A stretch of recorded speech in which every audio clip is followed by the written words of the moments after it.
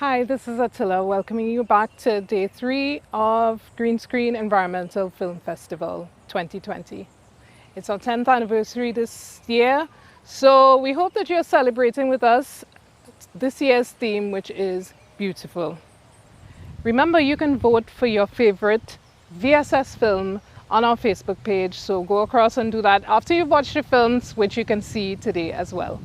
Today we have an amazing series of short films which look at aquaculture, our rivers and seas and protected areas, and these are films done by Sustain TNT and directed by Juliet Macaulay.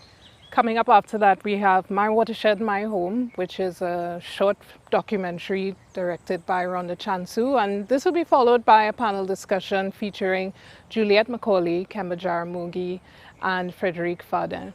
Closing off today's programming, we have A Better Place, which is a feature film produced by Sustain TNT and directed by Miguel Galofré.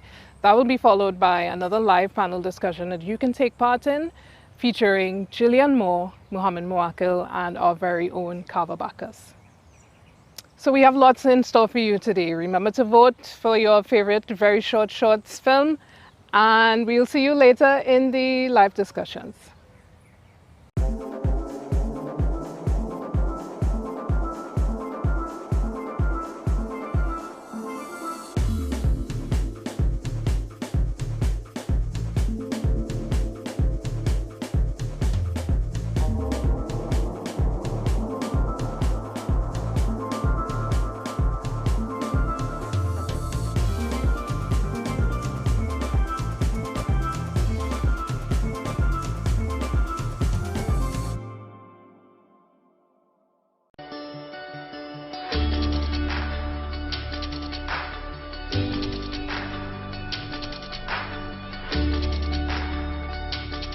Through every athlete we have inspired, and each youth whose heart is lifted.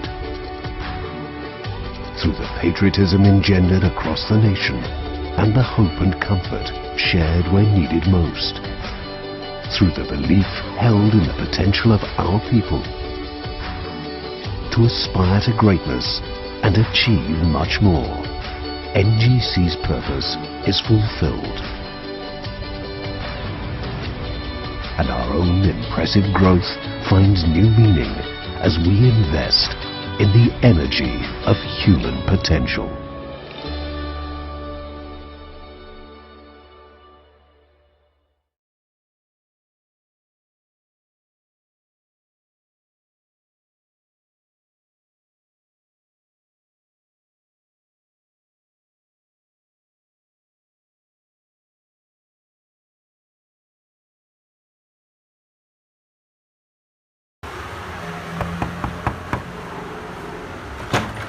Buddy. Hey dog, what's this scene? It's been a minute. Dog, this mask is real pressure. COVID-free zone, dog. I say I'll come check you before I go check my girl. Well, no problems by me, boy. She want me come over because I can video call she. The internet here is also not a great experience, so.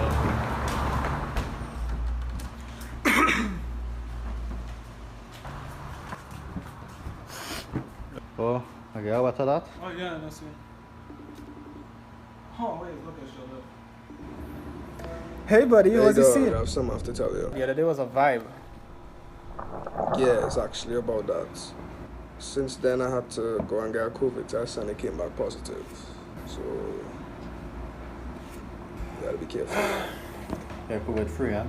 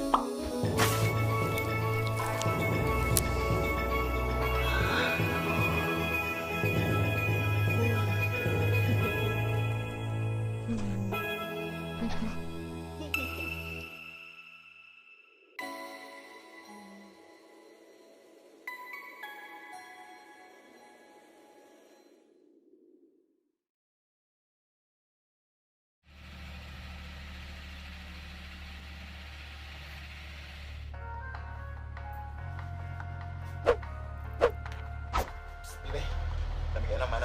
I'm a private cess later. A pleasant good day and all God's blessings. Nah, man. Father, Mother God, She's serious? cover us in your blood, that we may be lifted in your light. Should this be our last day on earth, know that we look forward to seeing your kingdom of heaven. I used to press the bell to get out a maxi, then pay between $5 to $8 for a drop. Now, I just sneeze.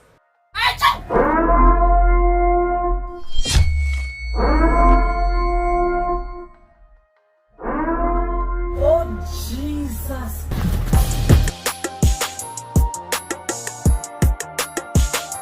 Bless you. Lady, if I had $1 for every time I sneeze, then I'll be truly blessed.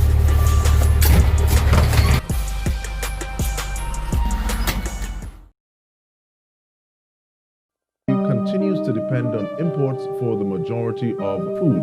Yes, I had indicated, and this is from the beginning of March. I said that we had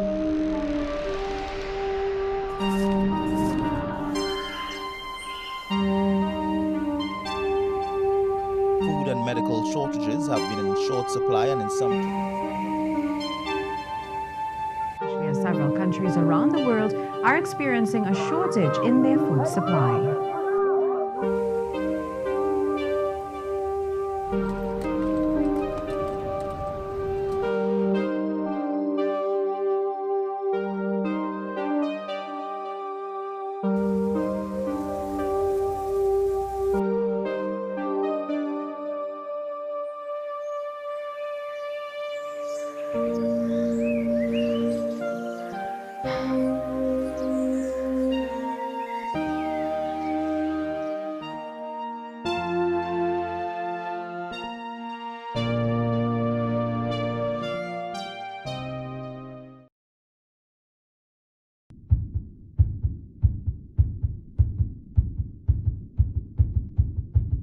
Breathing.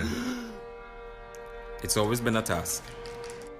It's like I've been wearing this mask long before any government had to ask.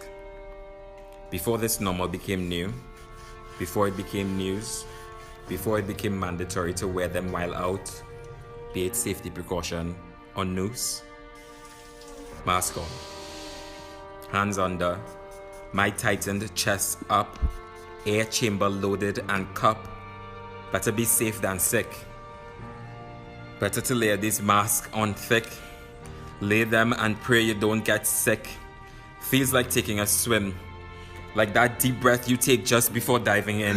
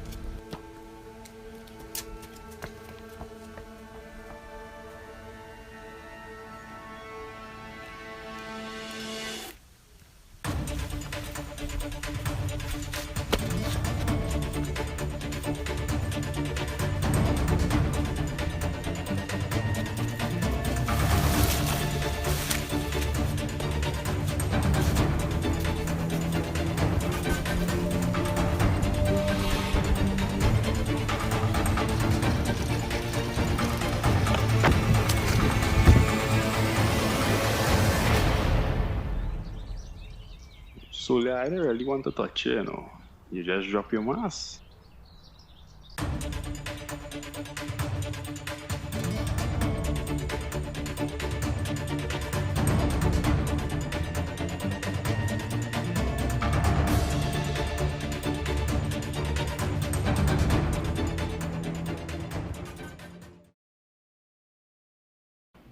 Your Honor, we humanity are suing Earth for damage to property, loss of profits due to halt of economic development. Your Honor, I object. The same economic developments were assault on Earth. They were unnecessarily producing waste material and inefficient use of energy. Unnecessary.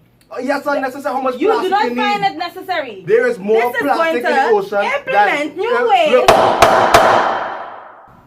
In the case of humanity versus Earth, humanity, you have been found guilty of all charges levied against you, and as such, you will be sentenced to COVID-19.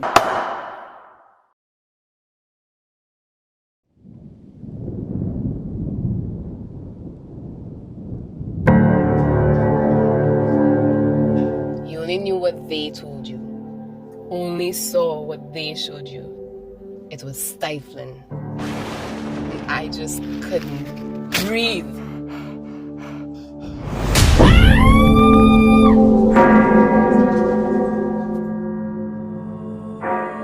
We have with us today a peeper. 310! 310! She has chosen to expose herself. Infected! Remove the infected!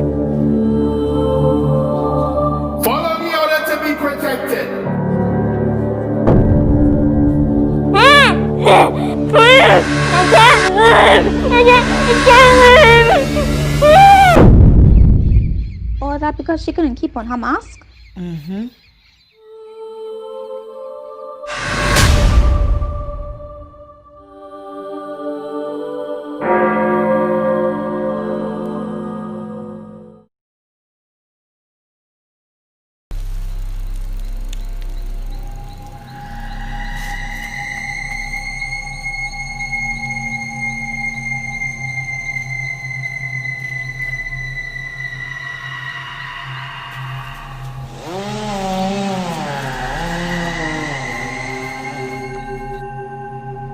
We say that we care, but how is it that we don't hear Mother Nature's screams?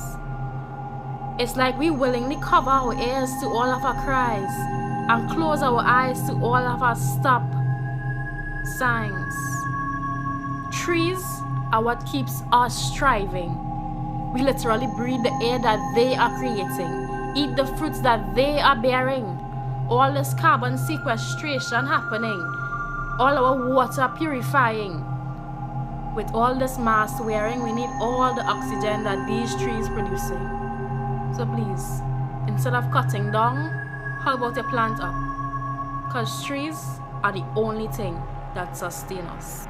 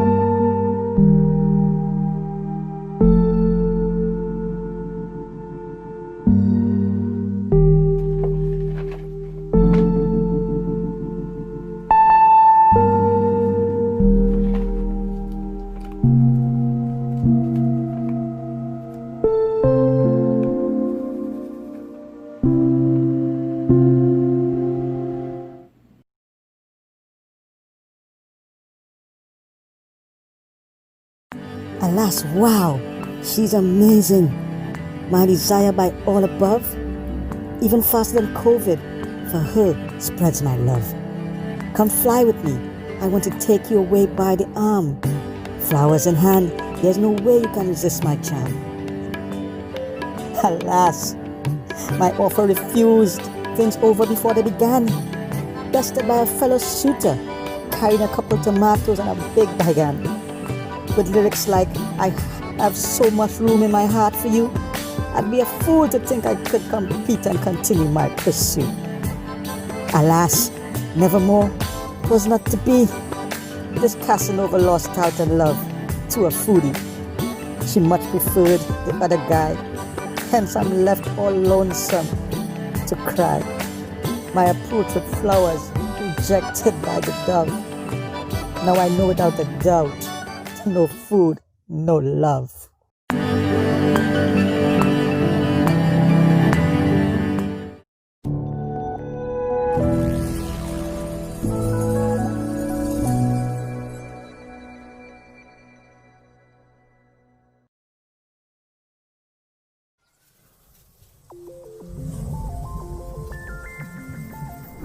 Looking for a zippity-doo vacation?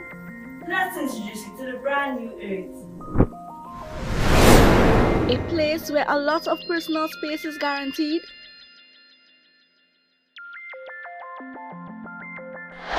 Where non-precautionary actions are prohibited. Where there has been an explosion of its virtual capacity. And it's also a beautiful place where clean space is maintained.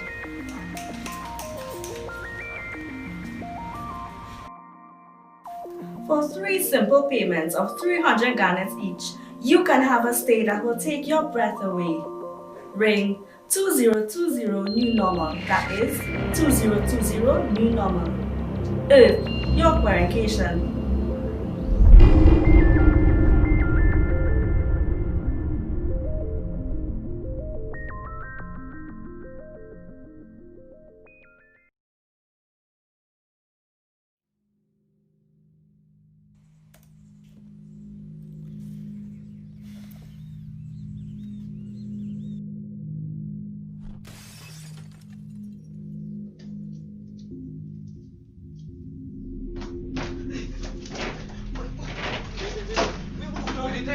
What things? Hey, check the mark. That there, man. I have no things. What things? Yes, sir. So I have no things.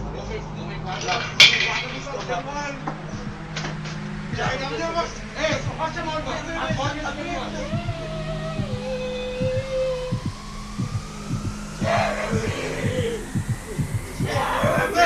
Wait!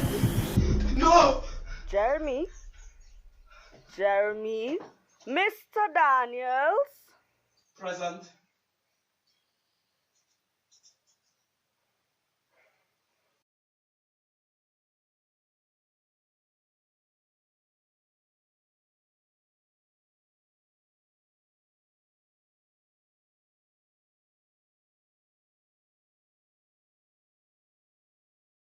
COVID-19 cases has been on the increase. Members of the public are advised to take all precautions to prevent further spread. Ever since the coronavirus pandemic, everything seems to be behind. Behind borders. Behind with education. Behind masks. Behind sheets. Behind payments. Behind screens. Behind walls. Is this the new normal? How long will we be left behind?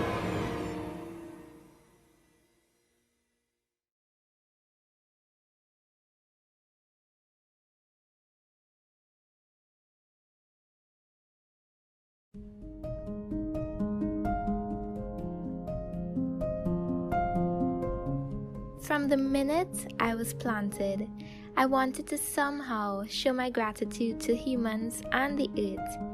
As I got a little older and started to sprout, I noticed the massive trees. These older trees worked tirelessly every day to cleanse the air by producing oxygen and reducing carbon dioxide. They also provided shade, shelter, and food for mankind and wildlife, all while looking beautiful and majestic. I had found my role models, and my dream was to grow up to be just like them. I guess dreams really do come true.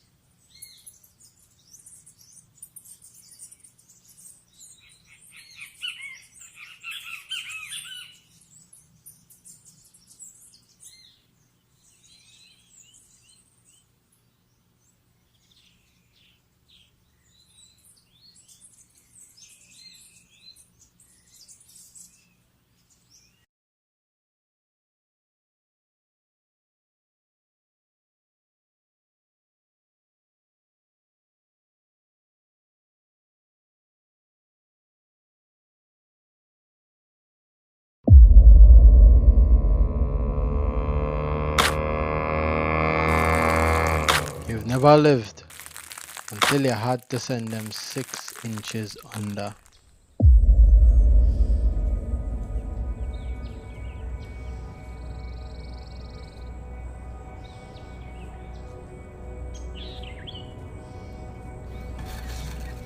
Granny always used to say, plant your roots, young boy.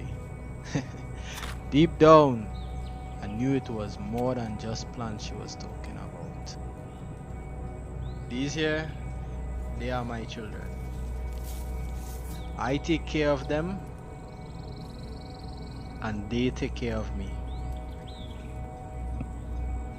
A family like this is enough to make my granny smile.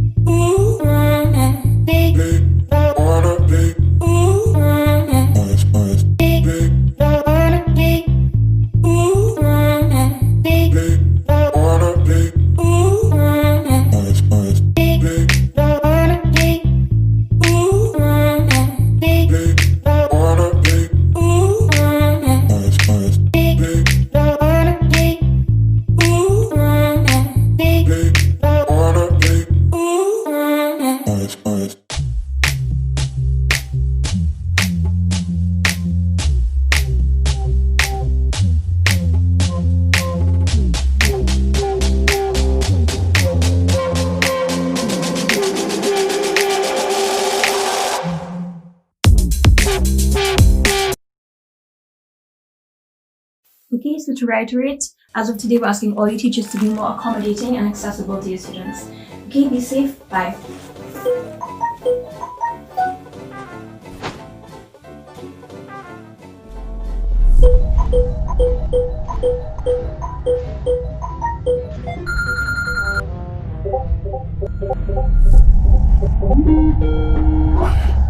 As I was saying, DJ Mackie, those children and those teachers really need to step up.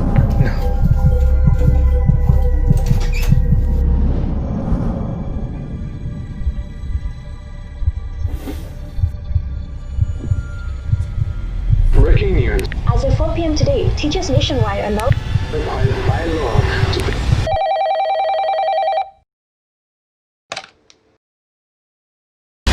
Mr. Whelm, sir, I need a multiple choice answers for the past papers you gave us yesterday. People in the group chat tell me all kinds of things, but I want to see for myself. You can send it to me.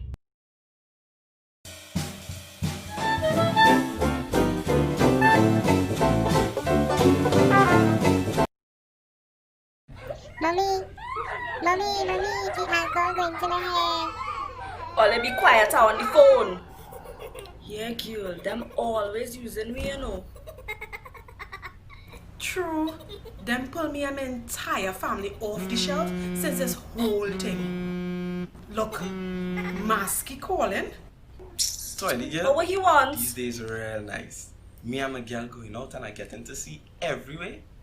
When you see she rush she lips on me so, and she breathe a hot air down my back. Look. What you want? I'm just calling here to tell you that me and my girl going out just now. Ah, look she coming. Hey. Where you going? Don't forget me. Mask me like she have a next mask and she can't.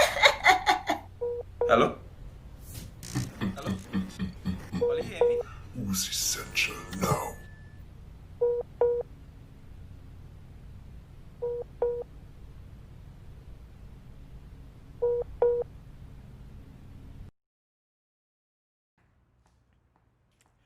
Hey, it's your boy Deshaun. You might know me as Karani Bacchanal on socials.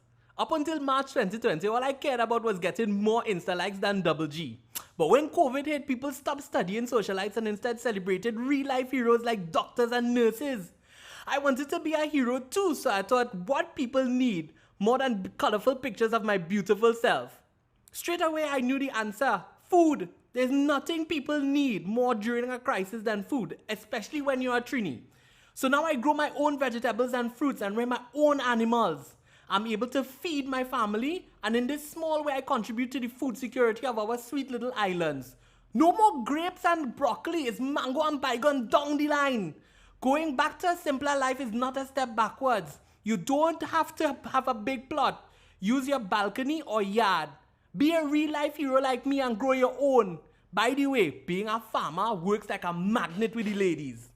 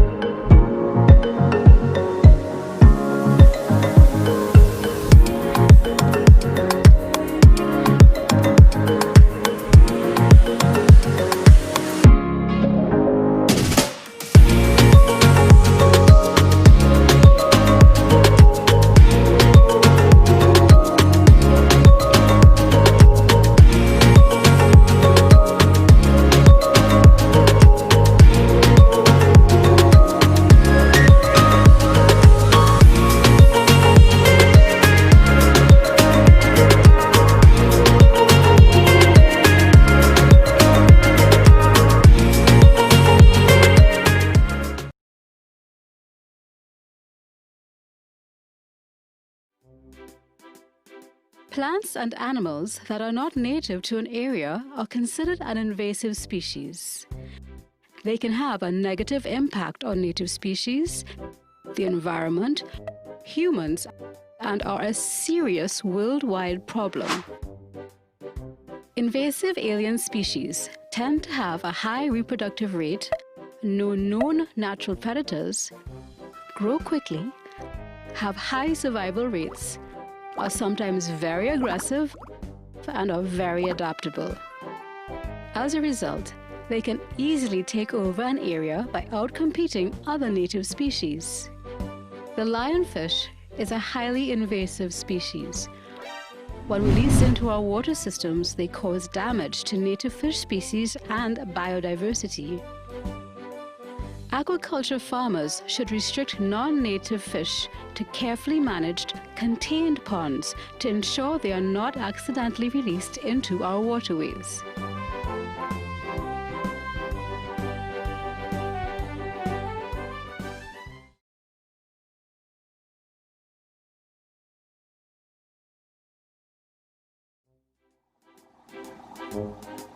Proper disposal of fish. More and more people are keeping ornamental fish in aquariums or getting into aquaculture for profit. But what happens when a fish gets sick or dies?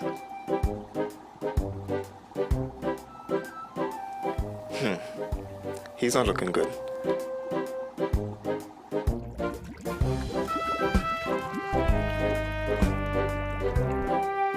Better get him out before he makes the other fish sick.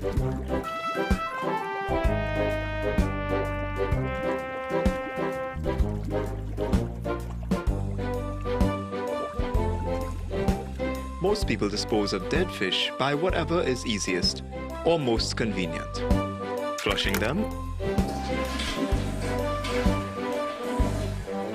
or just throwing them into nearby water. Sick fish are disposed of in our waterways, they can become part of a dangerous cycle, which can impact other fish and even humans. The correct way to dispose of fish from an aquarium or an aquaculture farm is to bury it.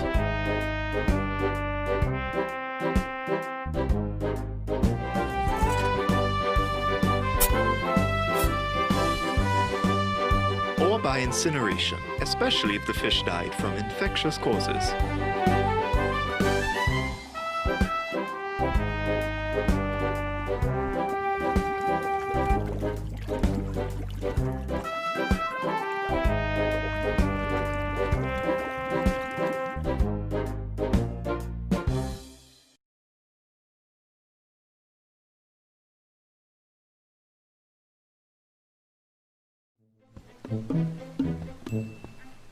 Farmers must understand the impact improper water disposal can cause.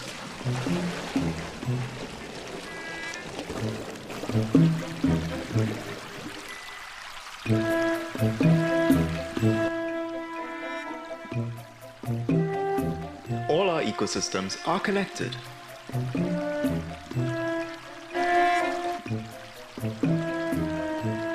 One action can cause a reaction.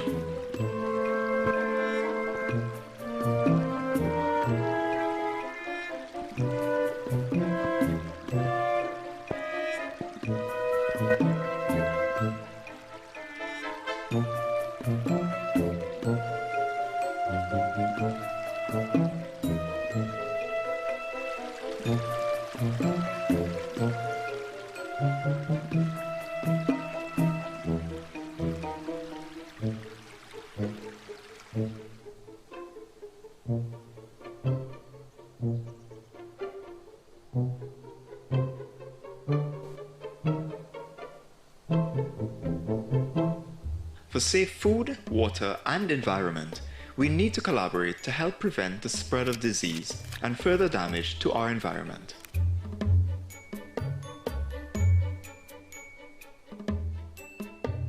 This is One Health.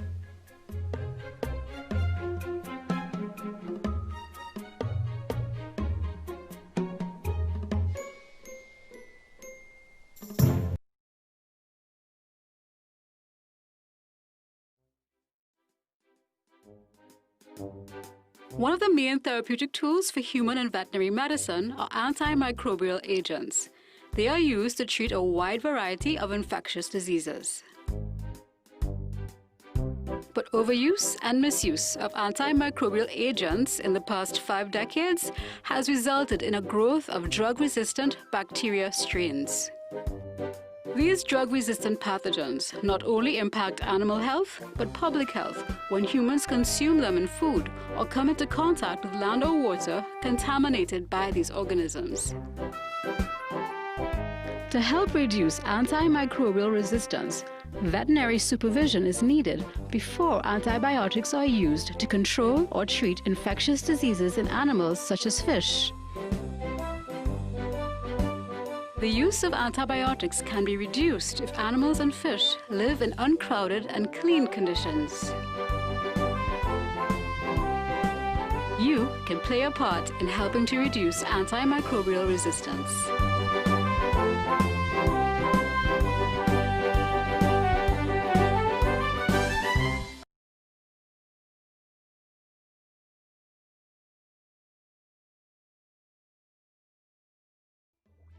Meet Dave, a fish farmer.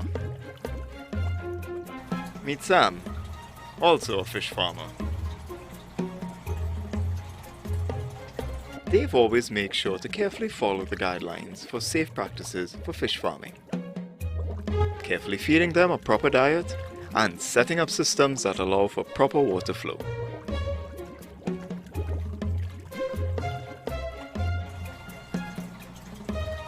Sam, not so much. Plus, his overuse of chemicals is bound to have a negative impact.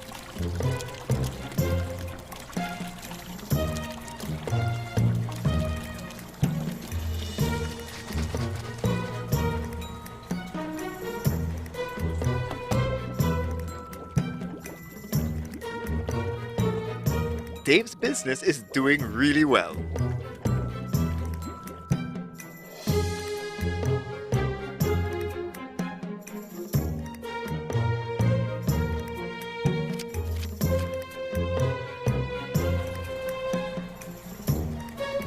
Sam's, not so much.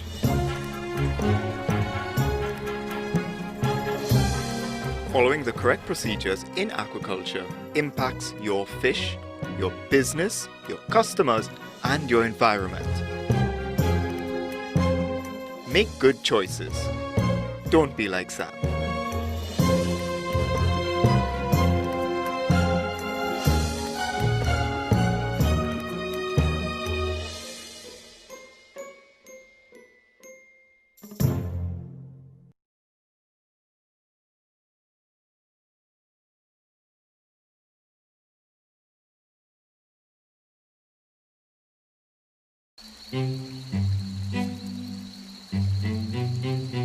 So you reach a nice little jungle river you could take a dip in.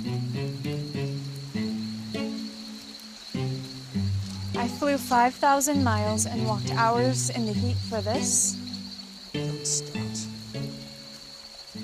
You don't really expect us to swim here, do you? Not exactly the sort of flora and fauna I was looking for either. Well, it's still a howler monkey and thing to see. Well, I hope I see some monkeys soon, else it might be me howling. All right. Tomorrow we'll go to the swamp. But I can't guarantee no manatee. I'll tell you one thing. If you keep taking people to places like this, you're going to be out of a job. Let's go, honey.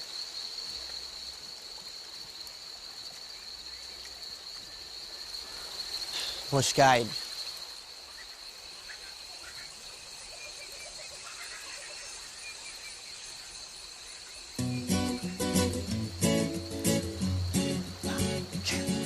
Kitchen now. A kitchen.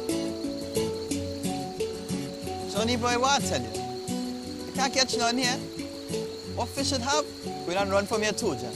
You can make a good curry with that, Johnny boy. Well, you look like a hobbit.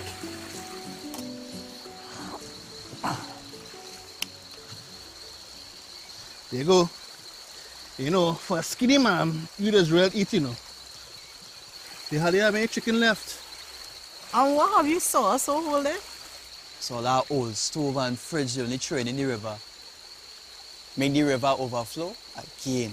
So your crops flow out again, boy? You know what? I have an idea. You should be a bushman. A bush guide. Yeah. There are real money on that. What money you having that? People really like that kind of thing, you know. Foreign people and local people, they like that kind of nature. You could be nature man. Well, it's true. I know there's forest at the back of my hand. Now we go there. That could be a jingle. Nature man, in the nature.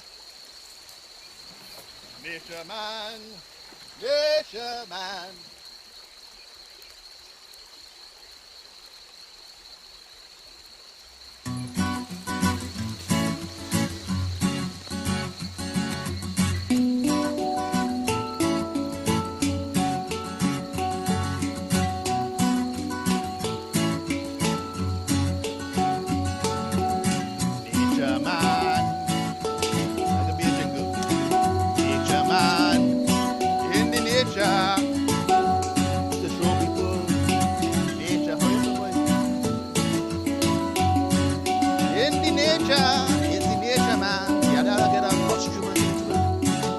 Need a psychic, yeah? Give me a psychic.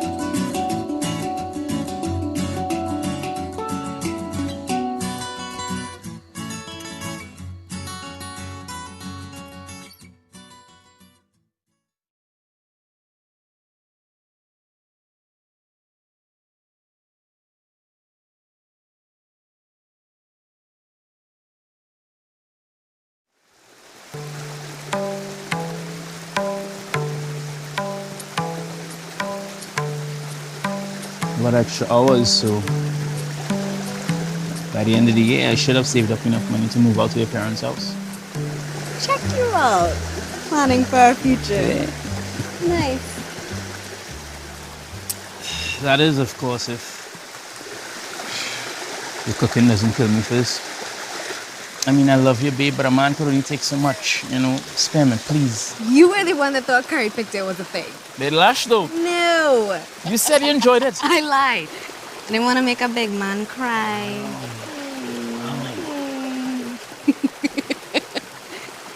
Hey, no. That's bad for the environment. Oh, he's serious. 450 years. What? 450 years. That's how long it'll take this bottle to break down. And even then, it's not gonna be gone. Okay. I don't plan to be around that long anyway. Well, then don't do it for you.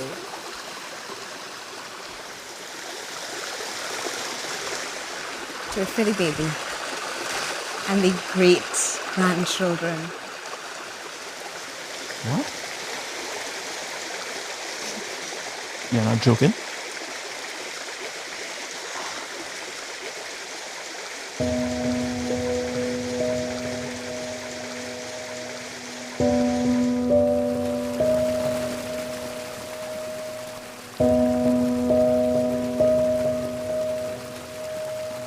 Come on in, Daddy. The little is not so bad today.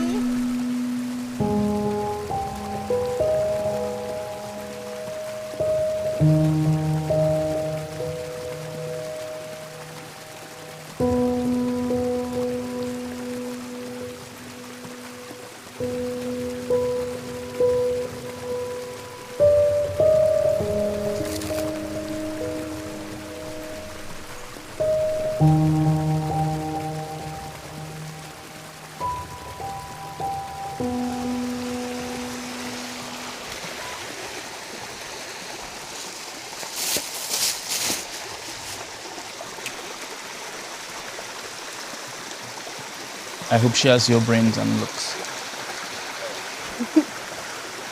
How are you so sure it's gonna be a girl?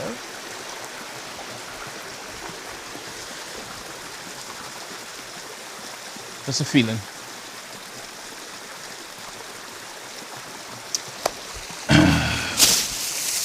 But she has to have my first name though.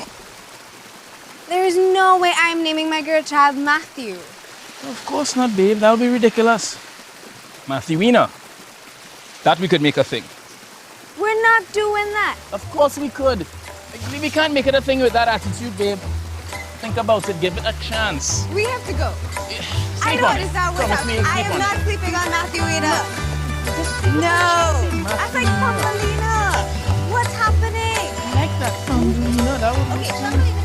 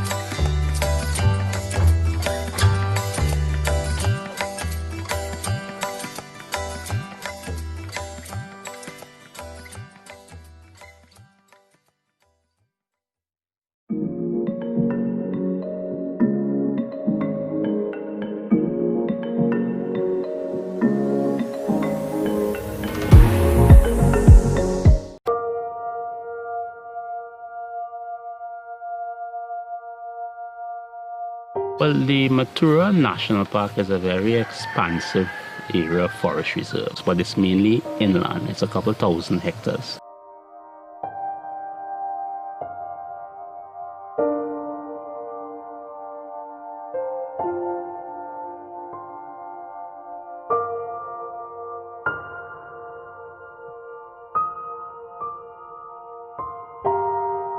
The Grand River community is basically the river connects the park to the community. The Grand River River flows out of the national park. It empties within the Grand River Bay. The river serves as that connectivity between the park and the community.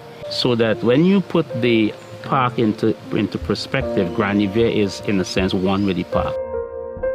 It's one of the few areas that you will still find pristine forests.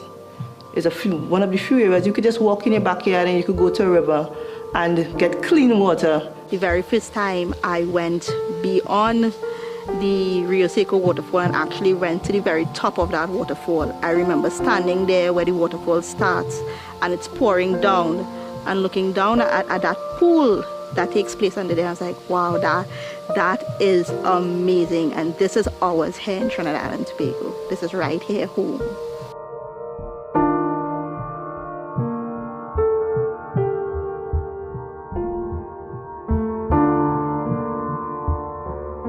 It's important to protect our forests and our coastal area because a lot of us, we depend on it for our livelihoods. Being a rural community, we have a lot of persons who still do fishing, and this is for the benefit of their families. For me personally, going out to see the fish, it's one of the best times in my life. It's peaceful. Even if you're not getting a bite at the moment, it relaxes you. It's fun and it's also dangerous. But this is what people depend on for a livelihood, so you need to do it. It needs to be done, but it's also actually quite beautiful if you want to try it. It's an experience you'll never forget.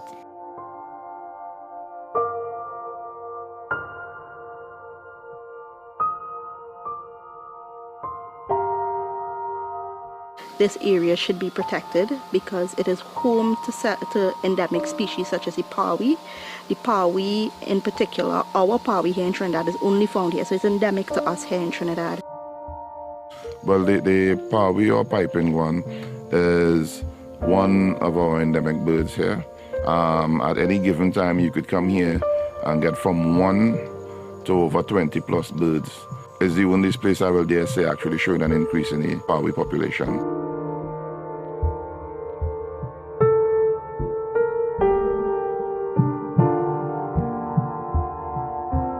We also have utilization within the Matura range, utilization in the sense of plantation forestry, where we replant forest species, and sometimes it might be pine, as you see in the background, or forest hardwoods or local forest hardwood mixed species such as mahogany, sip, apama, those things. We also have nesting sites for our sea turtles such as the leatherback turtles.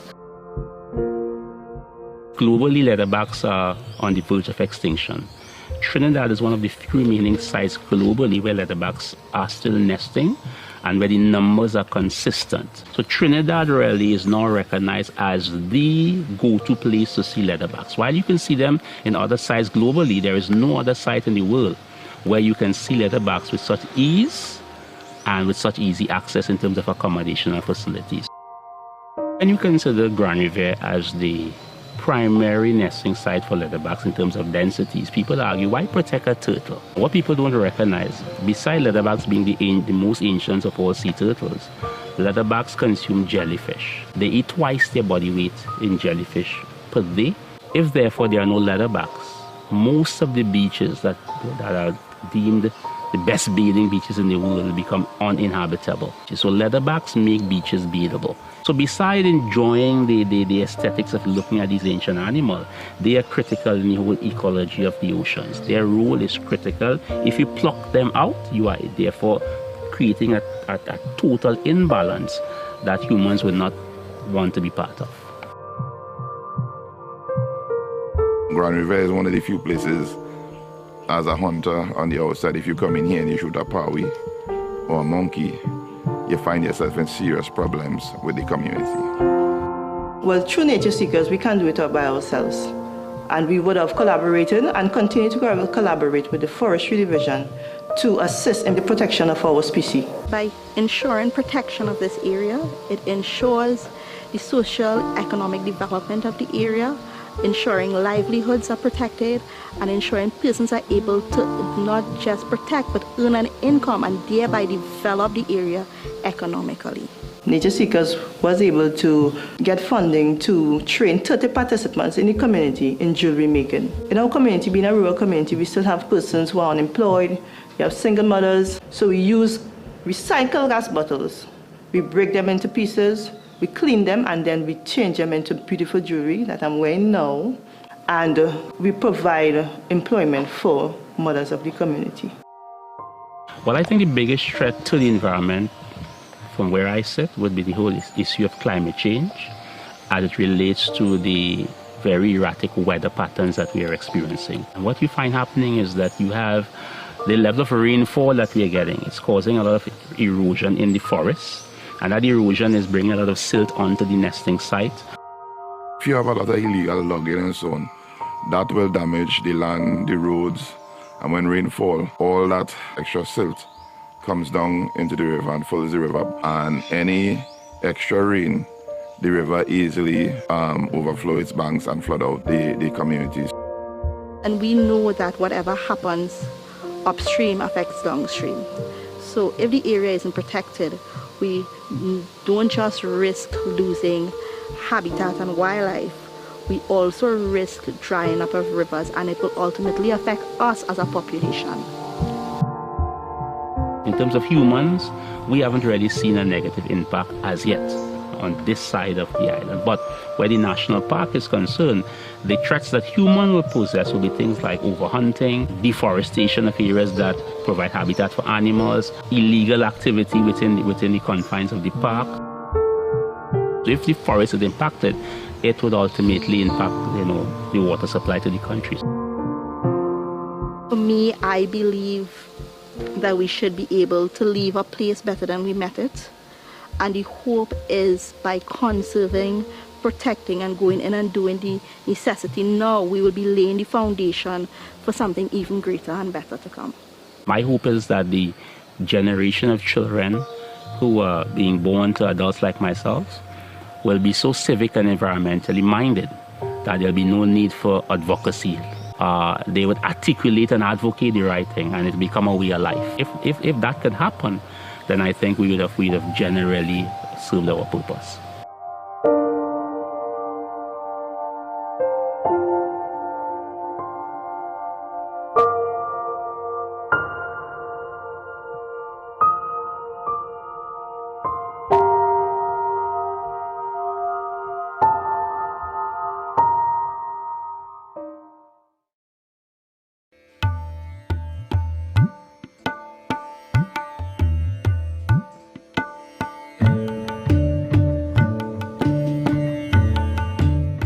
It's so much more to River Swamp than what meets the eye.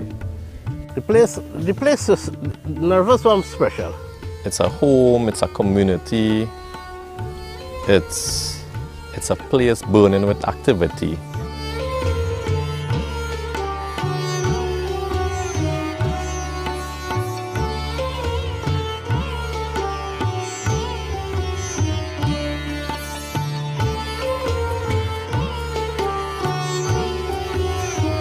River Swamp is special because it's the largest freshwater swamp that we have here in Trinidad and Tobago. It occupies a huge chunk of Trinidad by extent, over 11,000 hectares.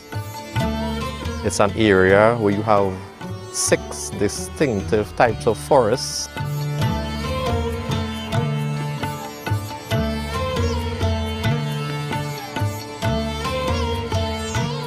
You have it together in one particular place, which is River Swamp. When I get into my boat, I feel like a hero, because going up the channel alone is so amazing. It's so, you can always see something, so you're always looking out for something. River Swamp is not like just come one day and see everything. You are in for a very nice surprise in viewing wildlife. You can find blue and gold macaw. You can find the red scarlet macaw, the West Indian manatee, the red howler monkey, the white-fronted capuchin. There is so much wildlife, so much birds and animals. There's so much that we have to offer that tourists wishing to see right now. They wish that they could be in an environment like this because of the experience that I have when I bring tourists here. They always ask this question: do other tourists know about this area?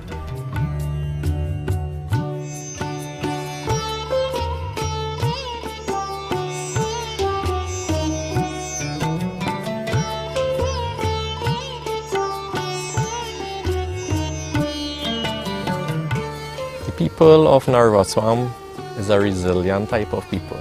They know how to work hard. They know how to make a living off of the land. They know conservation.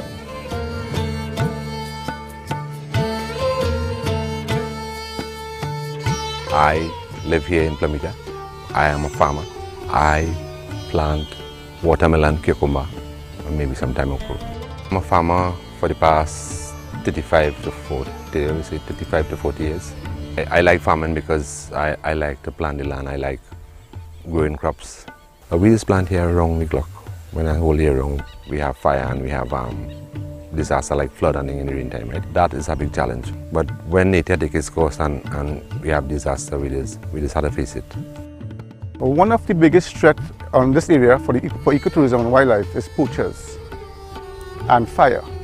So these are the two main things that we have to, on a yearly basis, that we have to face all the time. We have a lot of poachers and we have a lot of bushfires. But the fires don't really catch by themselves. It's because of human activities.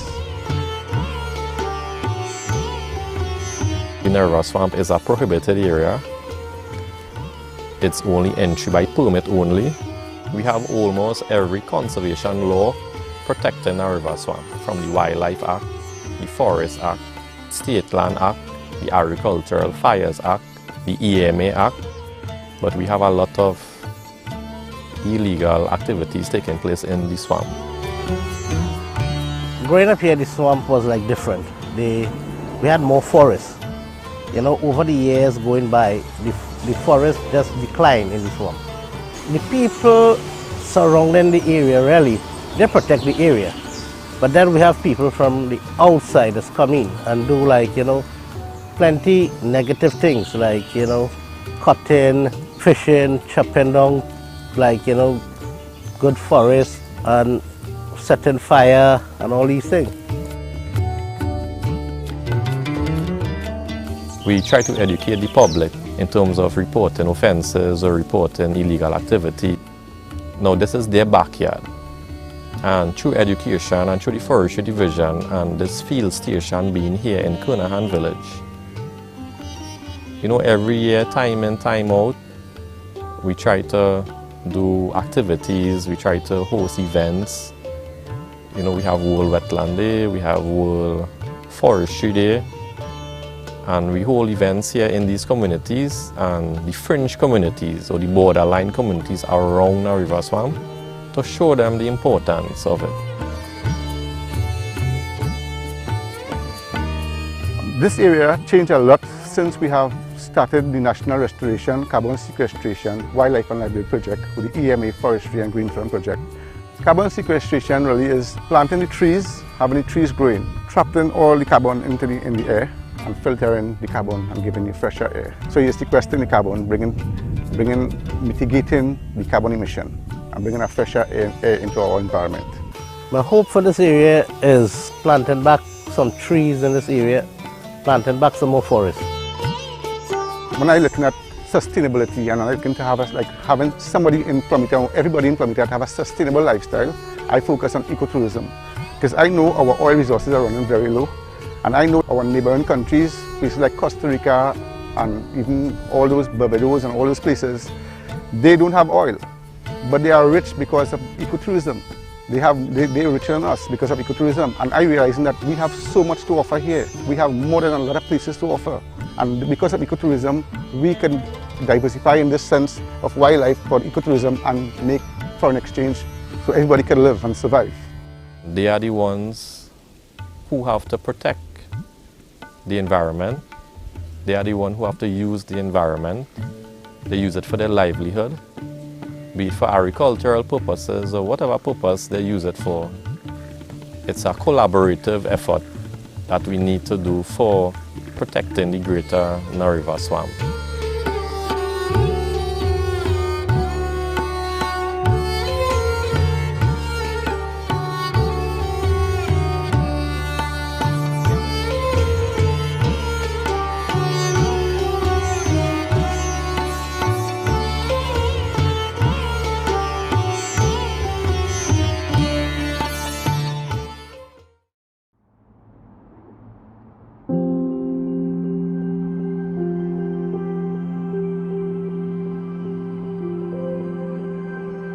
What I find special about this area that you wouldn't find anywhere else is the birds that we get above our head right now. I mean the kind of snorkeling and stuff that we get here, you can't find it elsewhere. So I think that is some of the reasons that we should try and protect this area as well.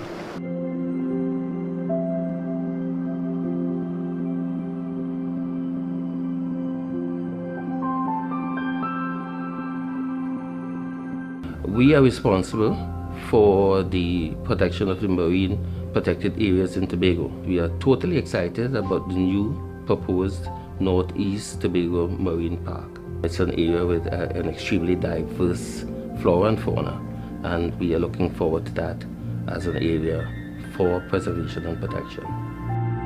I'm Curtis Antwine, Charlottesville born. I mean, I've been a fisherman from maybe at the age of 16. I mean, I've been doing this with my father because he was a fisherman as well. So, you know, I started learning the trade from him. And now he passed away, so I'm just continuing to do this stuff, which I really like. And this area, St. Giles area, is one of the areas that we will normally fish.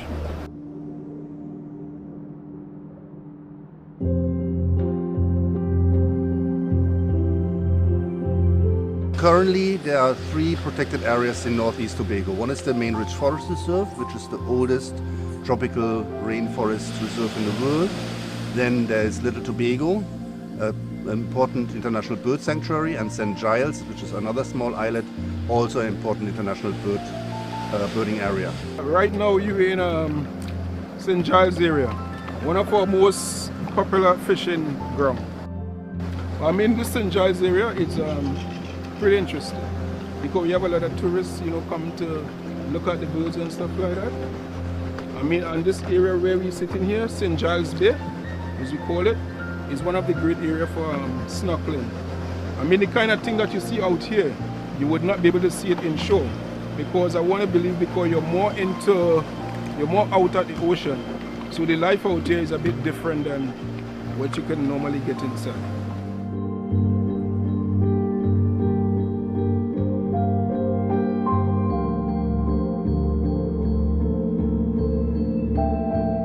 So there's a huge variety of undersea life, not just the corals, the fishes, turtles nest in these areas on all of the beaches. We see porpoise and we see whales passing out there. It is important to protect this area because of the diversity in marine life, both out at sea and on land, and therefore it's an excellent area to incorporate the concept of ridge to reef management. The ridge to reef concept really tries to explain that reefs are not isolated from forests and rivers, as well as the forests are not isolated from reefs. We start with the forest and its connection to everything below.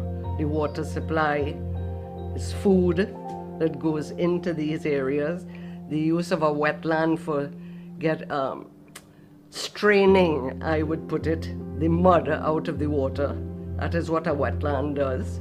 And if you look at northeast Tobago, most of those rivers are really going through a developed zone, which are the communities that are living around in the coastal zone. This is where the highest impact happens, where grey water goes into the rivers, solid waste goes into the rivers. People wash their cars on a river, oil and grease solvents go into the ocean. And that is really the area where we have to look at what kind of impact could we have on changing the quality of the river water that enters the ocean. Because it's coming pristine from the river, from the ridges, and it should go pristine back into the ocean in order to maintain the health of the reefs. If left without any protection, there'll come a time when what we would have enjoyed as individuals today will no longer be available to the future generation. And we are hoping that with good management practices that we are able to make sure that it is there long after that we have passed on. I have seen some changes from my childhood to now. We have seen significant catch in some of the species that are known to be near shore. For example, the anchovies. We have seen significant decrease in catches like that from our seine fisherable. For the last maybe 15, 20 years, the kind of fish I used to be catching and the kind of fish I used to be seeing other people catching, we have depleted a little bit. I mean, one of the birds that we always look for and not seeing more is the Mars booby.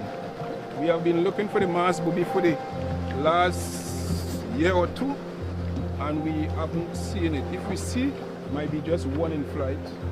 If we would take this into really calculate it into a budgetary equation, then we would see that it would really make sense to invest something into these resources and to maintain them, because that is really a natural heritage, an asset that Northeast Tobago has. And if we destroy it, we destroy the cultural baseline of the communities, we destroy the economic baseline of these communities. It would be would lead to more and more people would leave Northeast Tobago and be uprooted from their heritage.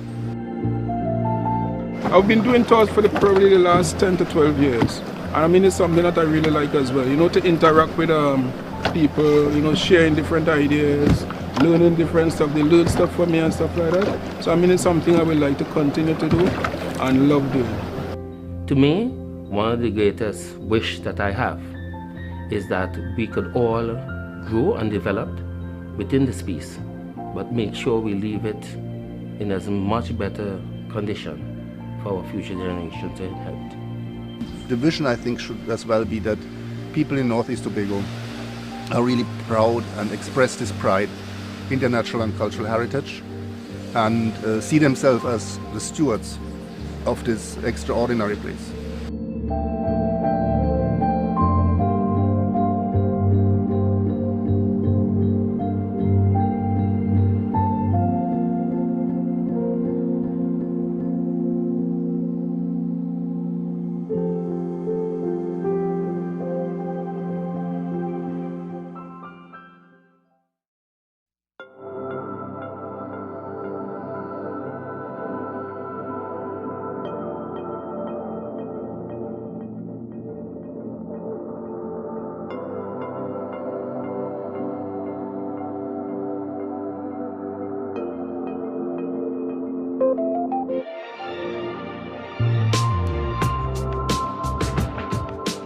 The Trinity Hills, I feel so excited every time I get the opportunity to enter into the forest, any forest. The Trinity Hills holds so much for me.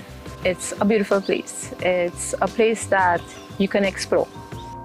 In relation to the Trinity Hills and the First Peoples, the Amerindian people, it's a significant one as a monumental space because it was one of the areas that was inhabited by the Amerindians as a village, as a town. And this is a few thousand years ago, and up till a few hundred years ago would have also been one of the sacred sites for the indigenous people because of how the hills connect.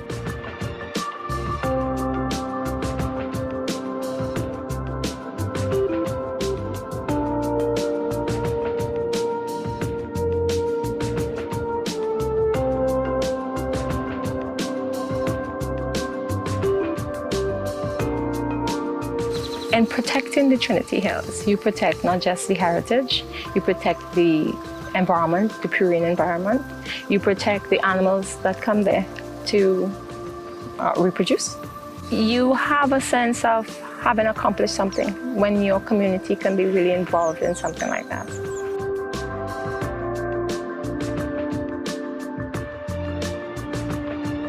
Growing up in Moruga was an adventure. I was born between the ocean and the forest, and that just created that atmosphere that I can be free and enjoy everything that nature had to offer. And for that reason, I got into this job of forestry.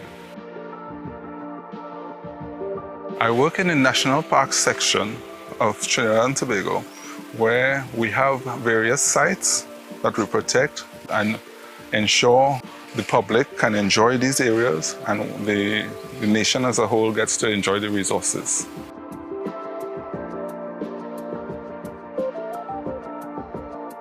It's important to protect the Trinity Hills because it's part of our history, a part of our culture. You have that whole story of Columbus sighting land, and he saw the three hills and decided to call it the Three Sisters, or La Trinity. It is assumed that Moruga was the place that Columbus and his men came ashore to draw water and to water the ship and boat. However, Columbus himself didn't come off the boat, but his men did. The problem faced at Trinity Hills are poaching, you have illegal use of the land, you have illegal plantations, and these have all impacted in one way or the other on the Trinity Hills. The main threat in my view is the uncontrolled squatting. They're clearing lands at a large scale. We have squatting holdings that are upwards of 90 acres within the forest reserve. And as soon as the soil appears to be less fertile, they clear a new spot. It is important to preserve the authenticity of nature and all that exists in the Trinity Hills and leaving it untouched as a sanctuary for posterity, to aid in the fight against climate change. Also, it is a space that should be honored and respected because it's one of the spaces that the flora and fauna of our culture has their freedom, and definitely it should not be tampered with for agricultural means. I mean, Moruga already has thousands of acres for agricultural purpose, and having an area reserved, the Trinity Hills in particular, only adds to the better development of our climate and sustaining our climate today in a world that climate change is, very important.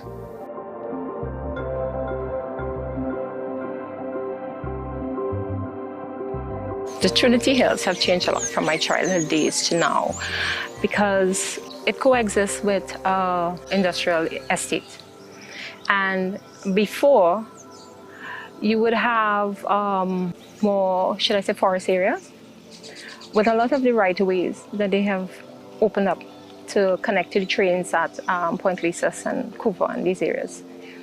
You have had some spillage, oil spillage, and because of the depth, forest depth that these spillage are, not many people know about them.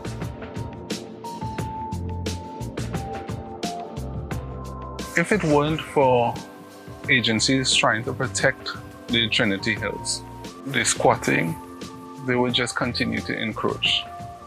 The hunters would go in and hunt non-stop. We have over 80 species of trees in every acre in our forest. We may lose some of those species entirely. We have come across more than 150 trees, large trees, were felled and removed from that sanctuary area. When you clear 50 acres of forest, that takes away a lot more habitat and does more damage to the wildlife, to the animals that need the forest to live. So our effort is needed, and a greater effort is needed.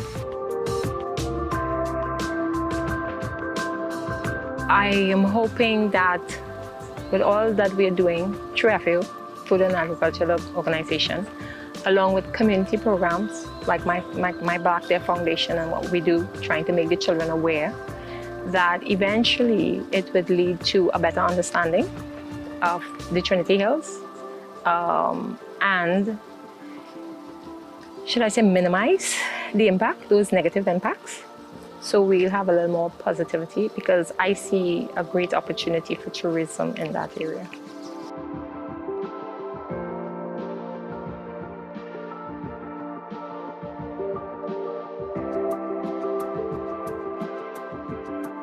My hope for Moruga, number one, is that Moruga is recognized in its full potential and capacity of what it really is, based on its historical contributions to this country and in relation to the natural environment where we have the Trinity Hills and our beautiful lush green forest. I would love those forested areas to remain preserved.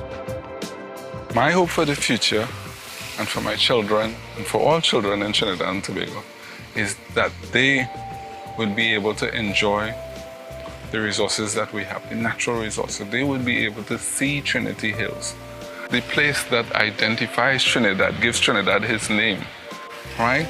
And so, to preserve that so that my children will be able to see it and their children will be able to see it, that is motivation enough to protect what we have.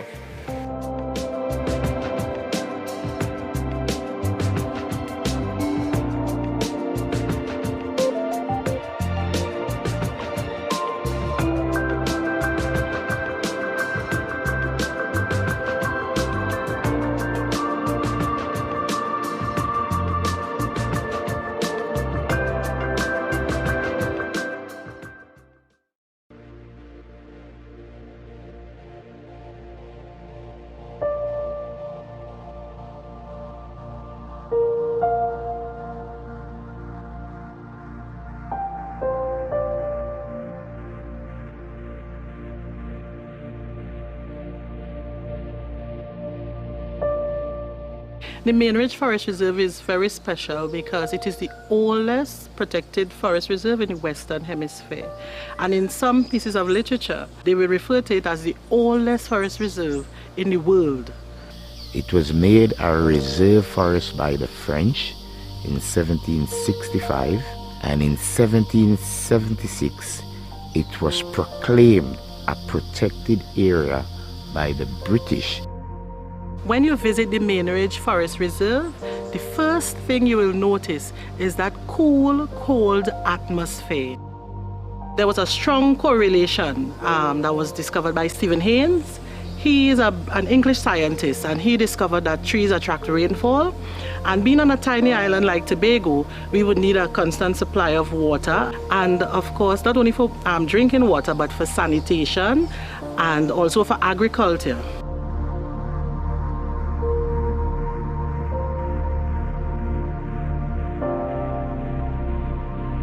It's hard to describe how you feel when you go into the Main Ridge Forest Reserve. It's peaceful, it's green, it's cool. You just feel alive. And you can't replace that anywhere else. It is critically important as a watershed. Most of our rivers and streams begin within the watershed of the island. So if the trees are cut down, that's the end of our water supply. It all begins at the forest. The Main Ridge is so special because of its location, because of the amount of species, both flora and fauna, that persists within there, and the role it plays in the life of Tobagonians. The biodiversity that exists in it, some is endemic, meaning it only is found here in Tobago. One of the book of birds that was written by Mr. Richard French, right, he named it Birds of Trinidad and Tobago, right? And we have about 22 species recorded, between 22 to 26, that is only on Tobago, not recording in Trinidad, including the national bird of Tobago, not recorded in Trinidad, is the Rufous vented chakalaka, or cockerel. The white-tailed saber-winged hummingbird, that was declared an environmentally sensitive species by the EMA in 2004. The only place or the only island in the world that you can walk comfortably on an island and see this hummingbird is Tobago. All over you walk in the Main Ridge, they would come and introduce themselves to you. You're looking for me? You can find the ocellated gecko, and this year they found a new species of snake called the Tobago stream snake. The forest is a virgin forest. Never feel the ravage of man cutting it down.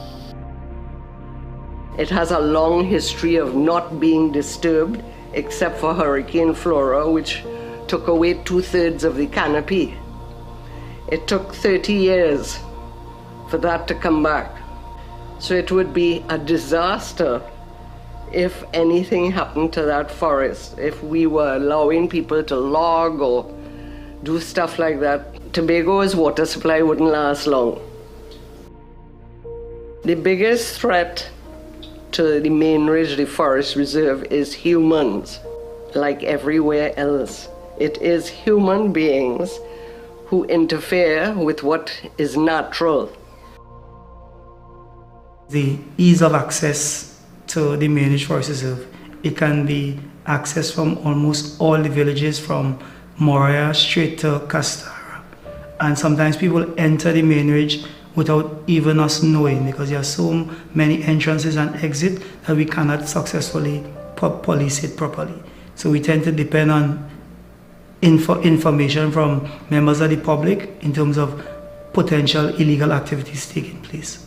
Overhunting, logging, taking things out of there that are not supposed to be taken, encroaching on the forest for housing, or planting gardens. None of that belongs within a forest reserve.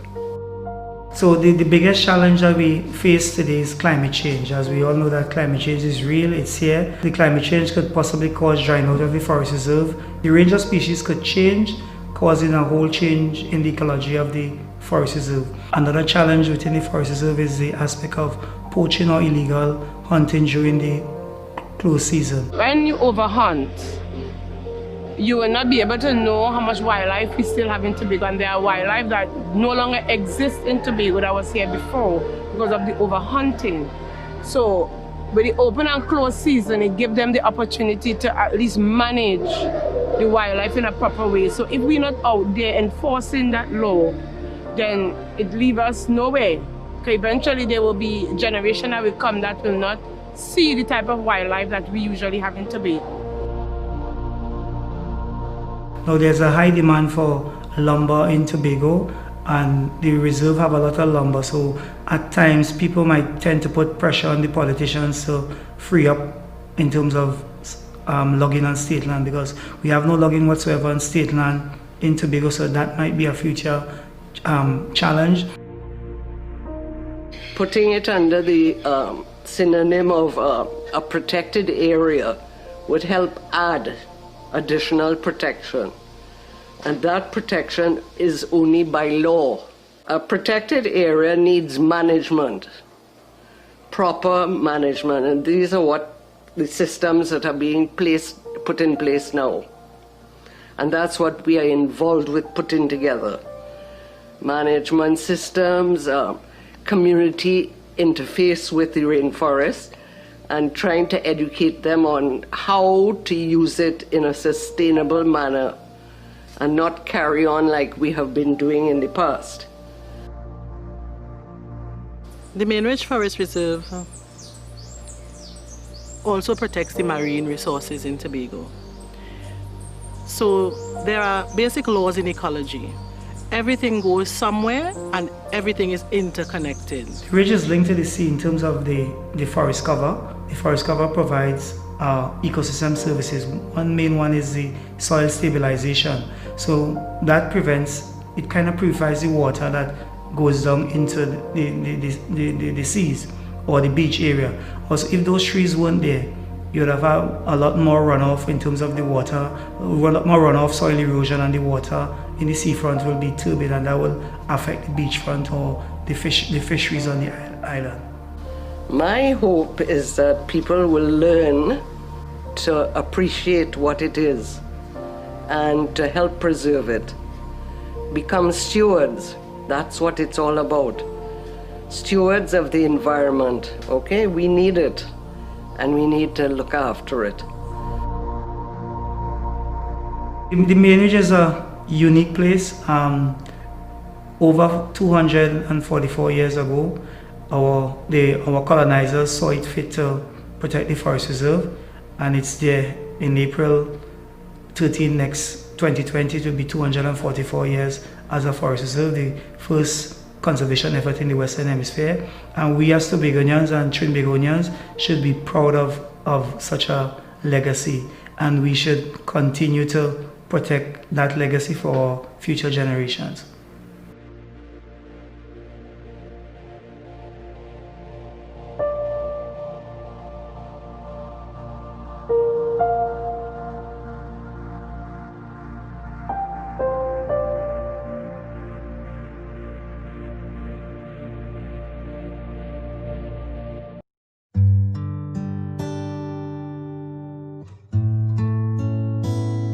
The Carney Swamp gives you a feeling of being in the wilderness. You're just like 15 minutes away from Port of Spain, but when you're within the swamp, you feel as though you're somewhere far. Every day, you don't know what to expect. It's so amazing, you might just stumble upon snakes mating, scarlet ibis feeding right in front of your eyes. You don't know what to capture on a daily basis. Carney Swamp, the wetland, is actually the second largest wetland in Trinidad and Tobago. And it is approximately 8,400 hectares. It's actually 8,390 hectares to be exact. And it is a vast composition of mangroves, mudflats, marshes, and with that brings obvious biodiversity, both flora and fauna. One of its unique features, it is one of the largest mangrove wetlands in the country. And the most beautiful part about the swamp is that it is the nesting place for our national bird, the scarlet ibis. You have a lot of protection and a lot of legal status in Caroni. It forms part of a forest reserve. 4,000 hectares forms a protected and a prohibited area, right? And within that area, you also have a wildlife sanctuary. There's also the designation of being a Ramsar site. The Ramsar Convention is really the convention of wetlands, and Caroni Swamp is one such designate. And we have about 22 kilometers of that Gulf of Paria coastline, which comprises of the Caroni Swamp. We also have a bit of coastal erosion. So these are just some of the challenges that we face at the Caroni Swamp.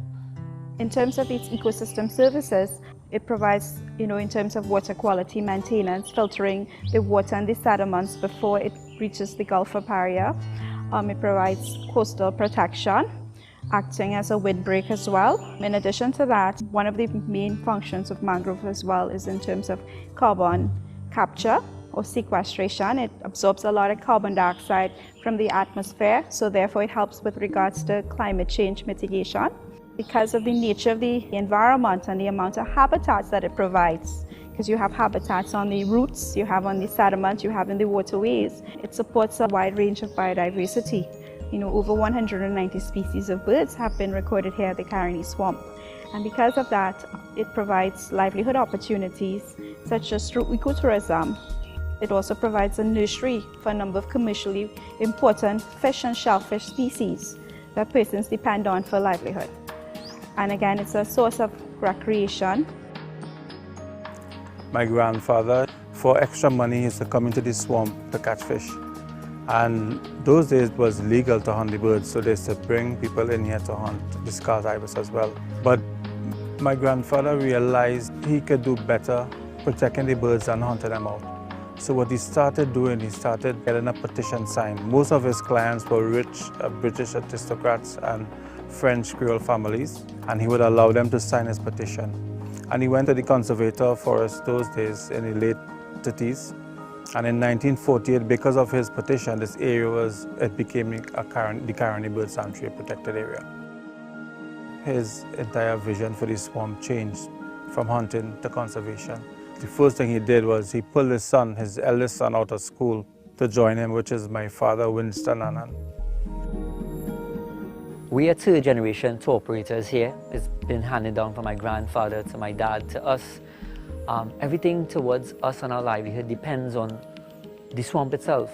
At one point in our life, we would look upon the oysters, the crab, as our income to come in here until the uplift of tourism being coming into this country. That's why we were part of so many different organizations to help manage the entire swamp. So yes, our livelihood depends a lot on the swamp. So the value that the swamp have is very rich, right? And again, we tend to teach people to do things the right way. So once they do that and you work hand in hand with nature, everything will be okay. The Caroni Swamp has been experiencing changes for a very long time. And it started way back in the 1920s when they had this Cipriani rice scheme with the intent of draining the land to plant rice. So there was a lot of alterations to the swamp itself in terms of channels being cut and so forth to drain the land. The intent of the hydrological alteration was to create freshwater habitats. But of course, we put in infrastructure and over time it's not maintained. So you have the infrastructure now falling down.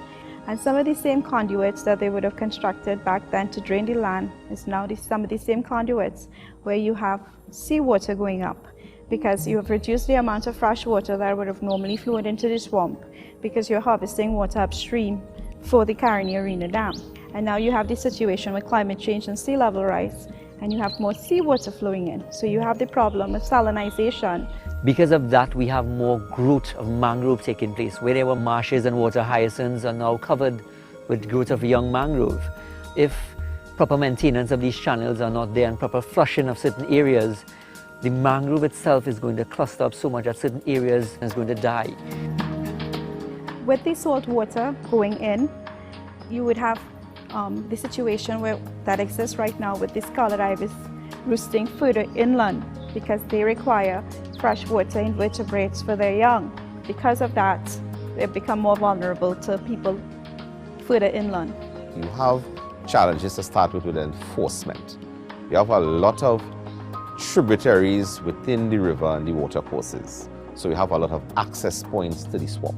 You have a lot of illegal hunting, illegal poaching, and you also have illegal hunting of the national bird. We have a culture where around Christmas time, it's a norm for everyone to have, in the areas around, we're talking about Caroni, Bamboo, Felicity, the older heads like to have scarlet ibis in their plate. They would take that risk in poaching them. Only recently this year we had an uplift of the fine, and it's now $100,000 fine plus 2 years imprisonment. And I think that's the biggest deterrent so far. With respect to other challenges, we also have farming upstream that would allow chemicals, fertilizers to go into the freshwater system, which affects the mangrove, the flora, the fauna, even the aquatic life with respect to chemical pollution. And once chemicals come into the swamp, it will attack the food chain, and then the waders would feed on that, and they would eventually die. When the rain falls and the rivers wash down, you have a lot of garbage, plastic bags, plastic bottles, etc., being hooked up on the mangroves as well. Part of the swamp would have been reclaimed in the past to build highways. The North-South Highway, the Beetham Highway, to create the Beetham dump, right? Areas would have been reclaimed. So a lot of it has been reclaimed for other activities, but also too, you always have encroachment on the landward side. And one of the challenges is determining the boundary of the protected area. To manage a wetland like the Caroni Swamp, especially where it's located, you have to look at the impacts. Most of the impacts come from outside of the swamp and within the drainage basin or the river basin, which is extensive. What it requires is what we refer to as ecosystem-based management, where you don't try to manage the swamp without taking into consideration what flows into the swamp. And for us to do that, we have to also look at the activities and things like land use planning within the river basin. Whatever takes place there impacts on the swamp. So for instance, if you have bad land practices, such as quarrying or clearing, deforestation, a lot of that sediment eventually ends up in the Caroni Swamp. A participatory approach to management basically involves everyone who interacts with the wetland being part of the management framework, contributing to its management. So it includes the folks that live near, the folks that live near the wetland, the folks that utilize the wetland, as well as other state agencies as well that would have some responsibility based on the legislation. They're the ones to detect if something is wrong, if there's some sort of anomaly, something happening. They're the ones that are going to be the first to detect and be able to do something about it. So there's a sense of ownership. And when there's a sense of ownership, then they're likely to do the right thing and encourage folks, other people, to do what they know to be right. I'm very happy through the FAO and the Protected Areas Project, we would have had a draft management plan for this Caroni Swamp. And it would have taken into consideration several factors: socioeconomic studies, the surrounding communities, and possibly revenue generation as well for the site. And I think this is the way forward in managing the site, where the state can attain some revenue and downstream everyone can benefit. And we have in the swamp what people will want to come to Trinidad and see: wildlife, birds, and the beauty of the scarlet ibis.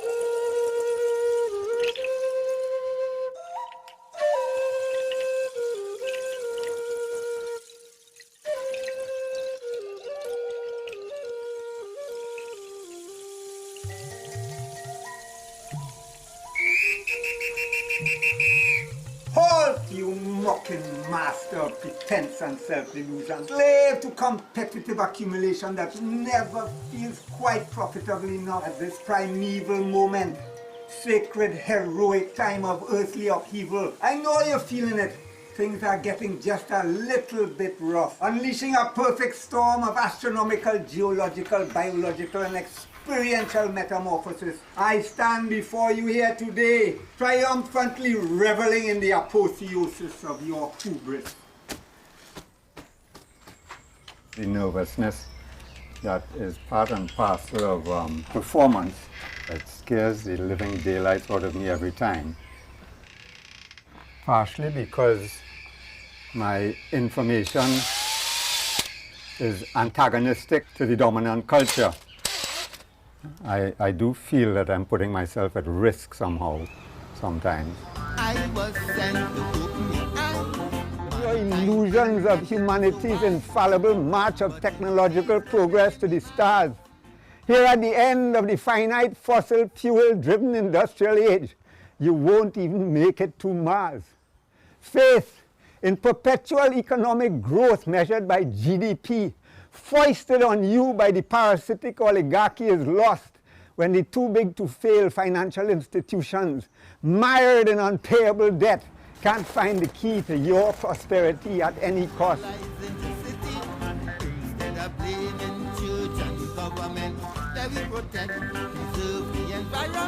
Keeping off fires is not an easy thing. Reforestation is not an easy task. It was not just like a nice fairy tale story of living in the forest happily ever after. It continued to be a lot of hard work and sacrifice and dedication to this, whole movement of caring for the earth. Sometimes I see fires from that point there, then I know where Lady Young, Chancellor. I'm on fire patrol right now. Yeah.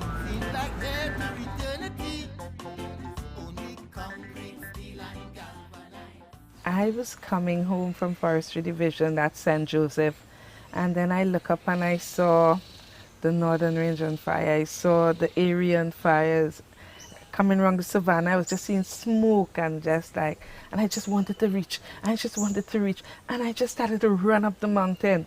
And only to notice the fire was right in front of the door. And my mom, she was really, I was seeing that fear on her face, And then I just, it was like, I really didn't know what to do. Yeah, because we didn't have like all the fire team and all the stuff yet and so on in place. And I think that was really hard for me. Seeing my baby, on the fire in front of the door, and my mother and me, And I could never forget that. The closest the fire, reached in terms of literally like, okay, I'm entering, I'm going to take away everything.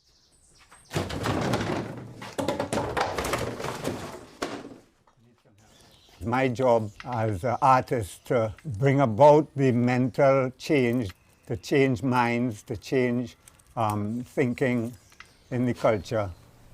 From 1987, when I first saw the watershed burn down, I was crossing the stage with Minchel's Carnival is Color Band. I looked up on the St. Anne's Ridge and it was burning down. And I just knew that this is, this cannot be, we cannot let that situation stay the way it is. I realized it's going to be my life's calling to put a canopy back on that ridge. That just went through me. Meeting Akila and finding out about the reforestation project that she and her husband had started, that's how we got started. The GAB is all about Glenham coming together for a positive cause, and our cause is forest fire prevention. Our official GAB started in 1996 to commemorate the passing of my dad, one of the late co-founders. He passed away in 1994. When he was alive, he used to rally a lot of guys around from the community to help cut fire breaks and clear fire traces in preparation for the dry season.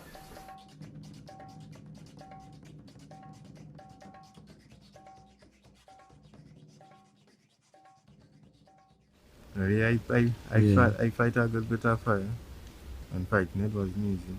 Before you reach up on it, you're feeling that heat. If I have a weight of a tongue, we had to try and keep that tongue down.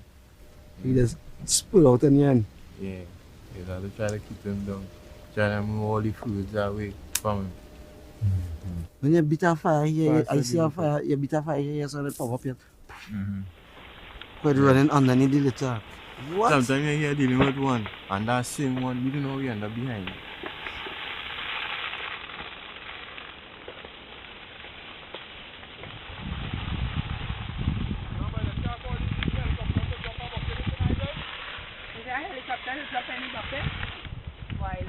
Wildlife, the place gets still.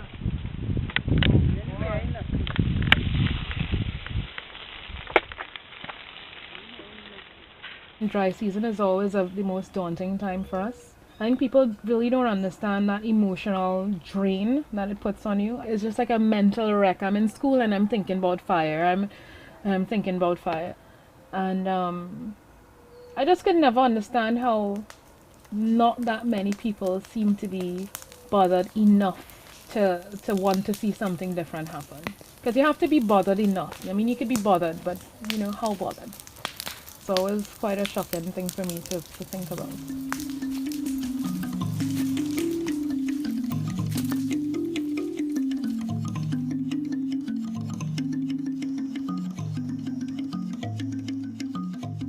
This is my watershed. This is the watershed that I was born in and I grew up in.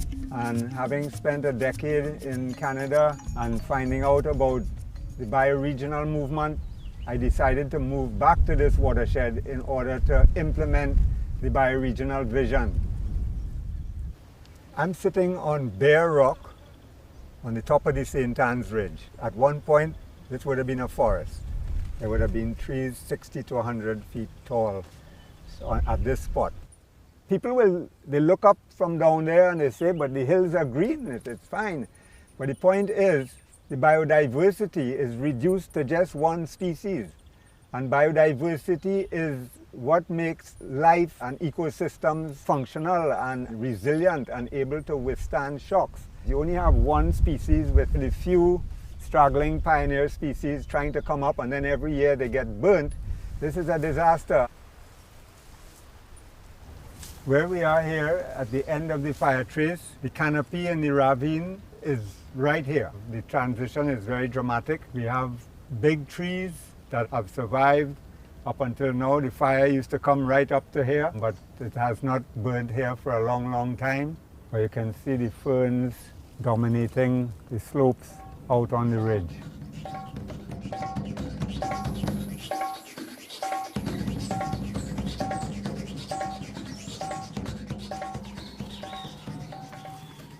When my parents started off here, there wasn't a big buying. People were buying all kind of whatever they buy when they get paid. My father was buying trees. He had so many children to take care of, but he was still buying trees because that was important. I always look at the hills and say, you know, if you could live up in the hills. And, you know, I just wanted to be like, you know, connected to that level. And then seeing people running from the hills, running from fires, no trees. This was just like from the road, go way up, you can look and just see brown landscapes and gray and brown during the dry season, and fires and the smell of animals and so on. Being with Takuma and looking at the pattern of farming, I encouraged him. I say, here we're going on. Let us go into long-term farming. And with that, Takuma started to buy fruit trees and so on. And then he had that new responsibility of protecting those trees during the dry season. Yeah. And yes, after Takuma died, I was told to move out of the hills with these little baby children and get some apartment somewhere, and you know, and stuff like that. And I choose to stay. I said, no, I will stay and I'll continue to work.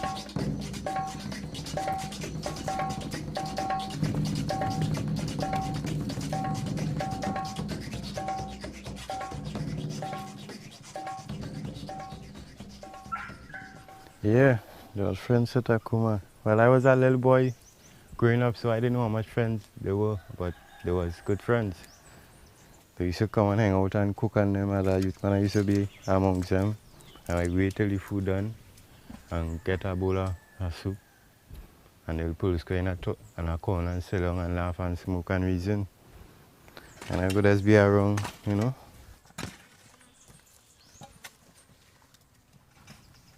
Yeah, it real nice. And then that whole mountain there, it is ripe yellow. Pui. Yeah, look real nice. Yeah, some big trees. The fire come all the way down to the end, down there, and burn. Don't shut down to the end. That used to happen every year. There are more seen as a small grass and you see no big trees. You can see through straight up the hill. You can't see up the hill.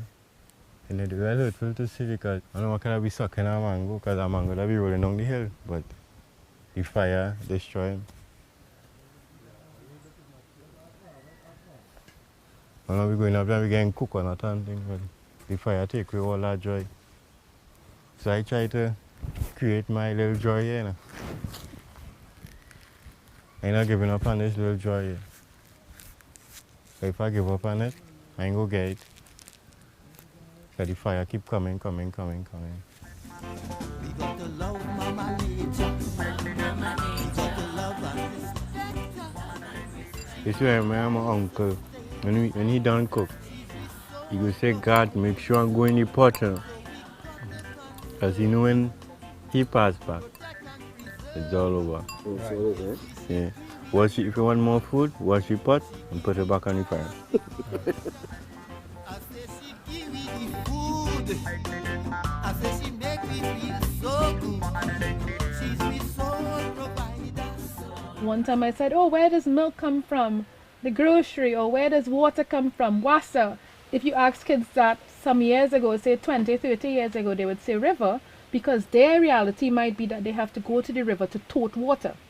I think growing up as a kid here, I just wouldn't have any clue of how different it was. It was a very outdoorsy childhood, spending a lot of time in the river, a lot of time running up and down the forest, finding all the insects, finding tarantulas, finding different types of bugs.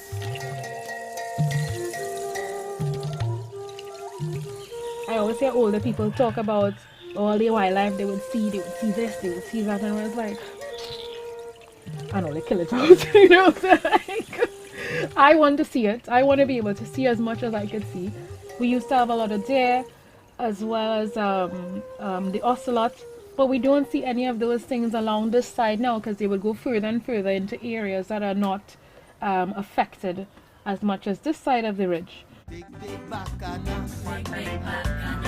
Flooding Maravan, devastation in Tobago. The place on a go slow over Pity Valley. I set a wet calamity. Lost a life and property. Never in the history we know about flooding Caroni. Even Porter State lately, Maraval rubbish invade the city. But in Northern Range country, no So the first project that the foundation is doing is The first project I got? Yes, is to regenerate the Port of Spain watershed. Bio is the word for life, so bioregion is a life place. A unique geography, unique plants and animals, and unique human cultures that co-evolve, that develop alongside those particular plants and animals in that particular geography. And so before the advent of empires and conquering tribes, all human beings lived in bioregions, and you could actually determine the boundary of a bioregion by the language. So now that Western civilization is collapsing, we have to look at new ways to live again. And there's some people who are looking back at that bioregional way of living, living in balance with the particular bioregion that you call home.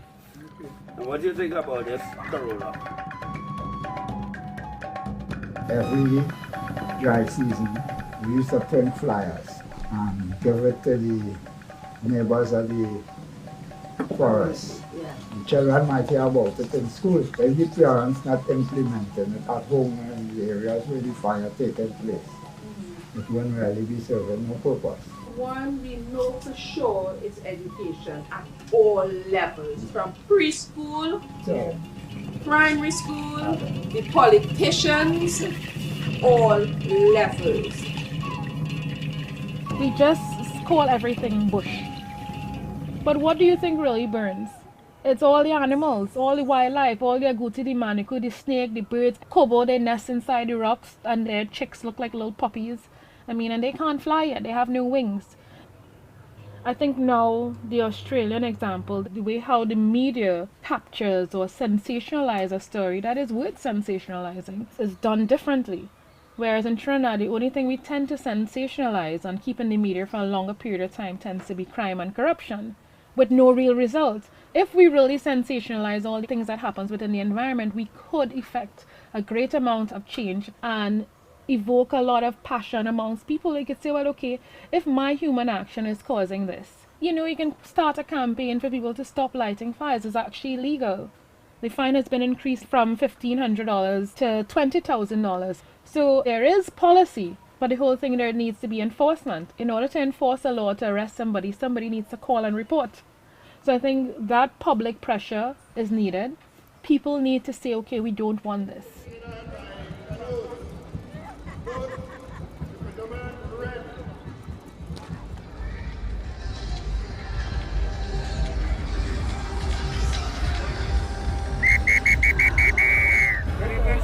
Huh? You only want doing a speech? Yes. I know you have your speech prepared. Yes. However, because of time constraint, I don't want to deprive you. And based on instruction, I don't know if it is possible that you can cut your speech a little bit, please. All right. Because of time, because we have to clear the stage at a certain time. I hear you. All right, so sorry for any inconvenience come. I saw you on TV. You look good. Your message is good. God bless. All right. Understood. Thanks. All right. I got it. Yeah.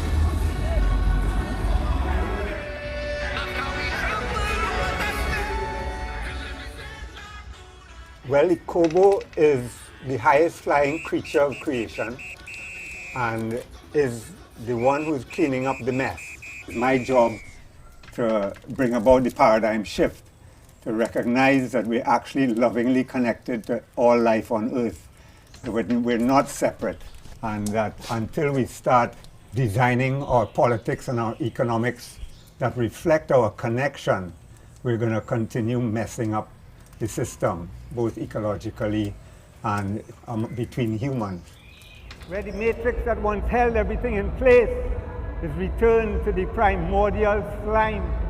And if you care to study peoples who I have destroyed in this way, there's no shortage of places to find such desolation and decay. Wherever Aboriginal, animist, land-based tribal societies in their home bioregions have been crushed under the wheels of my conquering swarm of salvationist religions. But I'll leave you now to attend to the ecological regeneration of the ecosystem I call home, joining with my neighbors to optimize for biodiversity in our watershed. No more will I roam. When we mine the soil life and catch and store rainwater and fertility high on the landscape, it will mind us. Planting food forests for wildlife, we will reap what we sow. There is no escape. It is in our biological communities we must trust. All our relations, ancestor spirit guides, elemental beings, give thanks and praises for the many blessings bestowed I and I continually, I hope, all our relations.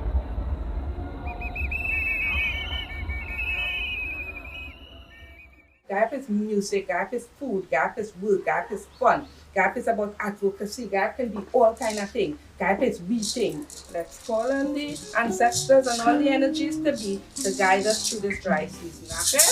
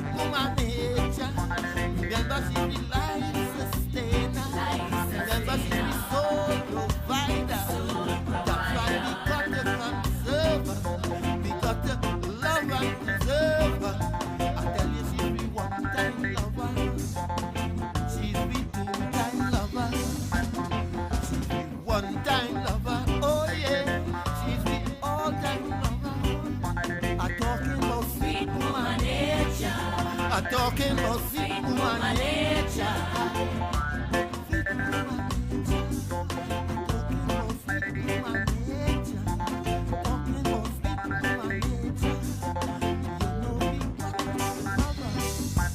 Too much of concrete, steel and galvanized.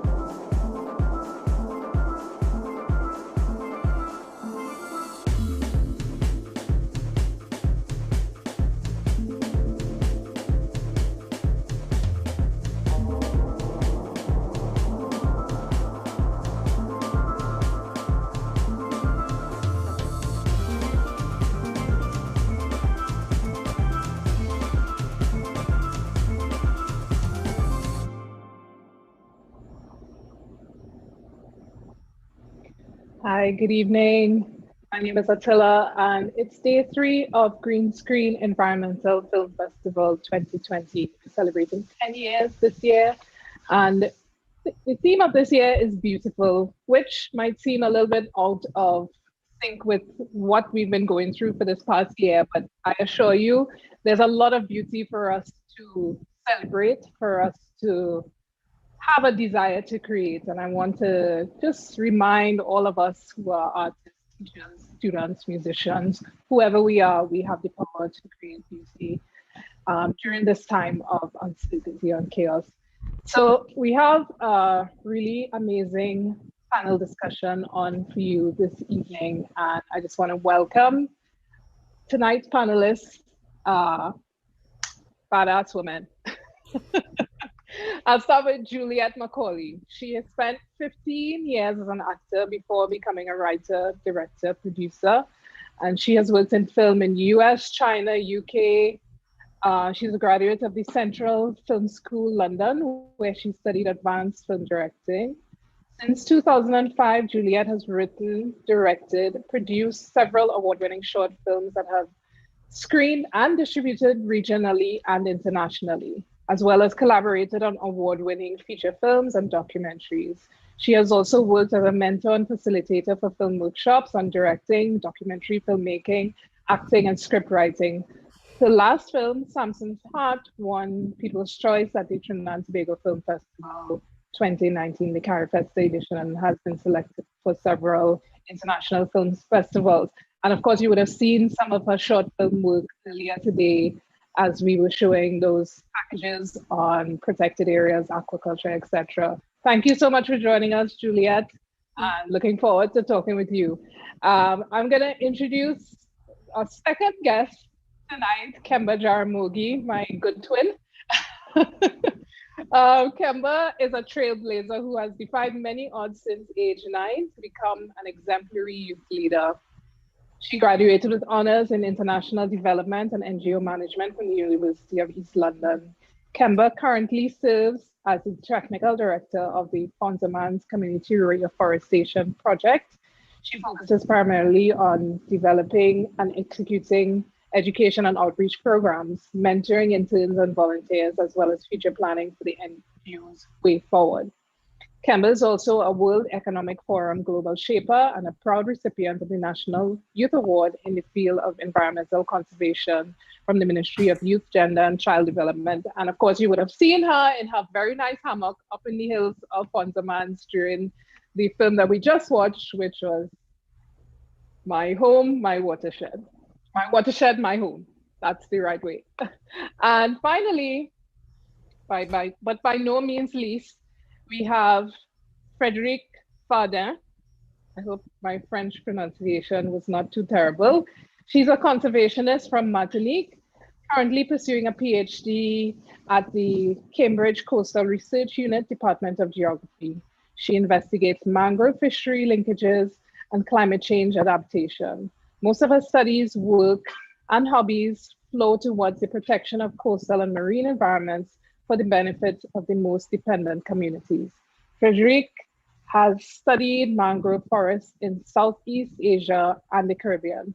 She recently co-founded the NGO Roots of the Sea, Razin Lame, based in Martinique, with the aim to enhance conservation through education and training of youths and promoting nature and culture. Wow, so such an amazing panel. Thank you, you wonderful women, for joining us this evening as we talk all things sustainability, storytelling, and sharing our thoughts and ideas on protected areas, forests. All of you are doing work around these themes. So I will start with Juliet as a filmmaker. How do you see the role of the filmmaker in communicating stories about sustainability? I think it's a very important role. We live in a very visual time, and people can access information, on Facebook, on their phone, wherever. Now it's not just TV and it's not just movies, and because we now have this sort of visual access to wider audiences, it's now more than ever to get the stories that are not being told about what's going on with the environment, what's going on with the community. It is an exciting time, and I think it's an important medium to harness for the use of education and spread of information. Absolutely.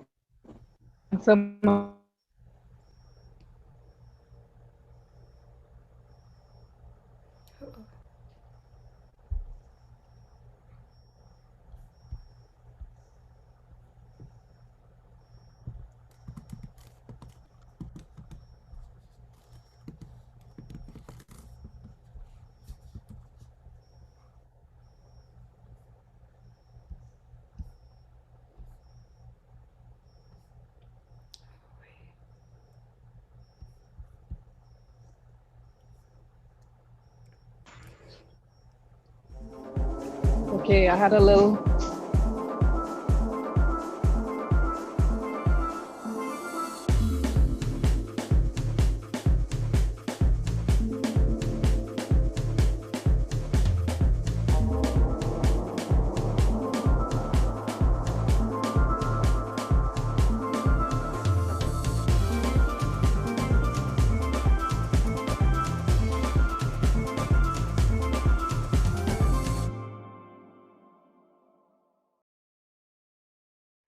The technology is giving us a little joking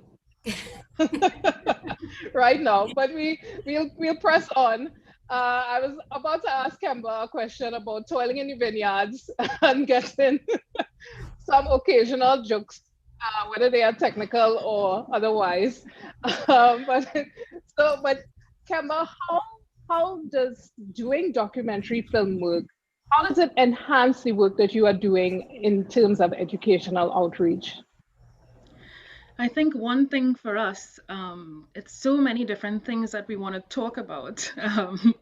And sometimes a documentary, especially these shorter films, documentary films, it really help us to capture some of the key things that we want to bring to the forefront. And then we keep reusing it over and over again as a teaching tool. So we would use it for university workshops, community outreach, as a point to start discussion. And I think that is something what we're doing right now. It's a discussion starter point. Very often, not everyone have the privilege to go and take a hike up a repo or go in the Caroni swamp or, go to Nariva or come to Fonzamon. It just doesn't work with most people's schedule. So I think bringing this to the screen, creating this level of curiosity, getting people engaged and involved differently, then may lead to a different type of interest that people would say, okay, I think this is something that I want to get involved in. How could I be more involved? So I think it's really a starting point for us, and it's been very helpful as a teaching tool for us at Fonzamon. And Freddie, if I can call you Fred. I understand that everybody calls you Fred Sure. or Freddie. Yeah? I Fred. understand that you have started working on your own film right now. What has prompted you to move from not just doing the actual work, but documenting the work as well? I'm seeing that secrets are already out. Right.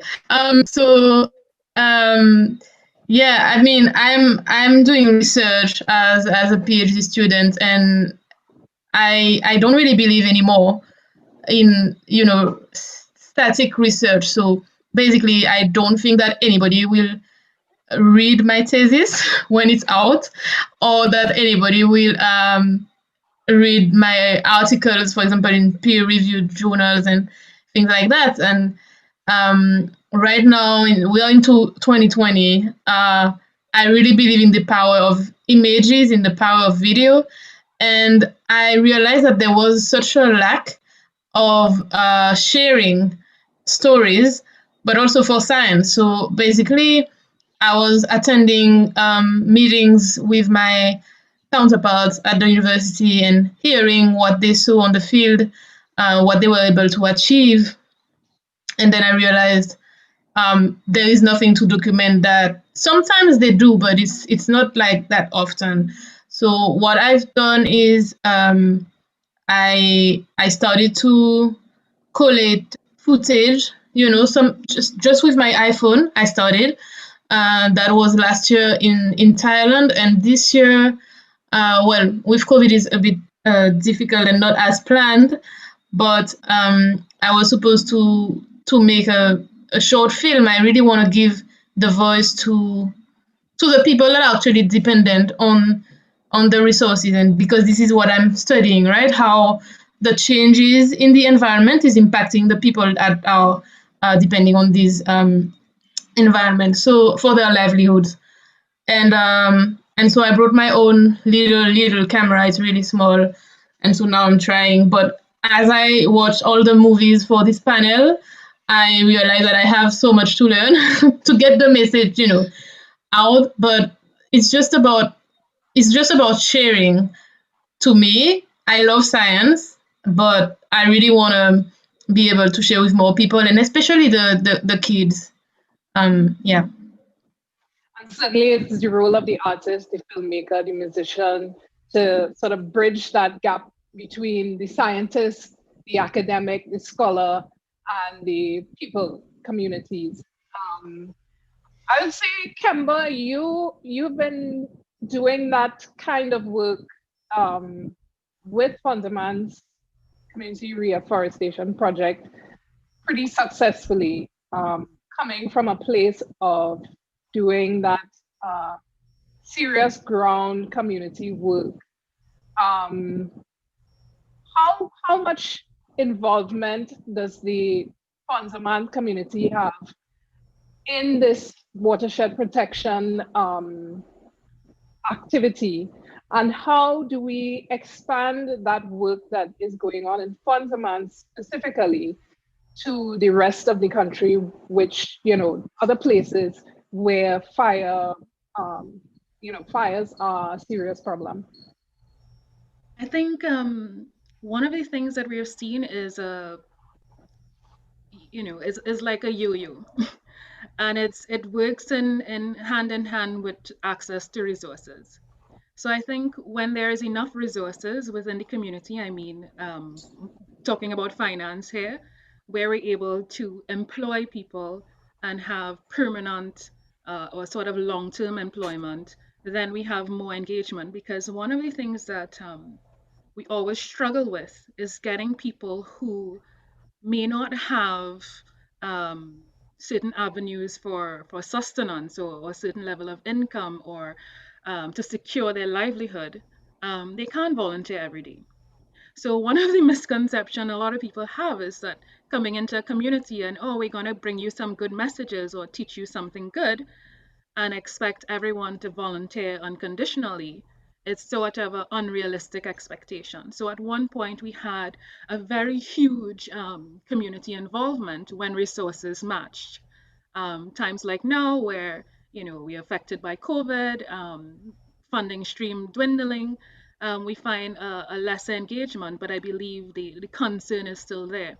One of the things that we see time and time again, people just work until they're completely exhausted, and then when they're exhausted, it causes a lot of different things. So one of the things that we see from a lot of organizations in Trinidad and Tobago that are environmental organization, you have that core of people who are always committed no matter what. And one of the things is to get that grouping of people larger and larger, or to have a revolving door where we have more and more people each year, who are going to volunteer for a term or volunteer for a shorter period of time, but have that consistent rotation so people don't get burnout, because this type of work is not easy. Fighting fires is not easy. Running up the mountain with a backpack pump to fight fires is not easy. There's a lot of risk involved. So when we're doing a lot of outreach, it's very difficult for us as activists, educators, and people who are actually fighting fires to tell folks, you should go and fight a fire. There's a lot of risk involved. So, being part of a group, being part of a team, being able to have the right amount of resources to kind of capture that group of people who are actually willing to do that type of backbreaking work. So, that's the type of energy that we like to see. But forest fire prevention and suppression is a very difficult task. And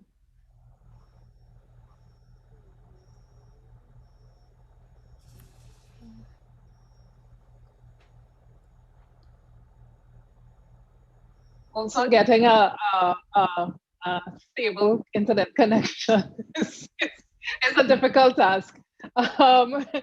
Juliet, I wanted to bring you into the conversation to talk a little bit about something that Kemba was talking about as well, which is the lack of funding, the lack of resources. I know that this is certainly something that people who are working in creative industries, who are filmmakers, who are artists trying to create link projects, are having trouble and challenges finding resources. Have you come up with any interesting workarounds to, gathering the resources that you need in order to do the film projects that you really want to do? Yeah, that is the burning question of finding resources to tell your stories, especially when there's stories that need to be told. I've been lucky in times when I worked as a producer. I have been able to sort of use the power of social media by getting people to donate food or time or locations and saying we'll connect you, we'll share information and advertise your place on social media. That is one way that has sort of worked for me. Just trying to network, trying to meet as many people as I can. You never know who may want to have a new business, who might want to be promoted, who might want to, help out. Trying to get people understanding too, this is going to be good for the community even, this is helping spread the good word. It's a challenge. And to be honest, I mean, it's not always successful. What I have found myself doing is just, creativity is like a muscle. You need to keep doing it, money or not. And even if it's just getting friends together and saying, hey, you have a camera, I got a story, let's just shoot something to keep the practice and so people can see our work. Building up a portfolio, I think, has definitely helped me. So when it comes to funding, I can say, look, I've actually done, this amount of films with like this tiny bit of money. So imagine if you gave me money, that would be, imagine what we could do. So yeah, it's things like that. I've been teaching some documentary film workshops and also just showing people that a little phone, it can be a very powerful device now. You can do so much to tell a story, even if you have somebody with a story to tell, to film them, get that audio recording, and maybe at some point you may have, you can turn it into something, or at least have that captured, before the person passes away or before that forest disappears, like capture it, like document it how you can. Yeah, so it's a matter of like using whatever you have essentially and just keep going forward. Great. Yeah, I just want to remind people who are viewing us live on YouTube and Facebook, you can send your questions, comments to this amazing panel. Yeah. I want to dive in the deep end and talk about gender and climate change. Climate change as a gender issue, and just throw the question out to these women who are working in very diverse fields, but in some way also very connected. Just about what you have observed about your work in your specific space, and what ideas you think are specifically related to women that come out in your work. Don't all rush. Fred, you want to start? Or Kemba? I mean, hopefully the connection doesn't go again. But one of the things when we're looking at gender, we're really looking at the different actors and how our gender identity, our role impacts the way how we interact with the natural environment. Very often we have different usage of the land by different say males or females. And one of the things that we've been looking at this year at Fonsaman is looking how gender intersects with climate change.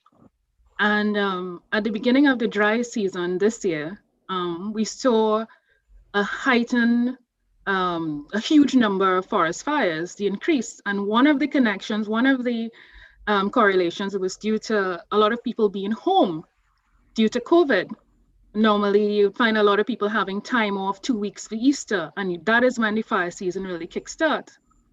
And because more men are around, you find a lot of them are cleaning, clearing. Everybody decided, okay, let's have a green thumb.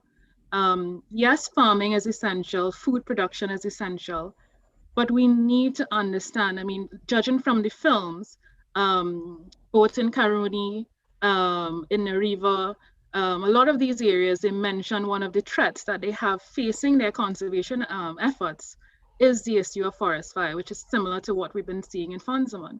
And now you're seeing that widespread clearing of land. And then where we talk about how women interact with these things, you often see people take on different roles. Some women might feel more comfortable being the voice, somebody, speaking out or calling, having that call to action. Where you may see more men out in the field. But whereas in Fonsaman, it's been quite mixed. Once you're able-bodied, my sisters and I fight fires. So it's by no means saying that, men and women, yes, they're differently able, capable, but at the same time, at Fonsaman, once you're able-bodied and once you're physically fit, then you're ready, you're able to fight fires. But we generally tend to see more women engage in environmental education activities and more men in the field doing field work. For different reasons, some women may not feel safe being in the bush in the day with these men. Or you might find men saying, we don't want any distractions on the job site.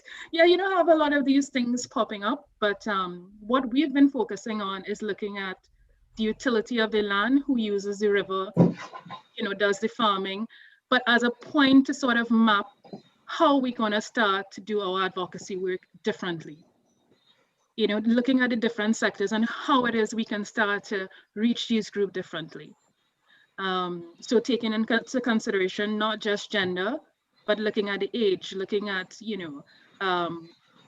the wealthy, the people who own land, looking at all, where it intersects, and looking at how we can really make some concrete changes by having a more understanding, a greater understanding of the category of people in which we want to reach or who we serve. Fred? Yeah. Yes. So as part of my research, I'm looking at climate change adaptation. And what I'm observing a lot is, the place of women in, for example, the fishing sector. And we will often look at all the fishermen and not realizing the direct impact on the women who are also involved in the industry, but sometimes doing other things such as vending or cleaning the fish.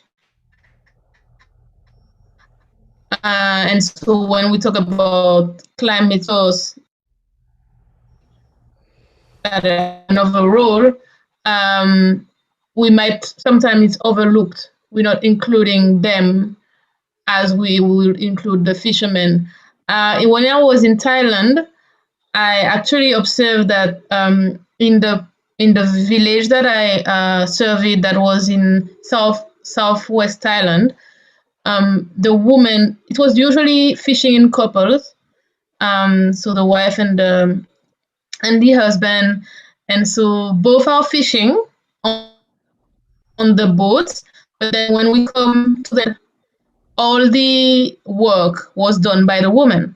In this particular case, I'm not saying that it's often like that, but in this case, it was what was happening. And so this woman was much more, in my opinion, impacted by any environmental change that could affect the resource that she was getting her livelihood from. In the Caribbean, I'm observing different things, because it's usually when you have when you're looking at fisheries, maybe you will see more women coming from the sea, but then they will be vending, but also in the meetings for a presentation, you could have as many men as women. So basically the women would be there to represent, even if there are not that many on the beach. And that was quite interesting. Another thing I'm looking at is, for my role, is the position. And when you think about maybe what is the importance of their position, because you can have many women, but they are not at the leadership position. That is something that we have to look into. And in my experience, being on the field, being in the mangrove, being out with the fishers, I often get remarks of people telling me that I'm brave to do that. And I don't feel particularly happy about these type of remarks, because to me it's like sustaining the patriarchy system, telling me that I'm just brave when I'm basically doing my job, and it's not that women don't have the capacity to do it, but in the system that we are living in, like, this is what is offered to us. So I'm not, yeah, it's a system. There is still efforts to be made, in my opinion, for us to be treating equally. And even the people that are taking me on the field will tell me, aren't you scared to be with us, just with us on the boat? You don't know what's going to happen and things like that. And I'm like, well, I'm going to keep faith, that's going to be all right. But obviously, as a woman, I feel sometimes more vulnerable in the field, but not because it's more dangerous, just because of how people see the work and how they think what they think I should be doing, instead of being in the field. Thanks so much for that, Fred. I want to bring in our first question, which comes from Maya Ramasa. She says, what do you think about performativity and signaling in spaces for mobilizing donations, actions using social media? I ask because I see places using topical issues or concerns to paint their brand green or black or whatever color gets clicks, and then not really doing anything tangible or sustainable.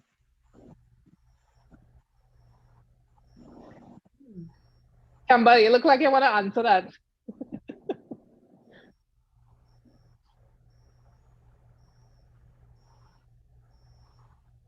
I would say one of the things, it is something that brands really like to push. You know, we go green, put up eco this, eco that, when only actually 1% of their business is green. And I think what it does sometimes with some of these larger organizations, not NGOs, just in general, it sort of takes away the attention from the NGOs that are actually doing work in the field. And by the time administrative costs are deducted from those big grants or funds or pool of resources, is a tiny trickle that reach down to the NGOs. And then it's often, you know, just for products, not paying human for their human work. Which a lot of people in the creative sector, in the NGO sector, all too familiar with this expectation to volunteer all the time. So, you know, we must think about, you know, the economics behind it. We must think about how we're going to survive and sustain our livelihood. You know, it needs to go hand in hand. One of the things with online fundraisers that Trinidad tend to have issues with is the fact that our banking system doesn't really facilitate all these online donations that are popping up. So you must have a credit card for a lot of these things. And then if you give somebody your bank deposit slip, you know, the hassle for them to do that. I think we really need to think about finding ways to not be left out from how things are progressing in the world. You know, simply a click of a button to donate, you know, $20, $100 from your regular debit account. That is very difficult to do. You know, so I think getting more tech savvy, getting systems in place that would facilitate these type of online donations. We have tried it in the past. We had to do different things. You know, we're very trustworthy FACRP supporters who would then send the money back to us. You know, that, you know, we commend our supporters for that type of effort because, you know, we have these traditional ways of fundraising where we have all these parties or where we have these dinners.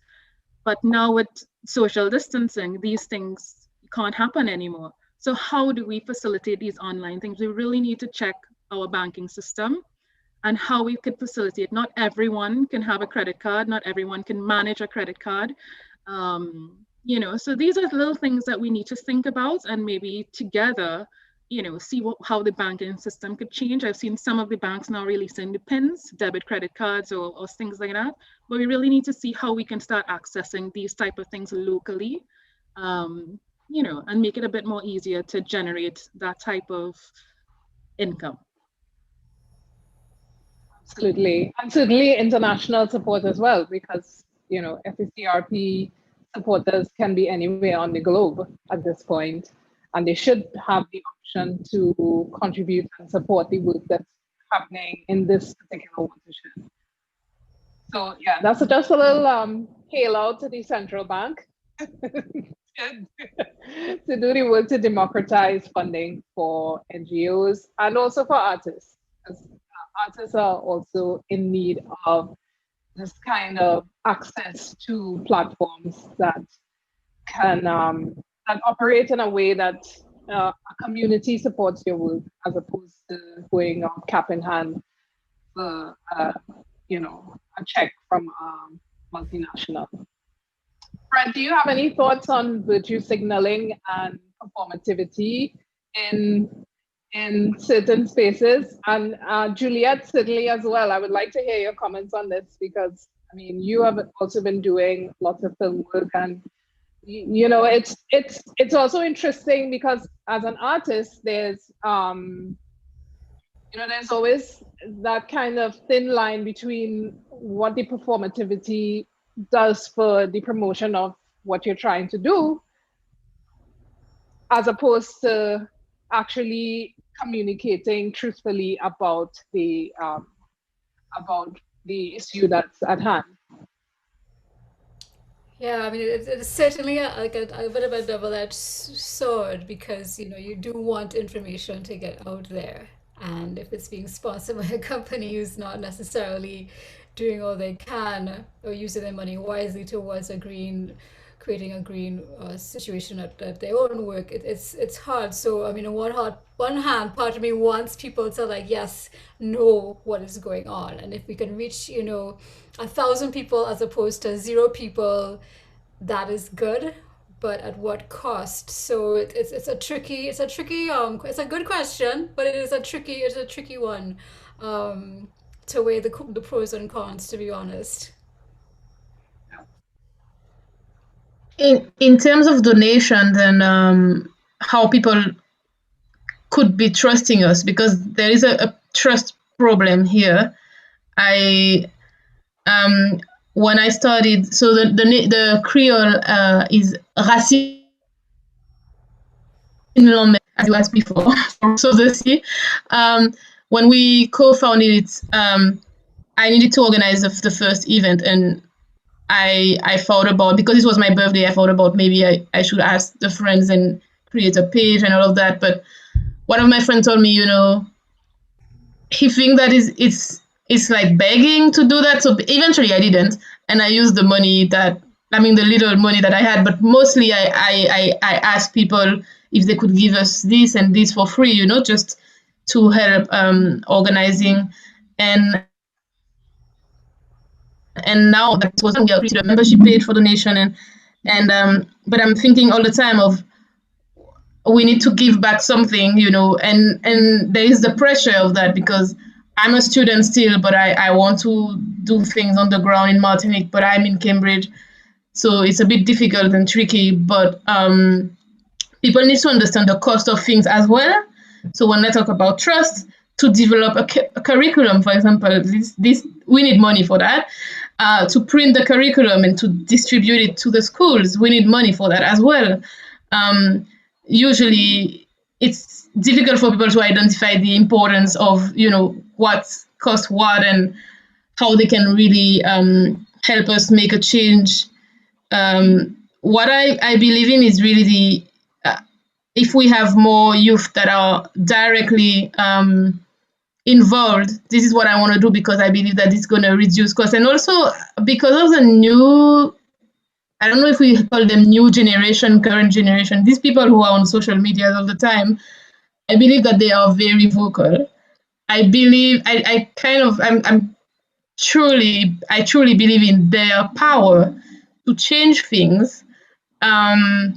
And I was recently on the field, and I had this guy, he was 19, he was coming with me sometimes, and he was never saying anything. And we had a meeting with Fishers, and there was someone representing the ministry there. And he started to say, oh, I noted points when you're doing your work, and now I want to go to the minister and tell him what he has to do to improve the fishing sector in Jamaica. And I was like, hold on, keep calm, but he was very vocal and he was ready to do it. So I think that this is the aim also of the organization that I co-founded, is to train these people, to give them the tools, because they already have the energy. I cannot help with that, right? But to give them the tools, then we need money to build curriculum, we need money to train them, to educate them. So different types of things. But for example, the rangers is a very good, the junior rangers thing that I'm seeing in other Caribbean islands. This is something that I would like to do, and definitely for that we need to build trust with the people, I think. Yeah, first. Certainly. And Maya, I hope that answers your second question, which was about, we have a lot of young people who are clearly passionate online, what are we doing to encourage them to get out there? And, you know, we go back again to the gaps in our education system. And, you know, teachers are really on the front line of what is going on now with COVID, with digitizing our economy, and with preparing our young people for a world that we don't even know how it will be in a year, 2 years, 5 years. So how do we actually equip the teachers to equip the young people? I think we are kind of behind on that process, and you know, hopefully, when people like Fred are in positions of leadership in education in a couple of years' time, then you know we can see new and innovative models of teaching and inclusion for young people being introduced specifically around issues of sustainability. So we have another question from Fallon Lachman Singh, which is for Juliet. Protected areas and communities here in TNT are highlighted throughout the films. How is it navigating the different social and cultural realities while documenting these stories, especially how that relates to the wider population? Oh no, I think that's right. As Trinis, we love the beach, but do we value the mangroves? Oh, that's a great question. You know, talking to different, that's what I really, one of the things I love about doing the documentary series is getting to meet different people and talking to different communities and people who, you know, from fishermen to forest rangers to, you know, people who are just villagers who are living in there. And yeah, it's, I think people really understand, the people who live there understand the connection between the environment and what they're doing and the importance of it. And being able to capture like their experiences, you know, and sharing that with the general the Trinis who just see the beach as beach or whatever, rivers or river. But when you hear somebody, you know, like a forest ranger talking about like, I feel like a hero when I go out in the swamp because it's so beautiful and like this is ours, this is our thing and we have it right here and people don't know about it. Like I like making that bridge to like the regular Joe Blow Trini to like to these people who really nurture and nourish the natural environment. I mean, I think that's a great gift I get to do sometimes. But yeah, it's always amazing to hear the stories. You know, it's an honor to give them a voice that people might not get to hear them normally, like talk about their experiences going, you know, from going to the bush or going as a fisherman, going out to sea. Like I really, I interviewed this one guy who, you know, who fishes and he talks about the fact that if a boat is going out and it gets stuck, like everybody comes out to help push out that boat. And when he comes back, you know, he makes sure that everybody gets a fish, you know, and it's that, it's these stories of community that I experienced that kind of hark back to like old time Trinidad days. And again, sharing these kind of stories, that's really how we should all be living, you know, like that kind of support of each other, a connection to the world and environment that we're in, like the natural environment that we're in. I think it's that they have, we need to have that even more, even our wider community. Yeah. So we have a clock ticking down to the closing of this panel. And I just want to throw out to my panelists, you know, any closing ideas, any closing comments about the work that you're doing, about how you feel in this COVID time, what is keeping you going, what is helping you see the beauty that there is around. I want to say one of the things that John actually, who was featured in the film, really wanted to highlight is that we all must understand that, you know, and the name of the show is My Watershed, My Home.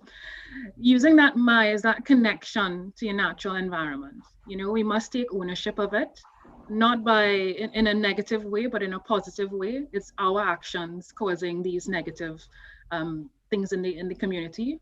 Our positive action can change, you know.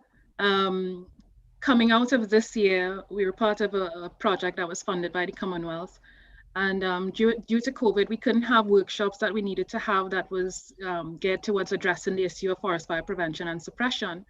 And one of the things we decided to do is to work on a draft forest fire prevention policy document, where we reached out to a lot of stakeholders online to participate in this drafting of this policy, which we would get into talking about more, via social media and emails and so on. And, it's something that we really see that needs to happen in the future, that support. So we're looking forward to that kind of support. Great. Fred? To me, this year just brought to me the emergency to work more on the ground, having been home for more than 2 years, having been far from home for more than 12 years now. And it's because I was on lockdown in Martinique at home that I came with the idea of the NGO and all of that. But really, I think what would be really important for us is not only to transmit the knowledge, the science about the ecosystems, but also the history, transmission of the culture in this ecosystem, even in the mangroves. There are so many uses that we don't know that people were having before.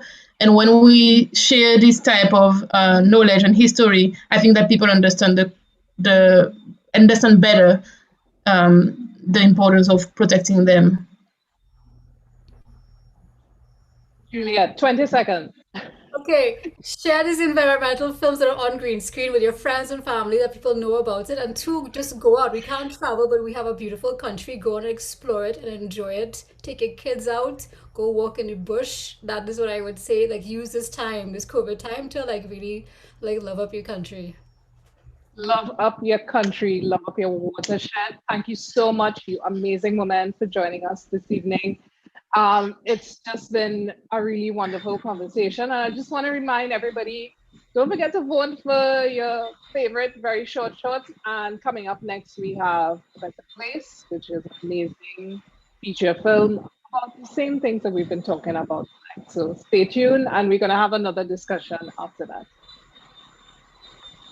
Thank you. Bye. Bye.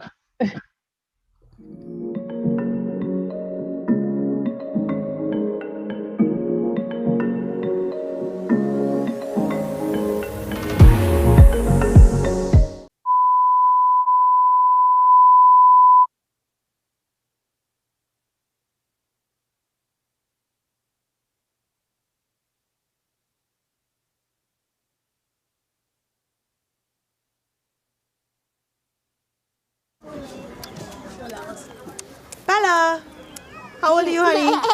What's your name? What's your name? How old are you, princess? Count for me. How many fingers is that? 3? Yes. I don't want my daughter hustling like how I hustling right now.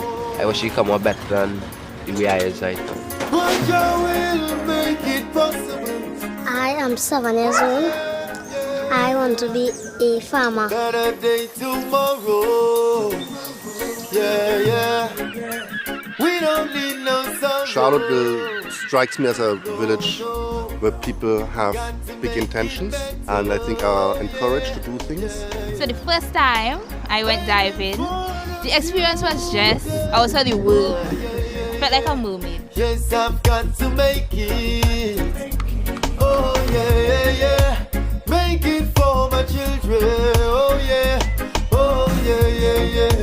Yes, I've got to make it. Students really do follow what we do, not what we say. Oh yeah. Better day tomorrow.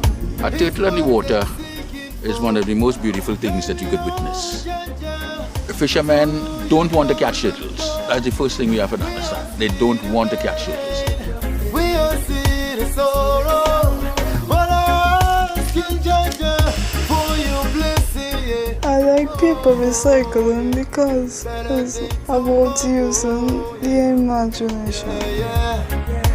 We don't need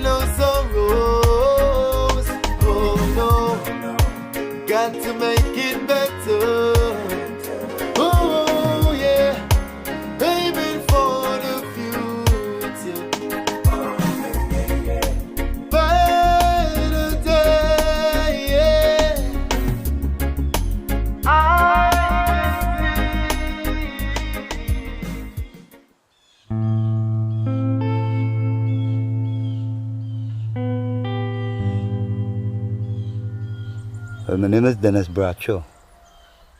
I live in Saganapu. I was called the Dump Road.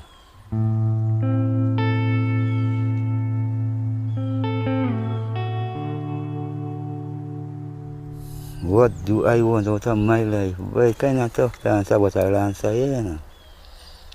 My life, I tell you, I am a smoke little drug. And in my life, I go like to stop smoke drugs, yeah? There's the cocaine, we just call the white man. And who using it, I go always like to tell them, do ever try it and do ever put it in the mouth. You will reach no way. They're going to destroy your home, destroy people, you will destroy your family.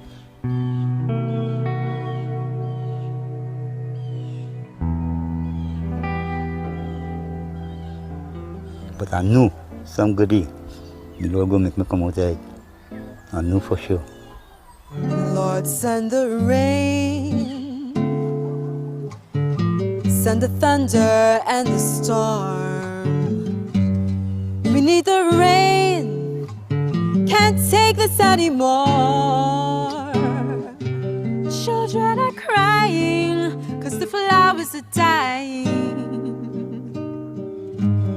Send down the rain from the sky. Send down the rain and give us life. My name is Kathleen Washington, better known as Makeda. I am the current president of the Guanapo Community and Environmental Development Organization, better known as GSEDO. Well, I would say Guanapo is located in the lower northern range of East Trinidad and the outskirts of Arima. We border with Aripo and Blanchisseuse. People usually look at Guanapo as one big dump. And some of the negative aspects of, or I should say the repercussions of living in a community that has a landfill, you know, well, for one, people tend to judge you as not wanting much. I'm not having much dreams. So, in that sense, stigmatizing. Lord, send the rain, send the thunder and the storm. We need the rain, can't take this anymore. Children are crying 'cause the flowers are dying. Send down the rain from the sky. Guanapo is a landfill community, and yes, there's a dump, as you call it, there, but within that landfill, tremendous resources that can be used for commercial gain and for economic gain. The community is not affluent. We have a number of persons within the community who are looking for ways to gain an income as well as provide food for their families. So aquaponics is an interesting tool in that regard. There are lots of materials within the landfill. When we observed, there were things that we realized, but this can be used for building an aquaponic system. And what does an aquaponic system provide for the community? One, it provides fish, which is an excellent source of protein for families. And it also provides plants, food crops, which is essentially the basis of the dietary needs of a household. Aquaponics, as far as I know, is where you mine fish and crops together, and it's in a recyclable way. So the feces and waste disposed from the fish use is generated into nutrition for the plants. That's what I gather so far. So the Guanapo community was actually selected because it presents itself as a unique environment. It's one in such that the community itself is built around the landfill. We have those who make their earnings, their economics and everything comes from the landfill. We also have farming, and we also have not just agriculture, but we also have things like horse farming and chicken farming. I would say that this community was originally designed for agriculture. So a lot of the people have large portions of land, 5 acres, 10 acres. At the back of me where I live, we have a whole big spread of land filled with fruit trees. And sometimes I leave the house and I get up in the back there and I walk around. And I love talking to the animals. I'll just talk to the birds, the animals, we mind fowl and ducks and whatever. Aquaponics is the combination of aquaculture and hydroponics. Aquaculture is the growing of any aquatic organism. In this case, we're growing fish. And hydroponics is soilless gardening. So we're growing crops or any plant in a soilless environment. This project actually comes in 4 phases. It's based on 4 phases. The first phase will actually involve the construction of the aquaponics models with the aid of members of the community so they can have a hands-on approach to learning the way that the system works. The phase 2 will be actually training these members now of how they can impart the knowledge to children. Phase 3 would involve the children workshop at the after-school care center, the UWI, where members of the community themselves will now be teaching their children climate change resilience. The 4th phase would be involving project management, where we invite other NGOs and CBOs into and train them in how they can manage their projects and also to apply for grants, because many projects, this community particularly, is very rich with project ideas. As parents, our main concern is the children being exposed to things, contaminants from the landfill, like bathing in the rivers. And although we know that the river is contaminated, we can only do so much to keep them out because, we talk to them, we beg them, sometimes we even beat them, But they have nowhere else to play. We have no community facilities, we have no playgrounds, we have no parks, no preschools. The only establishment in our community is the Guanapo landfill. So from time to time they become, how long could we keep them inside? How much TV could they watch? How much computers could they play with? So eventually they want to go outdoors and play. My name is Dal Papanet and I'm 17 years old and I live Lychet Road, Arima, and they call it Dump Road. I used to go in the dump when I was smaller, running away and thing, just to climb with my cousin and them. And I realized I get bigger and I things stand also. I just decided to make a little money. And as I said, mother, I don't find it right for my son to go up there because he was in cadets. He wanted to become a soldier. He leave out from that, and as he hit there at the age of 16, all education, all dreams ended. It is scary for me to know that is what he's doing because he could have lost his life. But every time I tell him, don't go up there. That is not right. Go there and work. Go there and work where, mommy? Yo, my name is Poppy Magic. I live in Arima Dump Road. Yeah, it's hustle out here in the corner here. They zone here, right? We just have truck out here before they reach up inside, That we hustle here, right? We just make enough money for the day. We will not to rob nobody and advantage nobody, interfere with nobody thing. That is number one. We don't ever interfere with people thing. That is why we just sit down out here. They might pass, see we looking dirty or whatever. People could say what is honest money we look for at the end of the day. So that is one problem in the community with nobody breaking into nobody's house or wherever because it always have $1 to make. Take a shoot, take a shoot, take a shoot, take a shoot.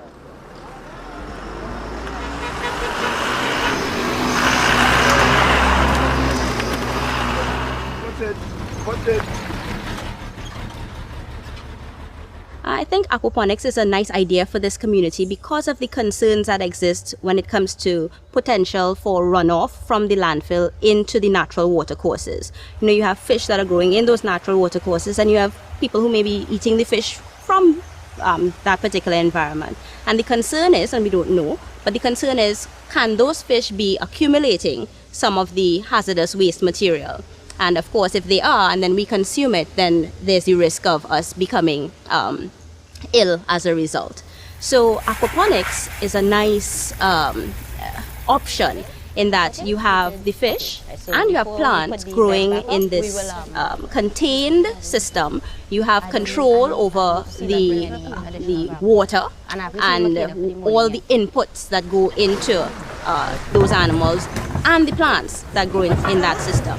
What I'm hoping to learn from the aquaponics, I'm hoping to have one myself because I already have my fish tank, just waiting for everything else.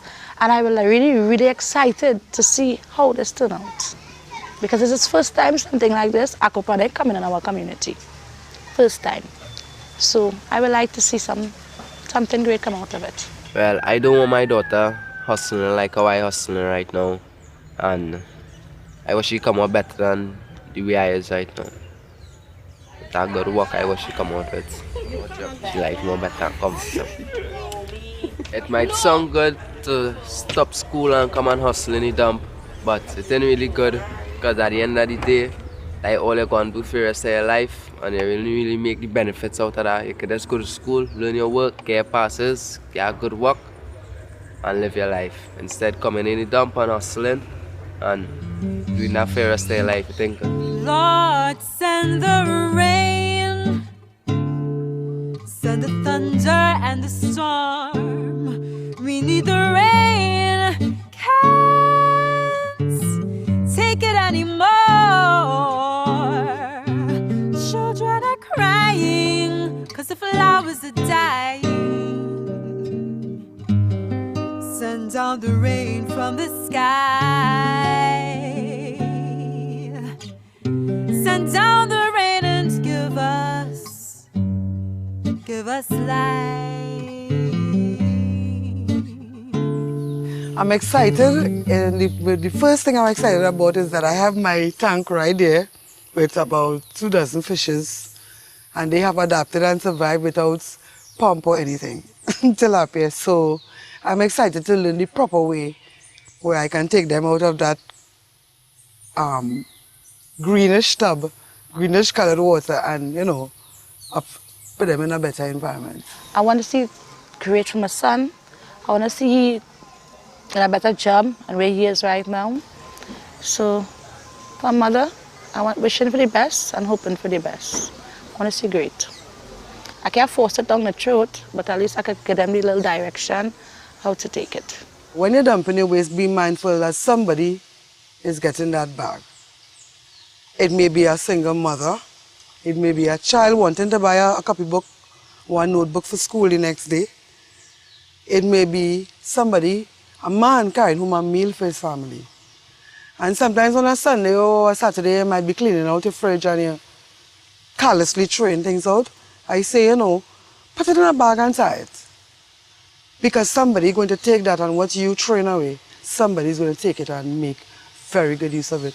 I think one of the physical or the tangible benefits that are coming out of this project would be the knowledge of how to rear your own food and whatnot. That's an important aspect, and that's one of the physical results. But I think the most important thing that's coming out of this project is that this community got hope. When you give a child support or you give a friend support, they feel that they can conquer anything. I think that's what is coming out of this. It's not just about rearing fish and lettuce. It's about helping people. It's about making them know that we're there for them. And that, I think, is the greatest benefit that we could give this community. My name is Sarah Rogers. I am 7 years old. I want to be a farmer. My name is Yuchi Rogers. I am 10 years old and I want to be a police. My name is Tessa Paponet and I'm 16 years old and I want to be a nurse or either a doctor. A, B, C, E, F, G, H, I, J, K, L, M, N, Q, R, S, T, U, V, W, X, Y, and Z. No matter my ABC, X, Y, T, C, A, B. Hey, oh my God. You did a great job, honey. You did a great job. Fantastic. Excellent. Next, not next one. Next. No more. No more. No more songs? Bye. No.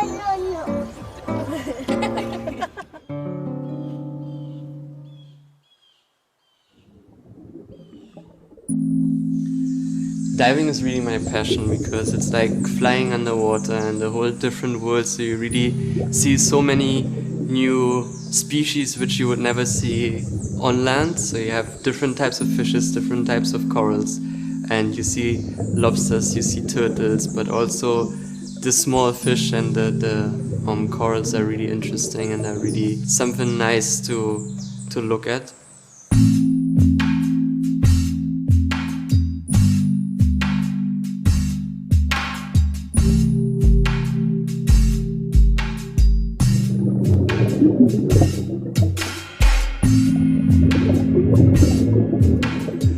I'm Jacob. I'm originally from Germany, but living in Charlottesville for almost a year now. I'm working with Eric as an eco-diver trainer. So I live in Charlottesville, a small village, and people might think I'm bored here because it's really not too much stuff to do here if you're not into environment, and I'm really into environment. Therefore, for me it's just like paradise. I have something to do 24/7. May it be work here, may it be schoolwork, or may it just be diving, snorkeling, whatever other recreational activity I can do. My family moved to Tobago and I decided to move with them, to stay here with my family, with my dad and my little sister and my stepmom, but also to be engaged in environmental work, to work with a community group, to work with Eric and to do something good for nature. Ever-changing time, ever-changing, rearranging, ever-changing time and tide, ever-changing sea, ever-glowing river flowing, ever-changing you and me.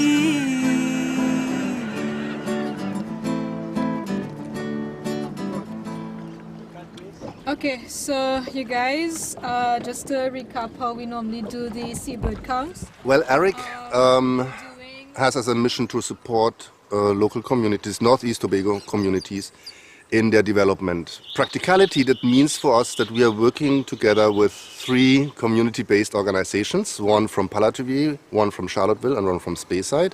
And those organizations have sent 2 representatives to Eric. And with those 6 people, we are working now since over a year in training them to understand the importance of marine conservation. We train them in diving, we train them in taking data, marine data underwater as well as terrestrial data. So the first time I went diving, it was very, the experience was just out of the world. And you know, you live on land, but underwater is like a whole new world. And to see like the different fishes and stuff like that, swimming around in the little groups and stuff, it was really cool. I felt like a mermaid. When my first year was like, oh my God, I'm really going below water. And when I see the reefs and how it is look, I was like, wow, it's so pretty below here is. And I can live below here, but I can't live because I don't have gills. Ever-changing scene, ever-changing colors dancing, ever-changing gold and green, ever-changing blue, every day a brand new painting, ever-changing me and you.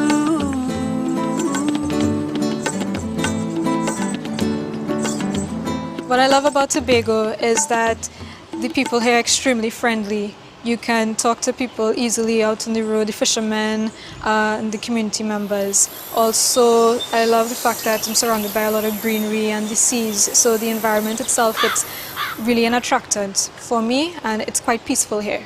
Right now we're at Little Tobago. This is an island that's protected by the government. It is home to huge populations of seabirds, particularly your tropic birds and your red-footed boobies as well as your brown boobies.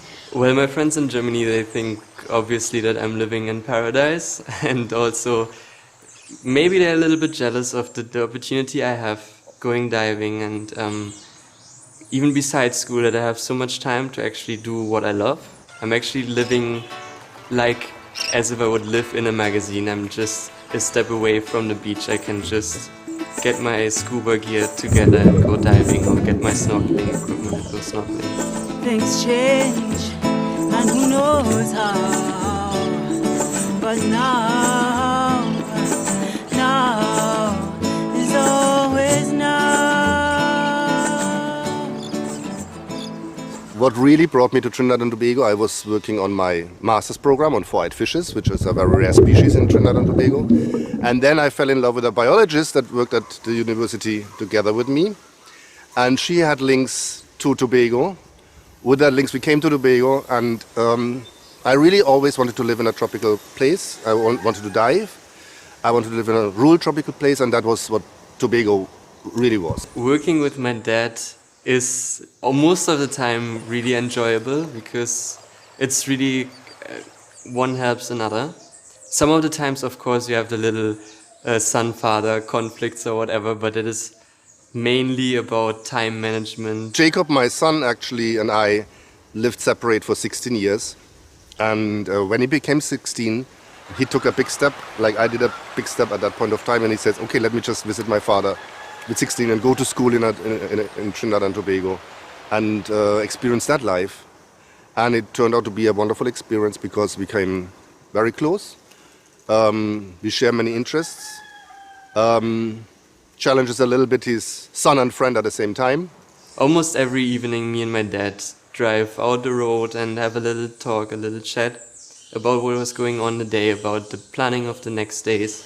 And we really work together, and really everyone has an open ear to one another. Ever breathing brew, ever churning, ever turning, every moment all is new. Charlottesville strikes me as a village where people have big intentions and I think are encouraged to do things. However, they need the facilities to bring their energy somewhere. And we hope that Eric can be one of those facilities. Basically, for me, the most important lesson I've learned so far is that your community members are vital in terms of getting information and getting things done. They are probably the best sources of information for any scientists. The fishermen here are probably the best scientists I could come across because they know so much. And in order for you to get anything done, you need to have that rapport with the community members themselves. Things change, and who knows how. But now is always now.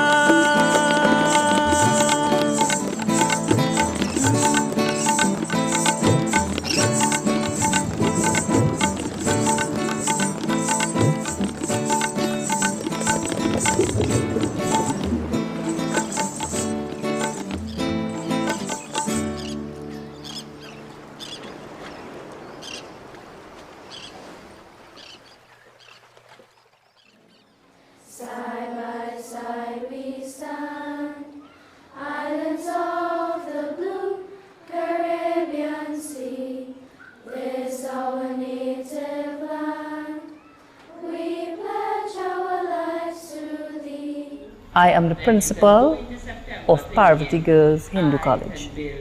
It is difficult to really pinpoint the time when I decided I wanted to be an educator, because I know in my young days my family still teased me a lot about it.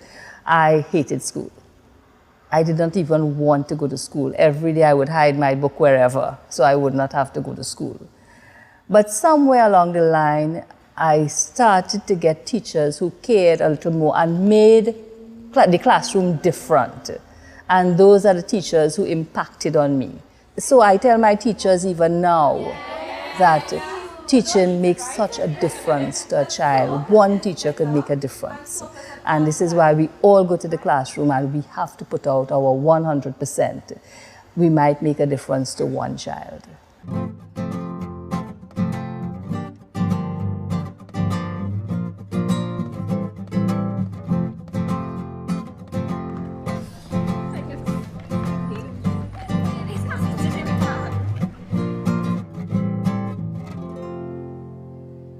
Parvati Girls Hindu College is a secondary school. It is located in Debe, and we are under the management of the Sanatan Dharma Mahasabha, which is a Hindu board, but all students of all races and all cultures, all religions are welcome here.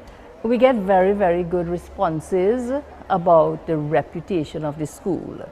Parents come in here on a daily basis, and sometimes I have lines come in, they want to get transferred into the school. And why do they want to get transferred into the school? They see the discipline of our students. When they are outside, parents say that they can recognize a Parvati girl. I will honor my parents, my teachers, my leaders and my elders, and those in authority. I truly believe that we are producing a well-rounded student. And a good example is what we are doing with the ClimaQuest game. This game was produced within the classrooms. So at the end of the day, all our Form 4s, Form 5s, the lower school, they would all have participated in some way towards that game. It was a group of teachers and students came up with the idea of the game, and 4 teachers, we sat down and we were thinking, okay, how can we teach children about climate change? What do they need to know? How can we make this more appealing to them? So we brainstormed, we sat there on evenings, on weekends. Our holidays for the last 2 years, I would say, we gave up.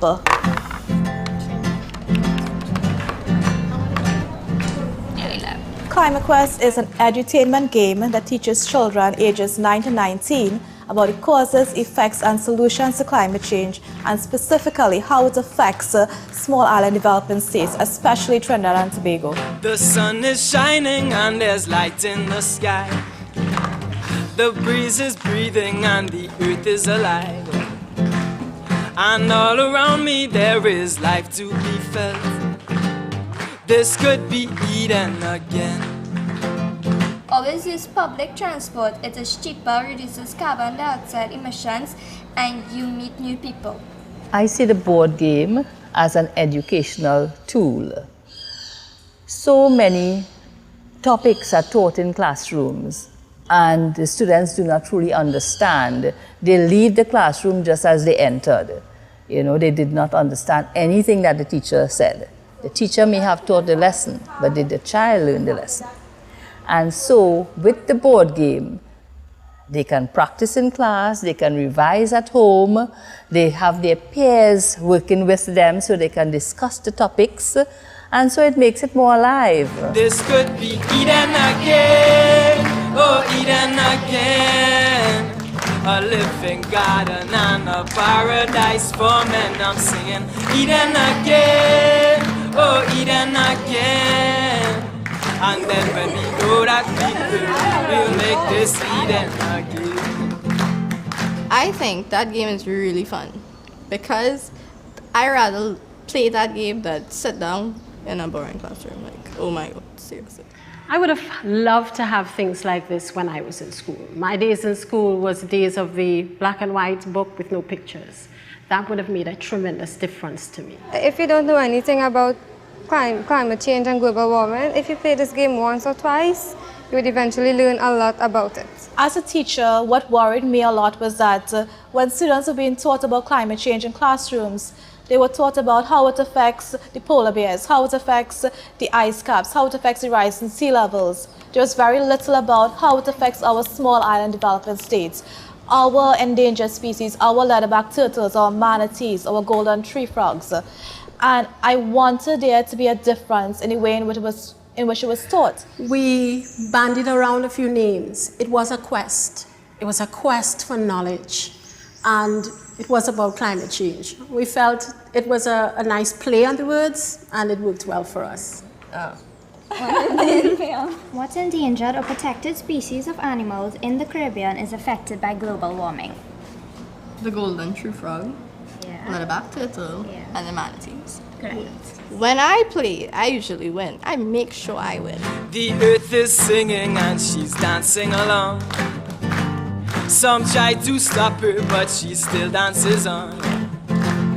I look up on this and I think to myself, this could be Eden again. ClimaQuest may be a game used in the classroom to teach, but but it really is a social tool as well. It is something that can change lives. It can make very passive children very active. It can make shy children very bold. It can make children that lack confidence gain that confidence because it is within an environment that allows you to shine. That is environment where you play a game. There was one student who was playing the game. He was a student who had some difficulty in terms of being accepted in the classroom. He was one of the slower students. And you could see that he felt that. And during the game, the students who were playing with him made him develop confidence. And at the end of the game, he was confident, he was willing to play, he was more talkative. He felt as if this game empowered him. I see that game, that Climate Quest game, in every household in Trinidad eventually. And imagine our girls can say, you know, I was part of creating that. And I expect to see it internationally. I want this to grow where somebody would say, you want to get a gift for a child? This is the perfect gift. This could be Eden again, oh Eden again. A living garden and a paradise for men. I'm singing Eden again, oh Eden again. And then when we know that we could, we'll make this Eden again. If I had to say anything going forward in this, I would encourage teachers to get involved in things like these. They make a difference. Students really do follow what we do and not what we say. A small school from Debe, whom very little people know about, can make a big change in the world. Can change people's attitudes towards climate change, people's attitudes towards the environment, can influence choices they make later on in life. For me, I love making a difference to the young girls at this stage of their lives.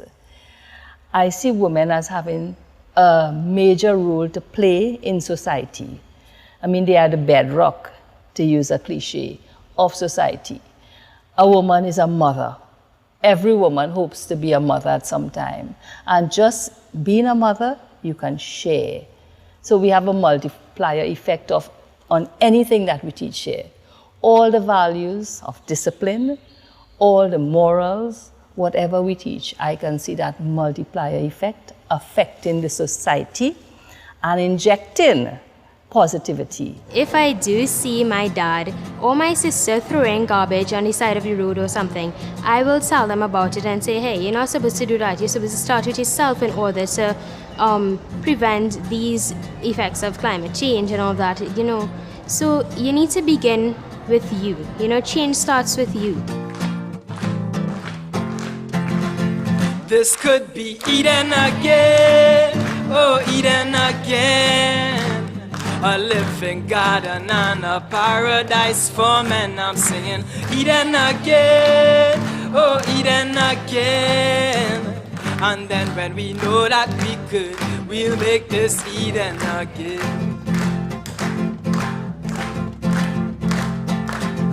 And let's make this Eden again.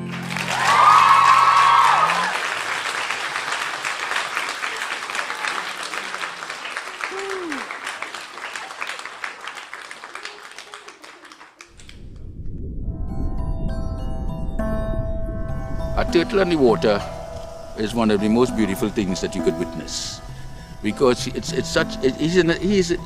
or she is in its natural habitat, and you can see him going under, coming up, you know, moving along, gliding along, and it's really beautiful.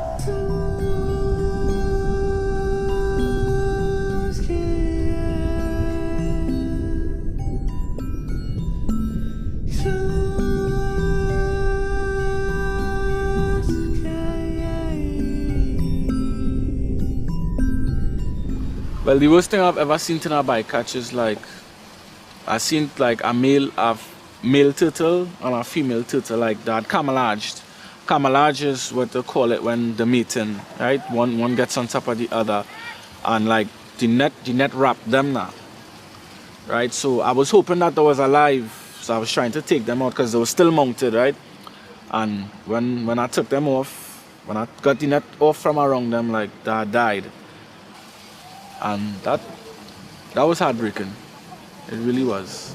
Come on, come on, come on, come on, come on, come on and oh. Come on, come on, come on, come on, come on and oh. Come on, come on, come on, come on, come on, come on and oh. Come on, come on, come on, come on, come on and oh. Trinidad and Tobago is a very popular destination for nesting sea turtles. In particular, the northeast coast of Trinidad has a very high density of turtles nesting during the period of March to August each year.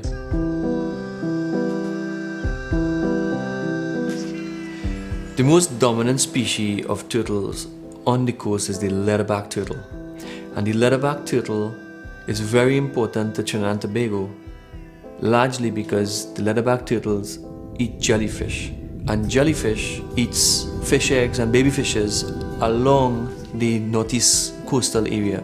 So what you'll find here is that the leatherback turtle is actually a friend to the fishermen.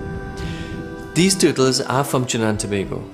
They were born here and venture out into the deep open ocean and come back again in 20 to 30 years to start the nesting cycle again.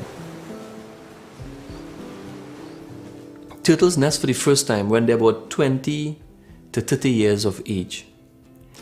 And the oldest turtle on record has been nesting for over 25 to 30 years to date, which means that turtle is about 50 years old. I hear a lot of bad news every day. It's like you never have a good thing to say. No way. But if you want to change the world outside, you've got to have a little free tongue inside. Yeah, yeah, yeah. Essentially, there is a lot of work taking place on the land in terms of protecting the nesting females. However, the number of turtles that are being lost in the ocean through sea turtle bycatch is what will eventually kill the population. Sea turtle bycatch is catching turtles in a net that was designed to catch fish. When there are a lot of turtles in the waters, fishermen will say that's the best fishing time. So during the turtle season, there's an increase in fishing activity when the price of fish is high and there's a lot of turtles in the water, which increases the amount of sea turtle bycatch. Fishermen don't want to catch turtles. That's the first thing we have to understand. They don't want to catch turtles. It's just that it ends up in their nets. It causes a lot of problems. It causes situations where they have to spend money to repair nets. So we're not out there to catch turtles. Turtle bycatch or accidental catching of leatherback turtles is a daily occurrence. Myself would experience catching those turtles at least once every 2 days. You know, and the numbers are between 5 to 10, sometimes it could be more. You know, and fishermen are very turtle sensitive, so we catch and release.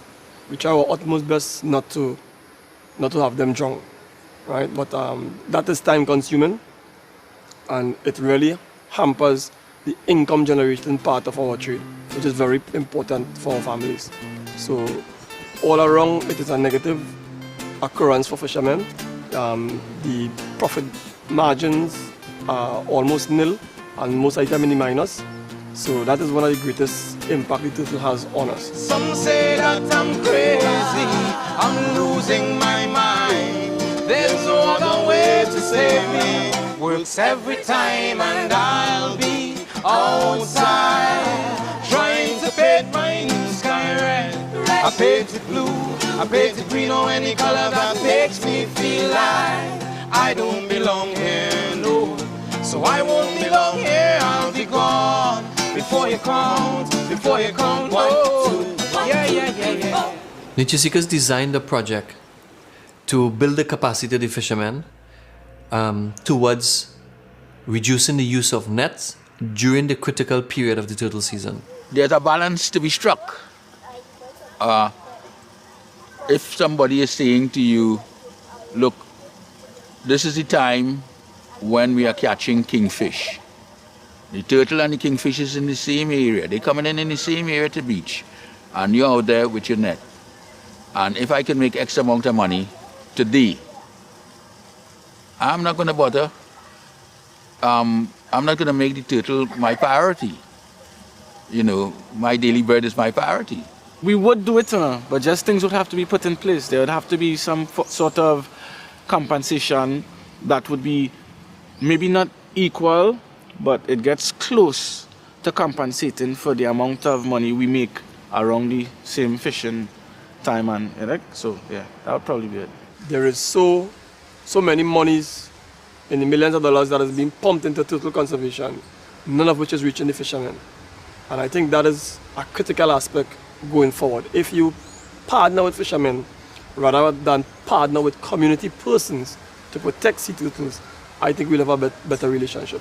We built this project with the Environmental Management Authority with the hope that we can rally the fishermen around utilizing alternative fishing equipment and to improve the technology that they use in catching fish.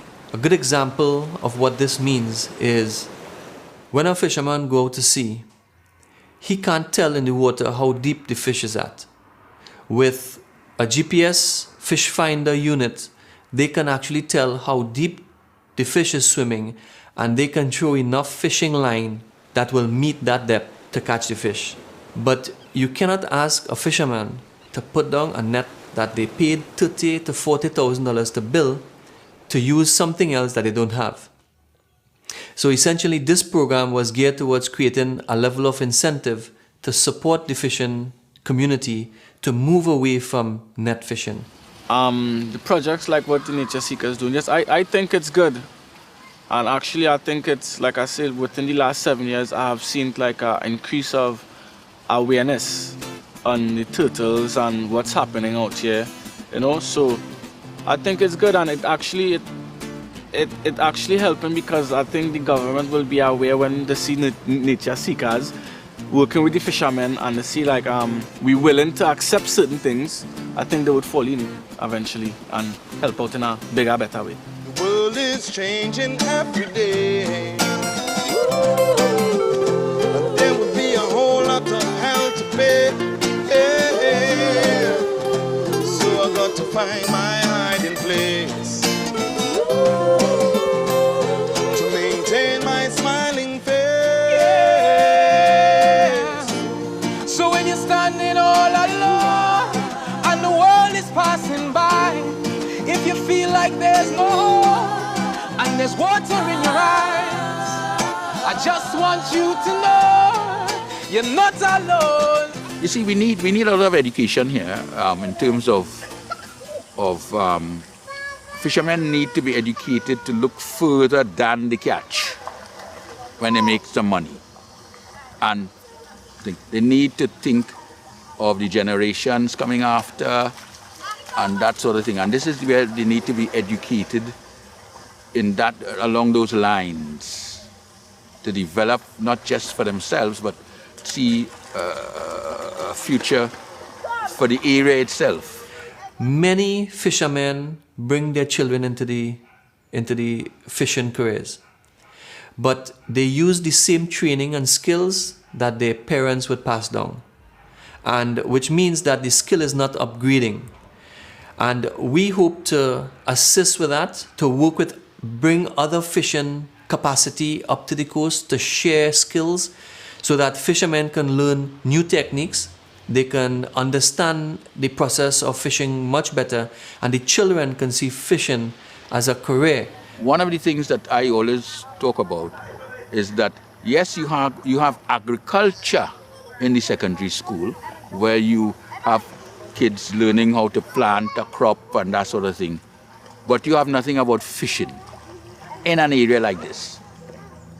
So, you know, you're breeding people, you're educating people to leave Togo, draining Togo. When it comes to the sea, I love it. It's, you know, it's beautiful. The sea is just full of ambience.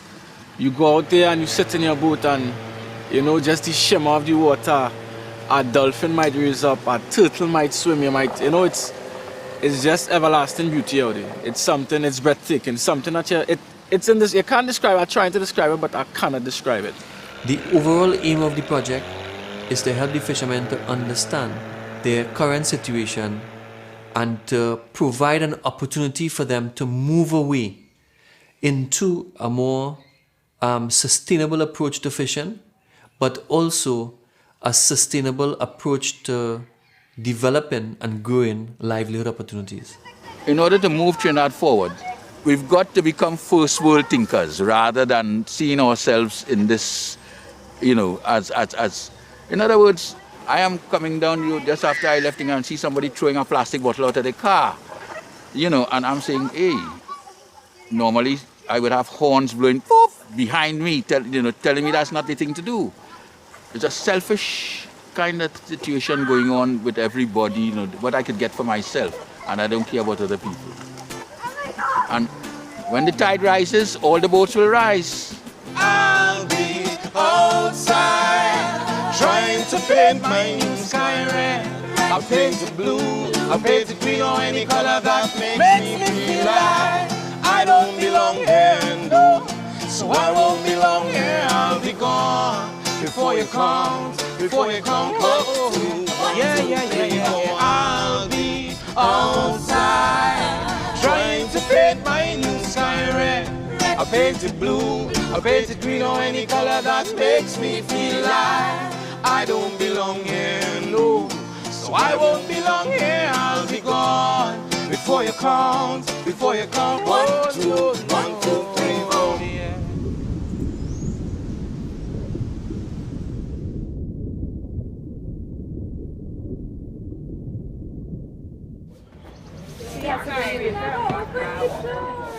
Awesome. Give me that shot. Give me that shot. My disability is CP, also known as cerebral palsy.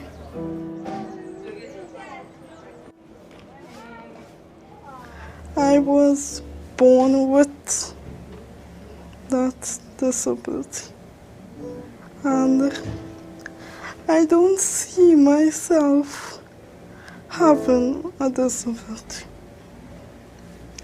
I see myself as a normal person because I go outside and, people may be watching me, and I will be like, why that person is watching me?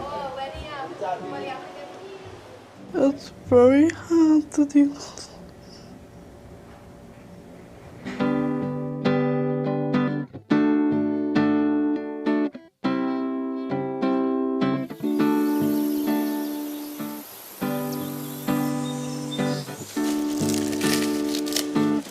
After it dries, then it will be easier for him to put the glue on it, to the back, on the back of it, and make a card.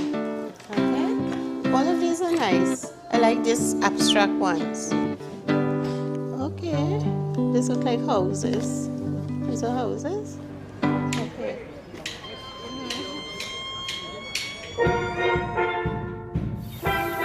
One thing I would like the general public to know is that there is an organization. It's limited because it cannot serve the whole population, but there is an organization in this country that is providing services to persons with disabilities, and it's the National Center for Persons with Disabilities.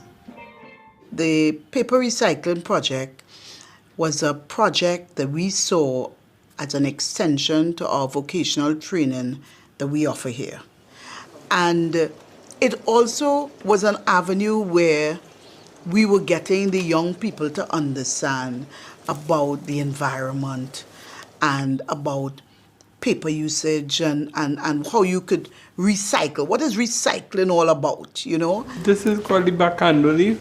You can find this anywhere in Trinidad. It falls off from a tree, and we pick it up and we use it for paper recycling and other things. Learning to make paper is important to these students because as it is something new for them.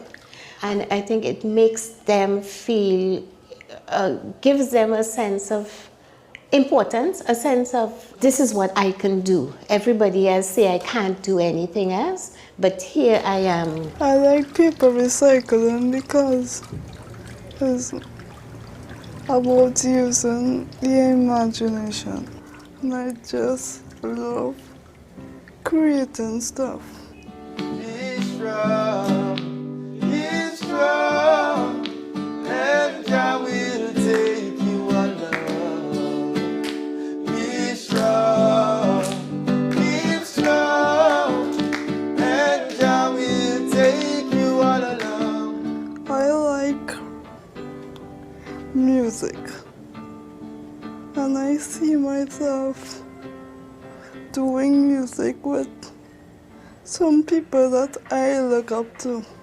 I love Nicki Minaj, and I love the way that she represents Trinidad and Tobago, and I'm very proud to live in my country because of her. My name is Robert Moore. I'm originally from Belmont in Port of Spain. I live at Moore at present. My son attends NCPD, National Center for Persons with Disabilities. His name is Roberto Marquez. What are you doing? Kevin? Okay, what's this one? A truck. A truck? These are nice. Roberto is himself a very positive person. He respects himself. Actually, he thinks he's the swaggest thing in the world.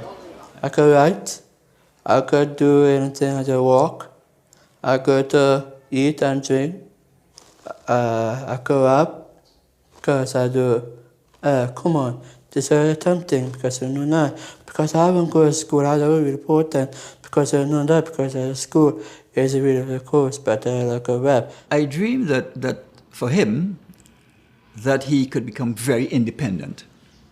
That's it. And even if he has, I know that he'll be limited to support himself from a domestic situation, understand? But from a earning capacity, I feel that I have to get that done before I pass on. I know the music is ability, but that might not earn. I think the recycling seems to have is a better proposition. You could do things for people, for companies, for personal things, you know. People still appreciate a lovely handmade card, and you know, you need wedding invitations, although you have electronical invitations. There are some people that still would appreciate it. Whoa, whoa, whoa, whoa, whoa, whoa. Yes, we will be strong. We will not give up. Be strong. Keep strong. And Jah will take you along. My disabilities, minor injuries, I got an accident when I was 3 years old. That affect my bone structure. I love making paper because it's fun, and also I like music. Music is my passion, it's my dream, it's my life. Music does make me feel good, make me feel I could achieve anything in this life, no matter what. Once you believe in yourself, you could achieve anything. And when I leave this school, I would like to go and work. It's a long road, it's the road of life. Don't you give up, brother, while you all strive. It's a blessing, thank God for life on this journey. Good to be strong, yeah. I dream about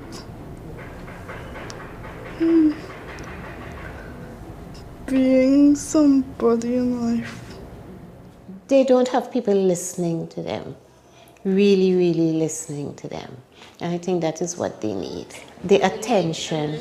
And I think a lot of them did not get the attention they should have. It could be our society, you know, the way we think about persons with disabilities. One thing I would like people to know about persons with disabilities is that they are people too. They're people like you and I. See the abilities, not the disabilities. I think that what people can do to make this country a better place is that they have to love themselves first. Because I am thinking and I am seeing that children and also adults are not loving themselves properly before they love anyone else. And that is why domestic violence come about. That is why so many crime is happening in this country today.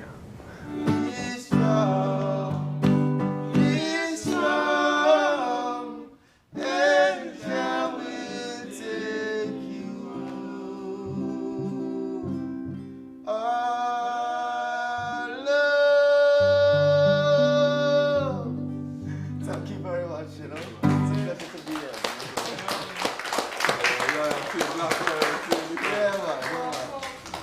My wish is to help children like myself. Better days, better days. We all is hoping for, but you will make it possible.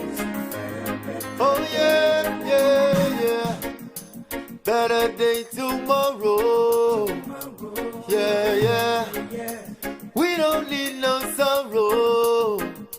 No, no. Got to make it better. Oh yeah, yeah, yeah. Aiming for the future. Oh yeah, yeah, yeah. Yes, I've got to make it. Oh yeah, yeah, yeah. Make it for my children. Oh yeah. Oh yeah, yeah, yeah. Yes, I've got to make it. Yeah. Oh yeah, yeah. Oh yeah, yeah. Better day tomorrow is what I'm seeking for. Guide me on, Jaja, to your golden door. We all see the pain, we all see the sorrow. But I ask you, Jaja, for your blessing, yeah. Oh, yeah. Better day tomorrow, yeah. Yeah, yeah. We don't need no sorrows. Oh, no. Got to make it better. Oh, yeah. Aiming for the future. Better day, yeah.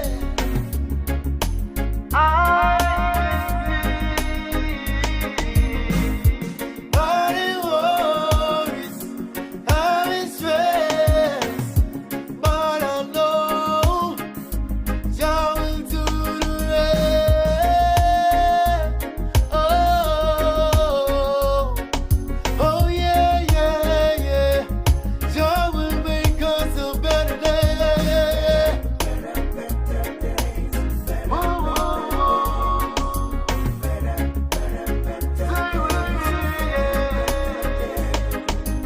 better day tomorrow. Yeah, yeah, yeah, yeah.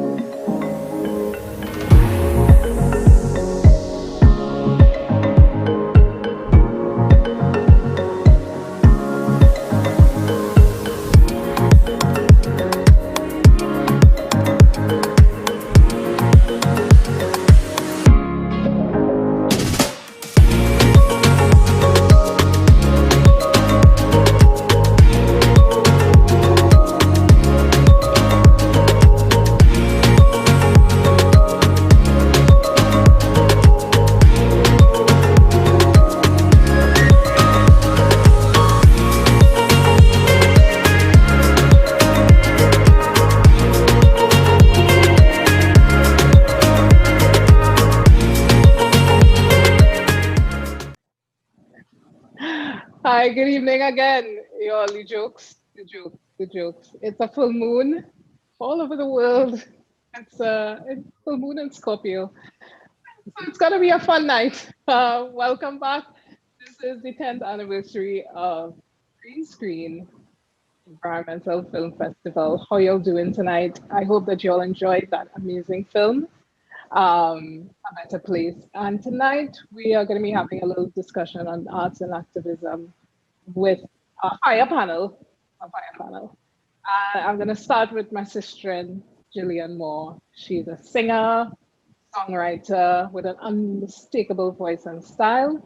Her music is an original blend of calypso, alternative rock, pop, folk, blues, and more. Over the last 2 decades, Gillian has impacted the underground music scene in Trinidad and Tobago with her Songshine platform, which, basically everybody who is anybody in the music scene in Trinidad and Tobago and even up the region have performed at this stage. She has performed her music internationally, including Paris, London, Venezuela, Dominica, and Jamaica. She's founding member of the Rhapsody group Homefront on the Kiskili label. I'm not going to attempt to sing anything and embarrass myself.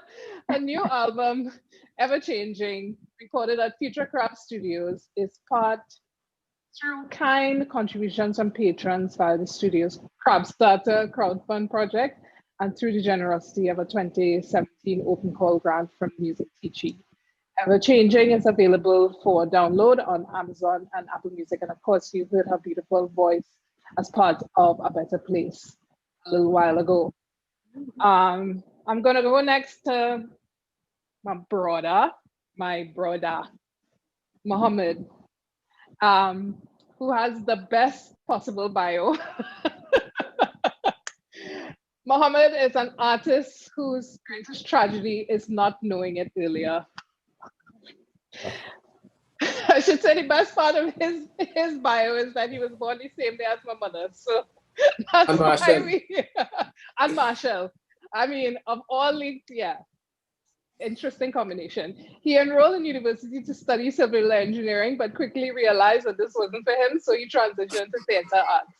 It didn't take him long to discover the freedom that comes with true self-expression. Once he tasted that, everything else became bland and unsatisfactory. Seattle, it is the best bio you have ever read in your life.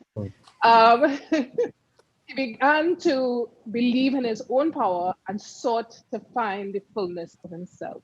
That journey led him to spoken word and then ultimately to music.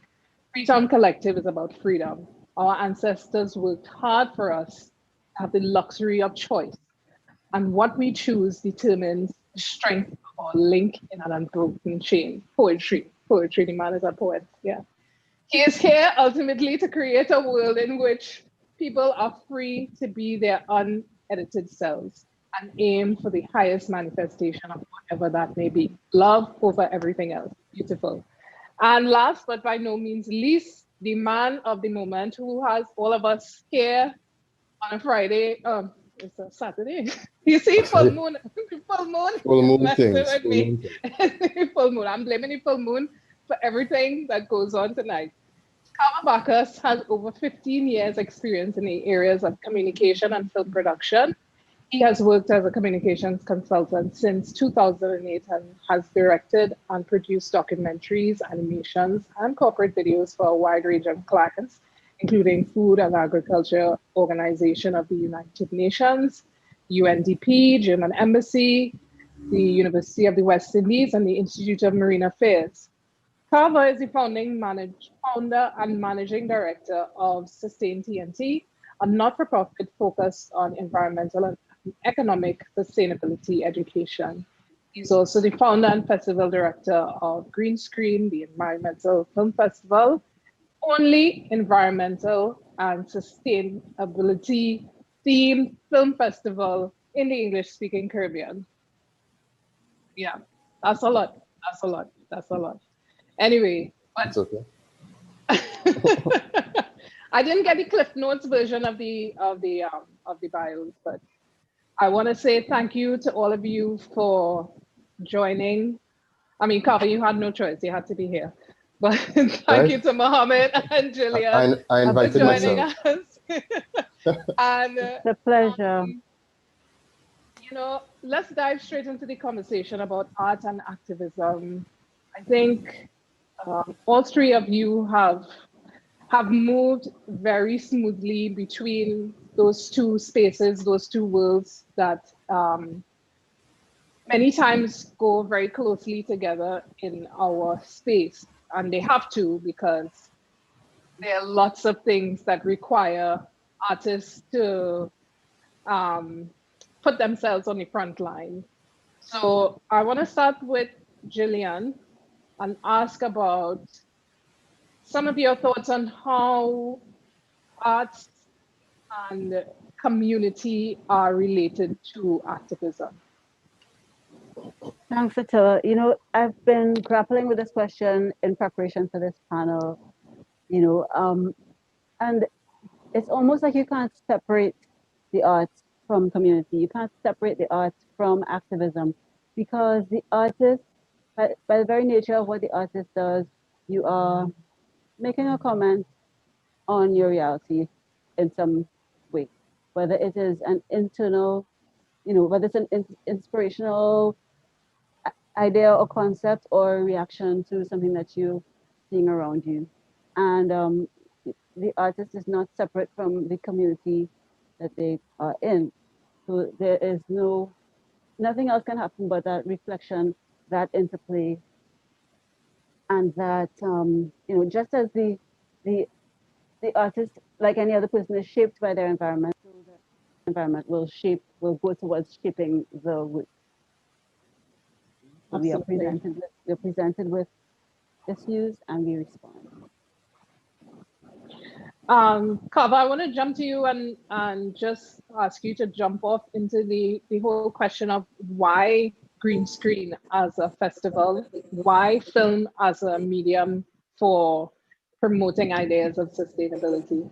Yeah, well, the reason we are here, here tonight, and consume media and stuff is because it touches our hearts. You know what I mean?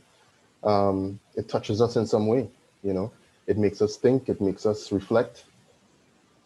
Sometimes it makes us love. Sometimes it makes us hate. And green screen is really about building a platform to show people, what is happening, what has happened, and what could happen, in the future, in the context of the environment. 10 years ago, I was back from film school, maybe a year or two, and people were stopping me in the street when I was at film school in England. People were stopping me in the street to talk about climate change. They had these various campaigns, give £1 or £2 a month to, save some part of Europe or some part of somewhere else in the world that is threatened by climate change, rising sea levels and all of these sorts of things. And I found it interesting. Gordon Brown is on the TV, who was the prime minister at the time, talking about climate change, talking about how it's going to impact, Europe, how it's going to impact the UK. I come back to Trinidad and, climate change, what? What is that? Nobody's talking about it. Nobody even fully understood what it was.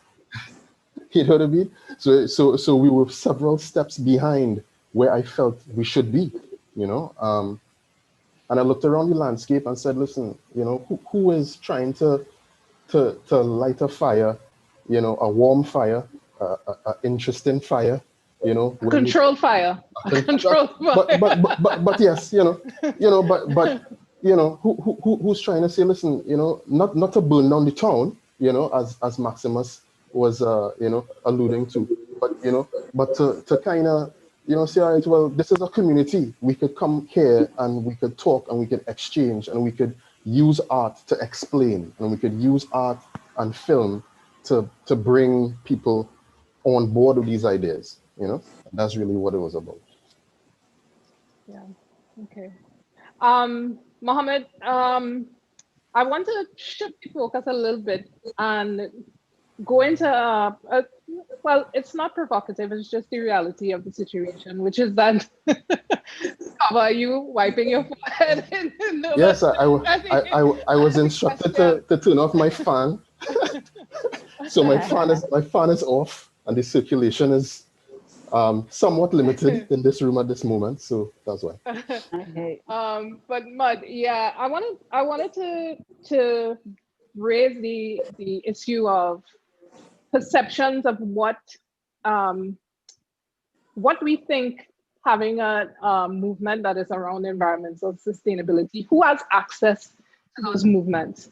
You know, if you were to, me personally, I feel that there are different levels of concern depending on your economic and social bracket. And how do we bridge the conversation to reach a point where we understand that questions of climate change, questions of climate adaptation are not just about middle-class people who want you to stop littering or stop using styrofoam, but about understanding that some of the communities that we saw in the film, for example, are on the front line. So communities that are mainly women, communities that are poor Afro-Trinidadian or poor Indo-Trinidadian communities are on the front line of what the society will be facing in the next 10, 15, 20 years, to say nothing of what is going to be happening with migrants and who is going to be a climate refugee in the next 10 to 15 years. How do we, Mohammed, that's such a big mouthful, but how do we begin to have the conversation where we see the subtleties of a conversation about environmental sustainability while acknowledging that class, race, and gender all play a serious part in how we receive information and how we are going to be saved? Yeah. I think saying that you care for the environment, but not actually caring for the people around you who exist in the environment, if you skip over that step, you're not making any kind of sense. So when the government go down in the bottom or they go somewhere else, or different organizations go and they say, you know, you have to think about the environment, don't litter, don't do that, don't do that. We're talking to somebody who in essence is trying to eat their living out every single day. They can't eat, nobody don't come down there to tell them, listen, this is how you can get some food. This is how you get a proper job. This is how you could get education. This is how you can do this. This is how you can do that. But they come down there to give instructions about how to keep the environment clean. Why am I keeping it clean? What's the purpose and benefit of that exactly? Is it that you now in trouble, you realize, oh, global warming is a thing, and the world that is very comfortable for you has now become uncomfortable. The world already uncomfortable for me. So in many ways, I think people just don't identify with those cries, with those calls, right? Even though, again, as the climate gets worse, you know, the people at the bottom are the ones who are going to get affected the worst first again, right?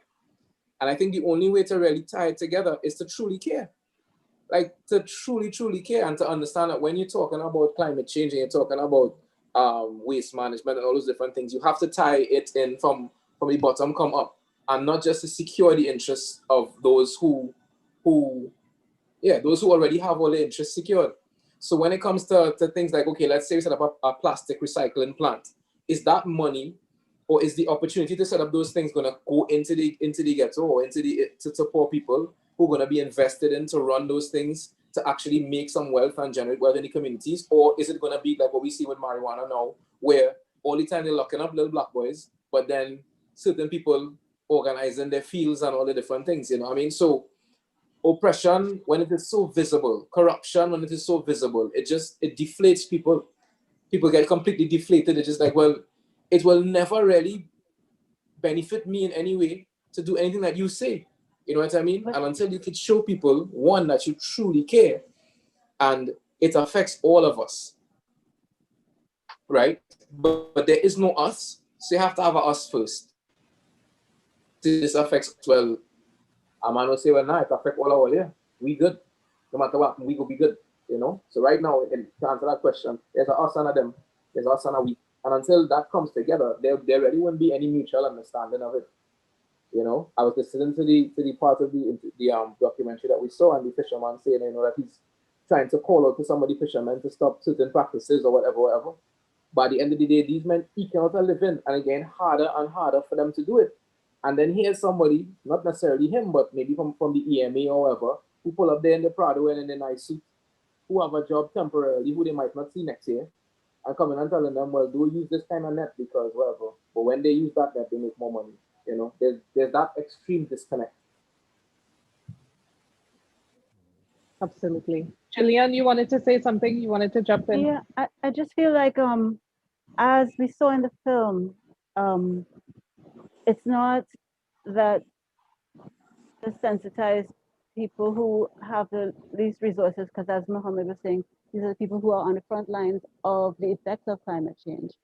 You have to, the people who are feeling insulated are the people who don't have to confront the repercussions every day. These are the people that need to be sensitized, the people who are creating policy. I mean, when you talk about sustainability and a means to live sustainably, the people who dealing with that every day are not the ones who business fix it, you know. When you walk down the street and the pavement is the way it is, you know that whoever made that pavement never has to walk on that pavement. Whoever funded that and planned that, they're not pushing a pram, they're not pushing a wheelchair. They don't have to worry about basic access and living in the space. You know, so the people who have to grapple are already there. It's just about putting the focus and the resources in the spaces that they need to go. As we saw in the Guanapo dump example, landfill in Arima, in Guanapo, in the film, a program that takes into account what the people are dealing with and brings expertise, resources, and incorporates the community's knowledge and experience to create something that can be viable for them going forward. So we have a question from Facebook, Chanel Musan. What was it like working on the film A Better Place? Please share your experiences. So that's for all of you, and all of you were involved in different ways. Cover, take the opening batsman there. Yeah, sure. Oh yeah, I suppose I have a very personal attachment to this project and this film. It's something that I, sort of sat and decided I wanted to do. I wanted to create a tool to encourage people, to inspire people, most importantly, to inspire people to believe in themselves, right? It's like, okay, well, what can we do to inspire people? What can we create to inspire people to believe in themselves? Well, we show them themselves. We show them themselves succeeding. We show them themselves working together and collaborating. We show them themselves putting these projects together in all of these various communities all over Trinidad and Tobago. People looking different, people speaking different, but all of us are Trinbagonians, and going from community to community with the musicians and with the crew was a learning experience in itself. You know what I mean? Every shoot in every location had its own personality with its own challenges and its own feeling, after we left, from Matura to Speyside and Charlottesville to Guanapo to Debe, to San Fernando, everywhere was a little bit different. And, doing the film changed my whole perspective on how you reach communities, how you should reach out to communities, how you should work with people in communities. Because, you go into a community and say, hey, we want to do this thing. You are a stranger. That is what everybody does who wants something from a community. They go and they want something and they try to convince people to do something, and then they do it, and then, they leave, So, I mean, we tried our best to involve the community. If we needed anything, if we wanted to engage in a particular way, if we needed a fixer, anything like that, it was the community that was, as best as was reasonable, that was supporting production as we went along, one nice memory I have is, driving with Jillian and some members of the crew in Tobago, in the middle of the night, through, I forget, it wasn't a very well constructed road at the time. It wasn't a super good road. Most of it wasn't great, but it connected Charlottesville, I believe, to Bloody Bay. And, no street lights and none like that, but it was a full moon, and the moon was low and bright, and we were playing Buzz Rock, and that Buzz Rock was the soundtrack for the whole shoot. And like that moments with the crew and, us working and sort of living together for those days. You were telling stories about the larger bless. Yeah, well, we were speaking about local folklore and these kind of things in Tobago, and that's why I continue to do what I do, because of those moments. I think one of the things I remember that I cherish about the film as well, apart from working on like the research, was the opportunity to work with all the different musicians. And giving, I thought that was such a brilliant concept for the film as well. For each, it focuses on different topics, but giving a platform to a diverse group of musicians.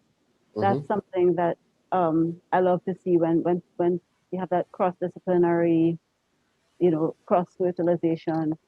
You took the opportunity to not just tell the environmental stories, but to give a voice to the artists as well. Yeah, that was important for us. That was important for us. That was, part of it was giving the artists a platform. Part of it was exposing our audience to, local artists, not doing a soundtrack or engaging with, some kind of foreign idea. But, the idea was everything you're looking at on screen is grown in the soil of Trinidad and Tobago, from the artists to the musicians to the filmmakers, for the most part. Everybody had a love for our country, so hopefully that came through in the film. I just remember getting up real early and driving all the way to Matlock. It was Matura. It was Matura. Matura. You see, it was far at any rate. And just organizing the three supporting singers, the three females to make that drive too. And everybody just, I remember it was a real long month for us, and it was kind of the community, a very long month, and getting up down and rolling up there. I think everybody was on E, but giving it all still. And also just whenever we do projects or anything like this, it kind of makes you reflect on what you're doing with your art, what it's really for now, and it was just interesting to have that reflection, to be able to think about it in a different way. I always kind of welcome that, because otherwise you could get stuck in the whole performance and the gigging and all that kind of stuff, but what's it really for? What is the use of what you're doing? Things like this kind of center and focus you. So I remember that part of it as well.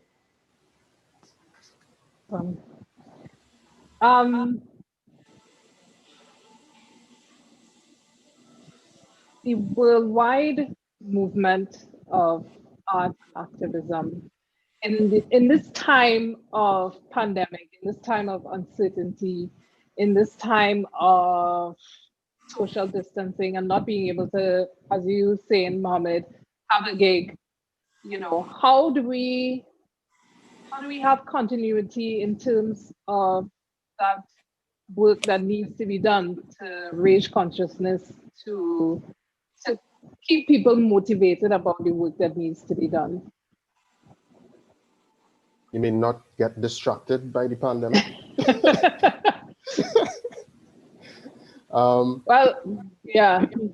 Pandemic is a mock exam. And I think that you're right, and I think that the skills that we are sort of being forced to build now, the skills that in different ways, the skills that we have to sort of tool up with, and that is us as creatives, musicians, I mean, a little sidebar, the creative sector has sort of been the saving grace for people's sanity during this period of time. You know what I mean? Without art and without music, we would have been in a different energetic vibration. But that's maybe a different discussion. But there's a lot of things that people are figuring out now.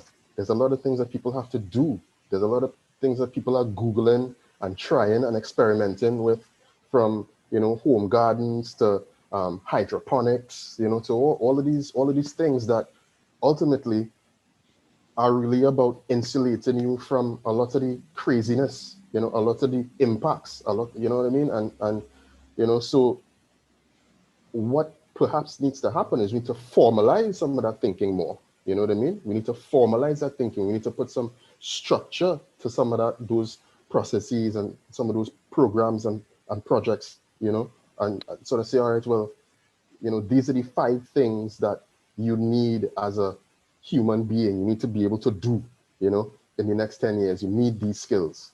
You know what I mean? We might have missed, a whole bit of time there, a generation kind of skip over that a little bit.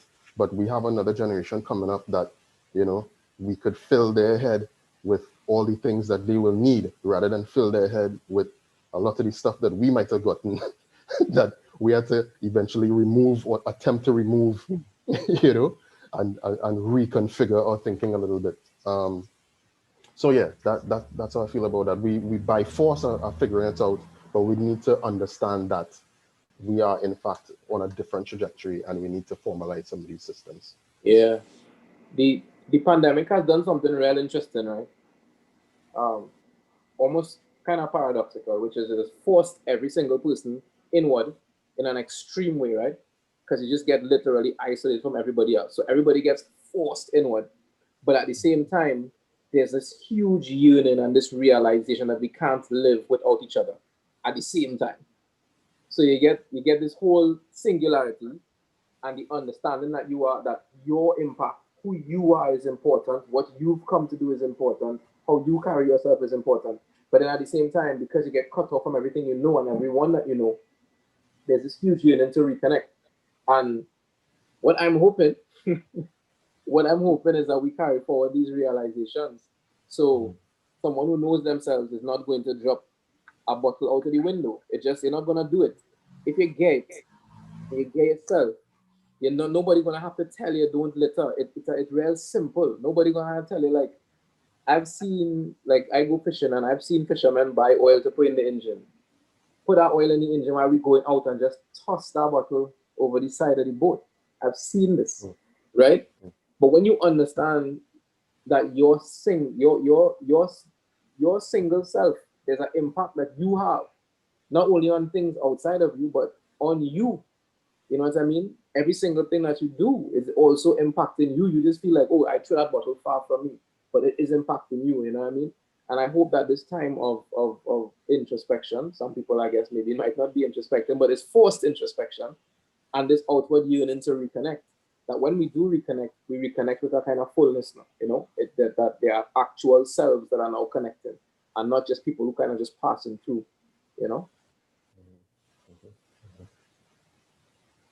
Julian? Yeah, your original question was about how we remain in a space to inspire. And I think it's especially challenging for some creatives when in the circumstances we find ourselves in, the very thing that, as Carver said, is sustaining people is something that we're suddenly not able to do in the way that we've been investing in learning to do as well as we could, and we don't know what's going to happen, and like really it's a kind of existential a threat to our livelihoods, our skills, our art, our sense of self. It can be hard for people to remain inspired for oneself, far less to feel like you're going to write or paint or create something special at this time. So I feel like mental health is something that we need to be cognizant of and make sure that we are giving ourselves the time and space to go through all of this forced introspection and forced change. Don't assume that we're going to, have it down immediately. Take the time, go with the vibes that we are forced to deal with, and just try and stay connected to our community, and so that hopefully at the end of this we can, we may not have like the leaves and flowers showing right now, but the roots can be stronger and interconnected. What have been some of your coping strategies? I mean, we talk about staying inspired for other people, but what strengths have you discovered in yourself that you didn't know that you had before in these times? Everything is energy, Judd. Like, the feeling of frustration is energy. Pain is energy. All those things. And one of the things that I have slowly discovered to do, and again, by complete force, this have nothing to do with any hidden talent I have. It's just, you get to a point where, yo, what you gonna do? You gonna go mad? No. And I am learning how to channel that energy into doing things. You know what I mean? So having the strength to feel frustrated, but get up and go outside and sit down for a little while and center yourself. Bring that energy into a space now where you could use it to do something. You know what I mean? I had some health issues over the time that had me in a lot of pain. And the pain was so bad, like it's pain you can't sleep through, pain you can't cry through. Just like, and having to now say, well, this is so immense. It felt like it just take over everything. And to take that now and say, well, I'm going to channel it into something, and that's been one of my coping mechanisms. Taking whatever energy comes for the day and trying my best to not let it overwhelm me, but find a way to channel it through myself. So whether it be exercise, whether it be into my art, whether it be, well, those are the two main things that are happening, exercise or into my art. Learning to do that, and I think that man, some of these things I wish somebody had just teach me that when I was in primary school, that they could do these things, that it's not some kind of, airy fairy Eastern way of thinking. These are very real things that you could do, So. Yeah, the simple act of, and I don't want to go down too far down this road because I don't think that is really the intent of your question, Attila. But, Take it wherever you need to take it.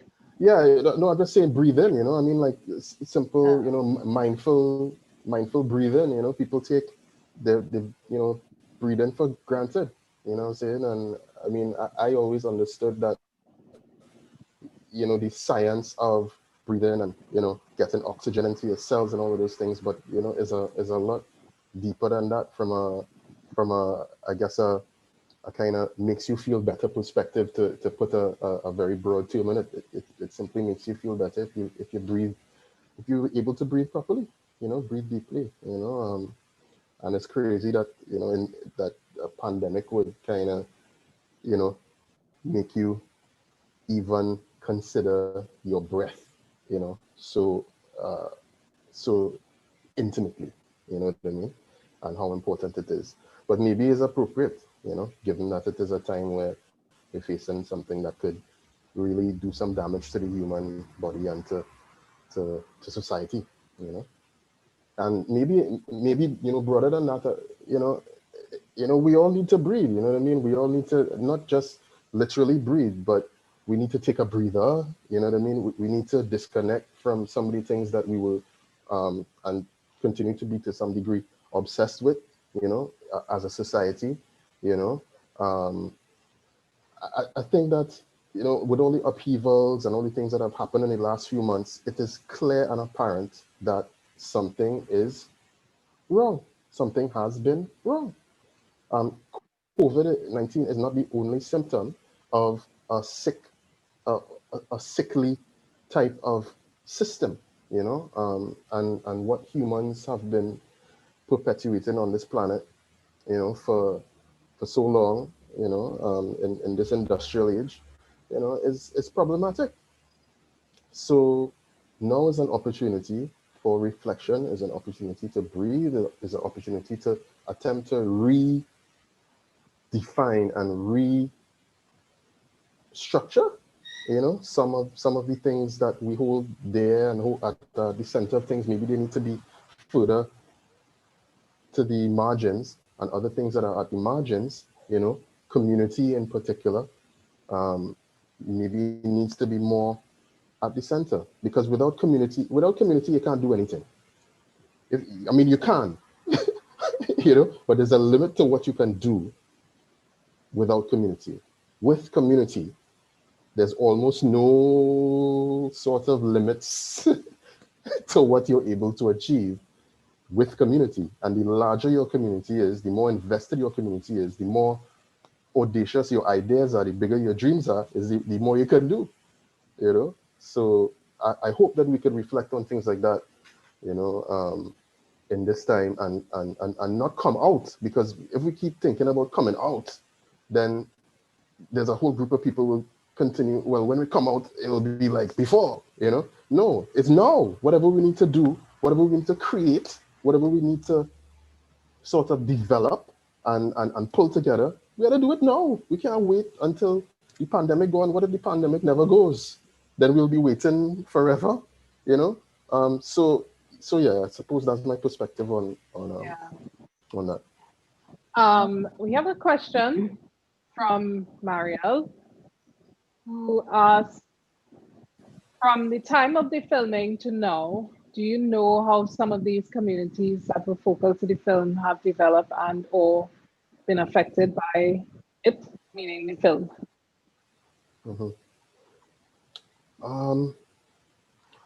Well, that's a difficult question. It's 5 years now, and there have been different phases in these different communities over that period of time. The kids you saw in the film, for example, at NCPD, they're no longer there. They're graduates. Some of them are working, some of them are not. The little girl in Guanapo, she's 8 years old now. There's a lot that has changed. What I could say is that, the opportunities that we highlighted in the film are still waiting to be exploited in a large sense. You know what I mean? I think that, the ultimate reason for this film, which we haven't mentioned yet, it was funded by the UNDP, and the film is really highlighting community projects in these various locations. And all of the projects, were very, excellent projects, and, but the idea was to inspire other projects, right? Ultimately, that's what the film was about, to inspire other projects, to show people, listen, ordinary people just like you, they're working on these projects, they're working on doing environmental work, and they're doing good. You can too, And certainly anecdotally, from the information I've got from the UNDP office here, after our project was that the applications for support from the UN for environmental projects went like way up, and that was a problem. They weren't getting enough submissions for good projects, and for a little while after this, I know that they had too many, solid projects. So I consider that a positive thing. Yep. So we are coming down to almost the end of our discussion. I want to throw out to the panel, I guess going back into the question of what does the future hold for all of us?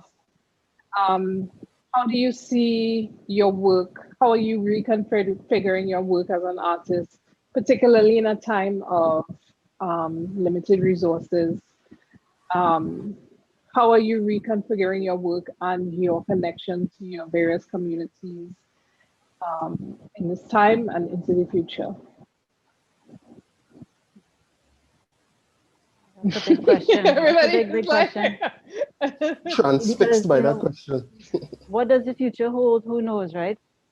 But I think some of the ideas that you guys spoke about before are really relevant, like just embracing the moment that we're in and taking that that cosmic breather that we are all forced to take. Maintaining community links, I think looking at ways of being more sustainable in our own lives, whether it's planting a garden, which will give you the benefits of, you know, either something beautiful to look at or some supplementary food for your diet, but also the discipline of having to take care of something every day. It's a meditation in itself, and just finding those ways of keeping ourselves grounded, keeping in touch with each other on the creative and the community level. I think people are, well, for me, I've been able to explore some other parts of my creativity because musical live performance is not as available. So, you know, pick up a different instrument or get sporty with it, or, you know, channel your creative juices into some other outlets that you hadn't had the time to do so before. Yeah. For us, we really had time to sit down and flesh out our organization, because you know our business and the business of it, and thinking of different ways to earn. And while we map that, also help other creators understand what we are trying to do and what we've been able to do. Finding ways of reaching people where they are, because as Julian said, live performance is out the window, and that has caused some people, like Carver said, to sit down and go, all right, it will come back just now. But for many, you know, we realize that that's not so, and so we've had to find ways of making it interesting. You know, when it began, everybody was just going up on their live and doing, you know, come up with their phone, and we quickly realized, well, that's not going to work. So we found a way to film things properly and then broadcast it. And then that kind of came thing for us. So the last thing we did there, we created different sets and created a script and filmed the whole thing and sent it out, you know. So finding different ways to reach people, and to up your own ante, to up your own game in a way, because now more than ever, you're realizing that the challenge is yourself. You know, can you overcome your habits, your old ways of doing things, the ways that you used to get, all the responses you used to get into this new era and this new time, and whether or not things go back to the way they were in certain aspects, you'll definitely take a certain level of strength from this. You know what I mean? So we've been kind of battling down the hatches and really looking at what we can do to be much more self-sustaining and to reach people in the best way we can, given the circumstance. Okay. Quickly, we have one last question from Maya Ramasa. Just give me a one-word answer to this. What else do you think you'd like to see normalized or revolutionized post-pandemic? Love. Love. I'll let Julie answer. What we could say after that? Yeah, I mean, I mentioned it before, but you know, sorry, Julian, go ahead. Self-love. Self-love. Love. Self-love. Yeah, community is my word. I want to see us figuring out ways to maintain and strengthen community, even in the face of any pandemic, in the face of any challenges we have, because we know that that is where our strength is, and we want to play to our strength because we have work to do. So great. Thank you so much, Carver, Jillian, Mohammed. Time is ticking down, but I just want to say thanks to everybody for joining, for your questions, your comments, for staying with us all day today. We have more in store for you tomorrow. There's one more live discussion that's going to happen tomorrow evening with another great film called That's Wild out of the US. So join us tomorrow. Don't forget to vote in the very short mobile film competition. Have a great night. enjoy the full moon. It's beautiful. Thank you. Easy. Much love. Love you.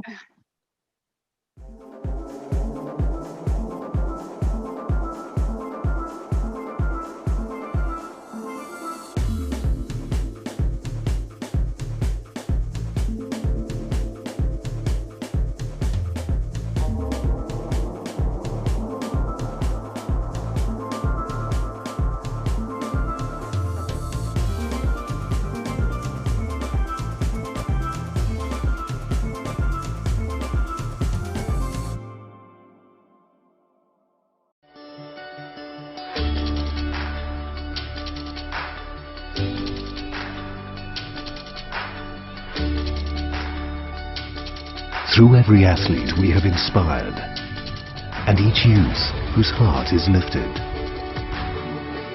Through the patriotism engendered across the nation, and the hope and comfort shared where needed most. Through the belief held in the potential of our people. To aspire to greatness and achieve much more, NGC's purpose is fulfilled. And our own impressive growth finds new meaning as we invest in the energy of human potential.